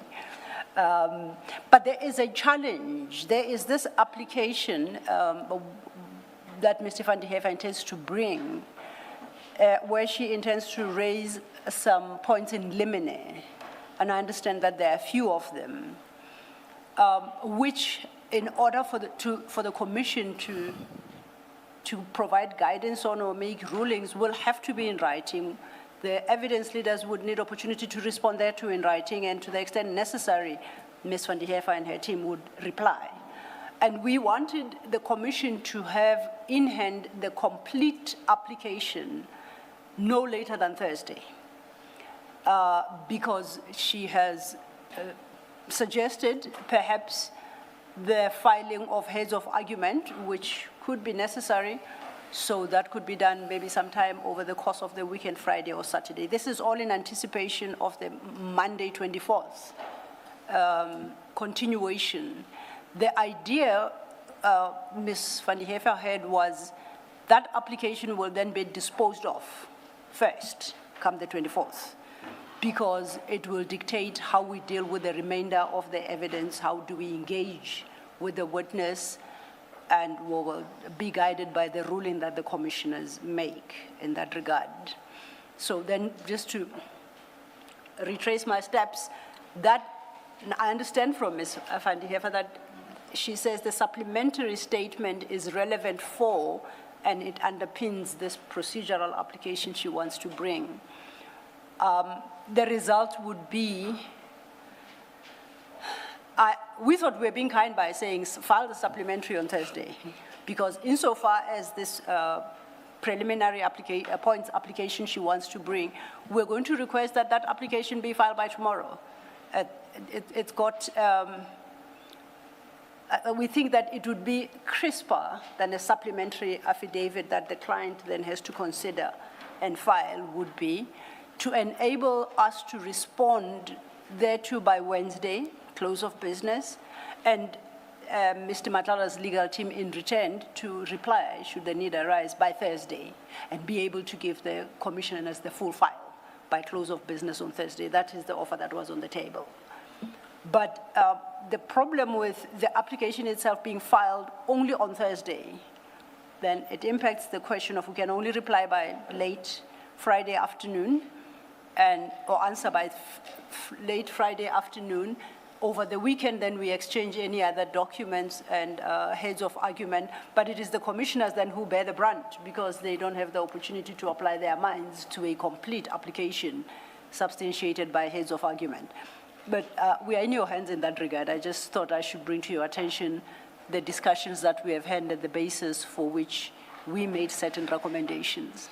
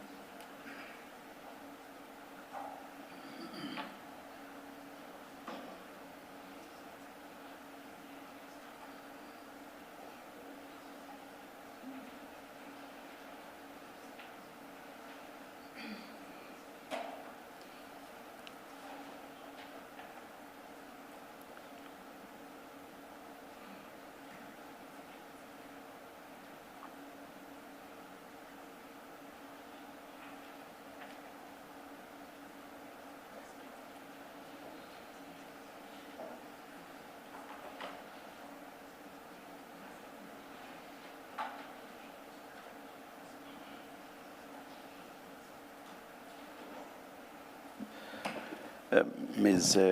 Fanny here, the points in limine, are they pure legal points? No, my lord, Chairperson. The fact is the points we wish to rate, the legal points, are substantiated by facts. I'll give you a simple example. I say my client is a suspect in a matter.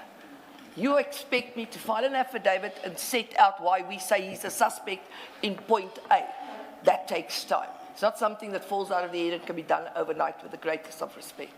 It's something that needs time to properly set out a factual foundation on which you decide the legal points that we then raise.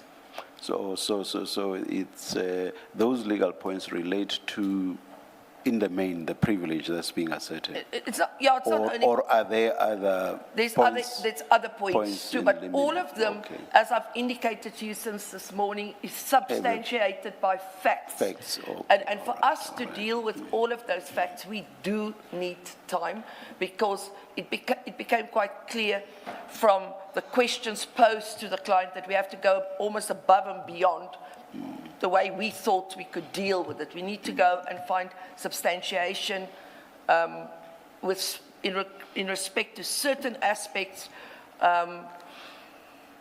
to basically deal with those issues. You cannot, whether it's in law or otherwise, it's part of the Commission's work too.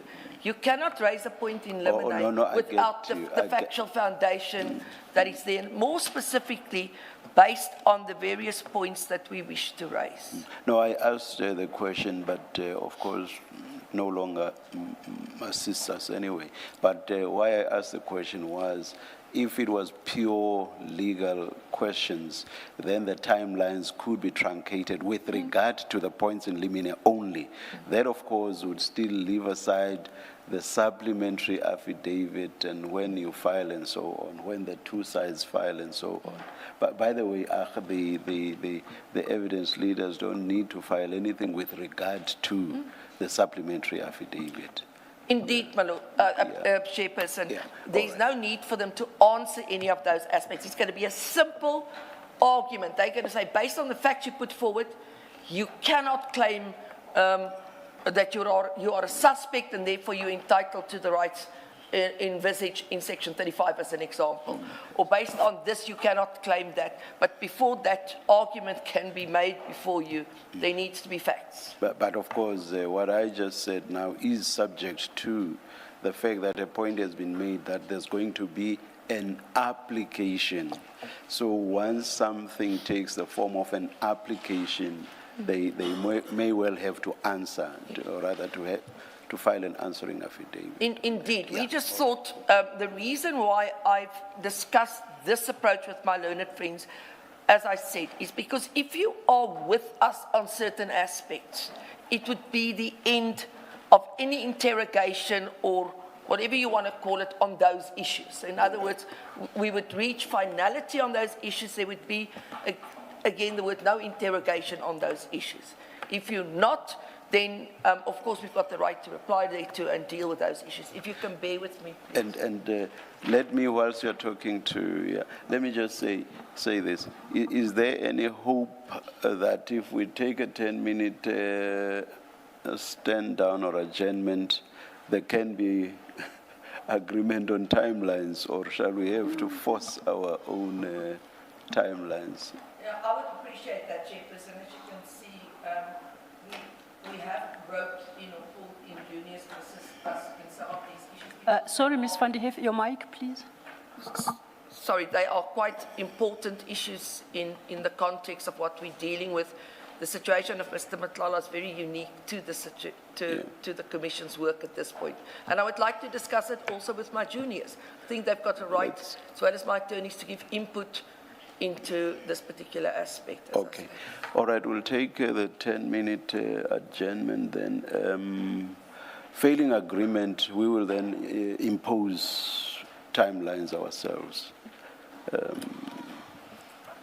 We are 14:46, quarter to you. Okay.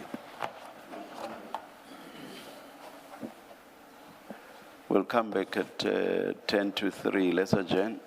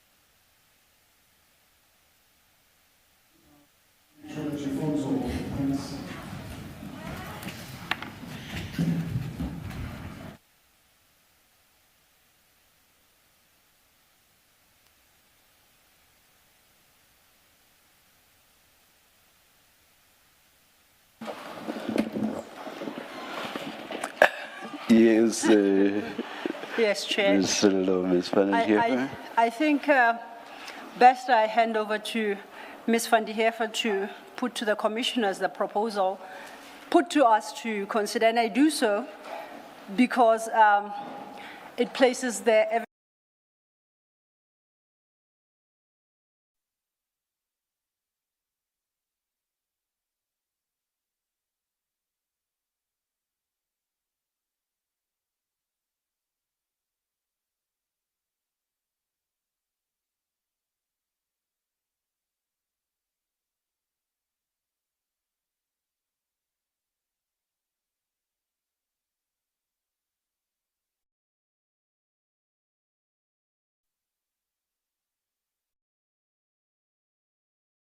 the supplementary affidavit with cross-referencing, of course, to what underpins the application itself.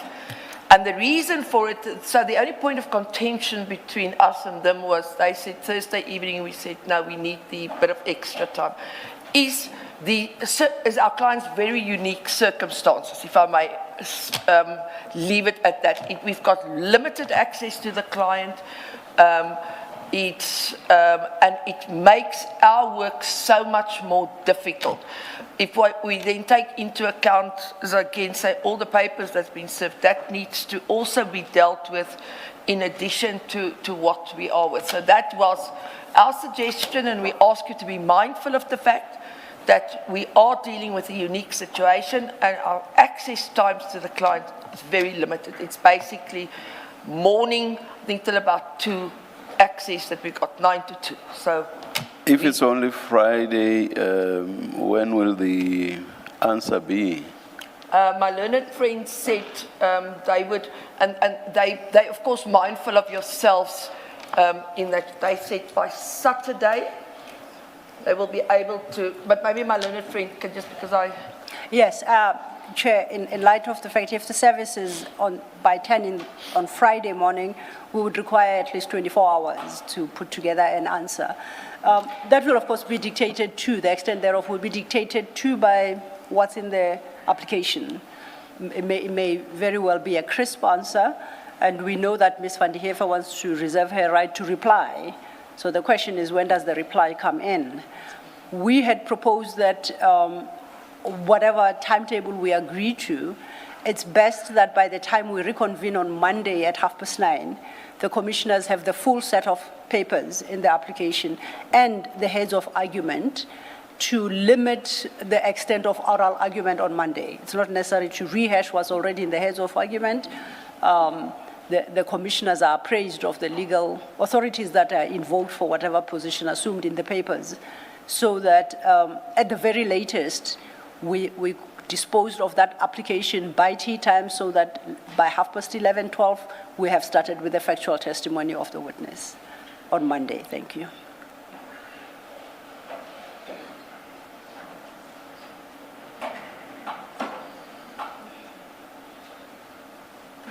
The reply by when? That is if a reply is needed. Yes. We'll try and file it within, when did you say, lunchtime on Saturday? You will No, also- we are filing Saturday, so So we can try and file it during the course of the evening of Saturday, because I can't foresee, because of the fact that the facts cannot be in dispute necessarily. It's about the legal issues where there might be a question or two. And the written submissions at the same time as the reply? The written submissions, No, the same written time, submissions same we've- time with the reply? So the heads of argument. Yes, if you that's refer what, to that, yeah, we will file the heads of argument by 6 o'clock on. So we might use a little bit of extra time for the reply if necessary, but we can file heads of argument by 6 on Saturday. Yours at the same time? yes, we had considered that, seeing as we anticipate it will mainly be legal issues, so we can exchange submissions. And anything that perhaps is not dealt with in our respective heads will be highlighted during the course of oral hearing on Monday morning. But strictly the idea being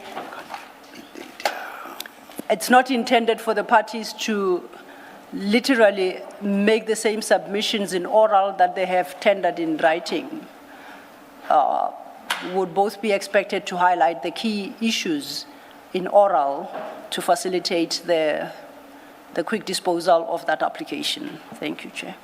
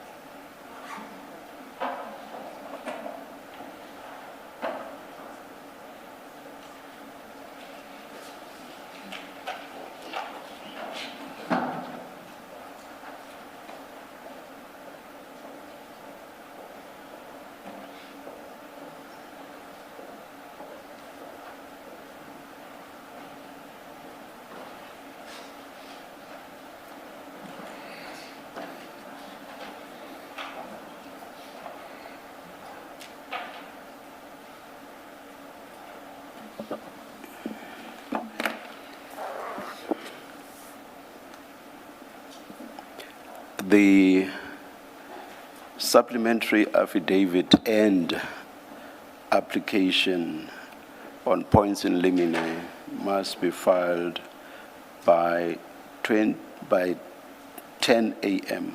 on 21 August 2026. The answering affidavit must be filed by 10 a.m. on the 22nd of August 2026. The replying affidavit, if any, and heads of argument by both sides must be filed. Oh, no. The replying affidavit and heads of argument must be filed by Mr. Matlala at 1800 hours on the 22nd of August 2026, and the evidence leaders must file their heads of argument by 1800 hours. The hearing of Mr. Matlala's testimony is postponed to 24 and 25 August 2026, but to continue on 26 August 2026, if not finalized on the 25th of August 2026. Also, there must be no slippages whatsoever on the filing dates and times. No slippages. We will not be prepared to hear any stories in that regard. Thank you, Chair. No. It is so ruled, and we adjourn. Mr. Matlala will see you on the 24th. Let's adjourn.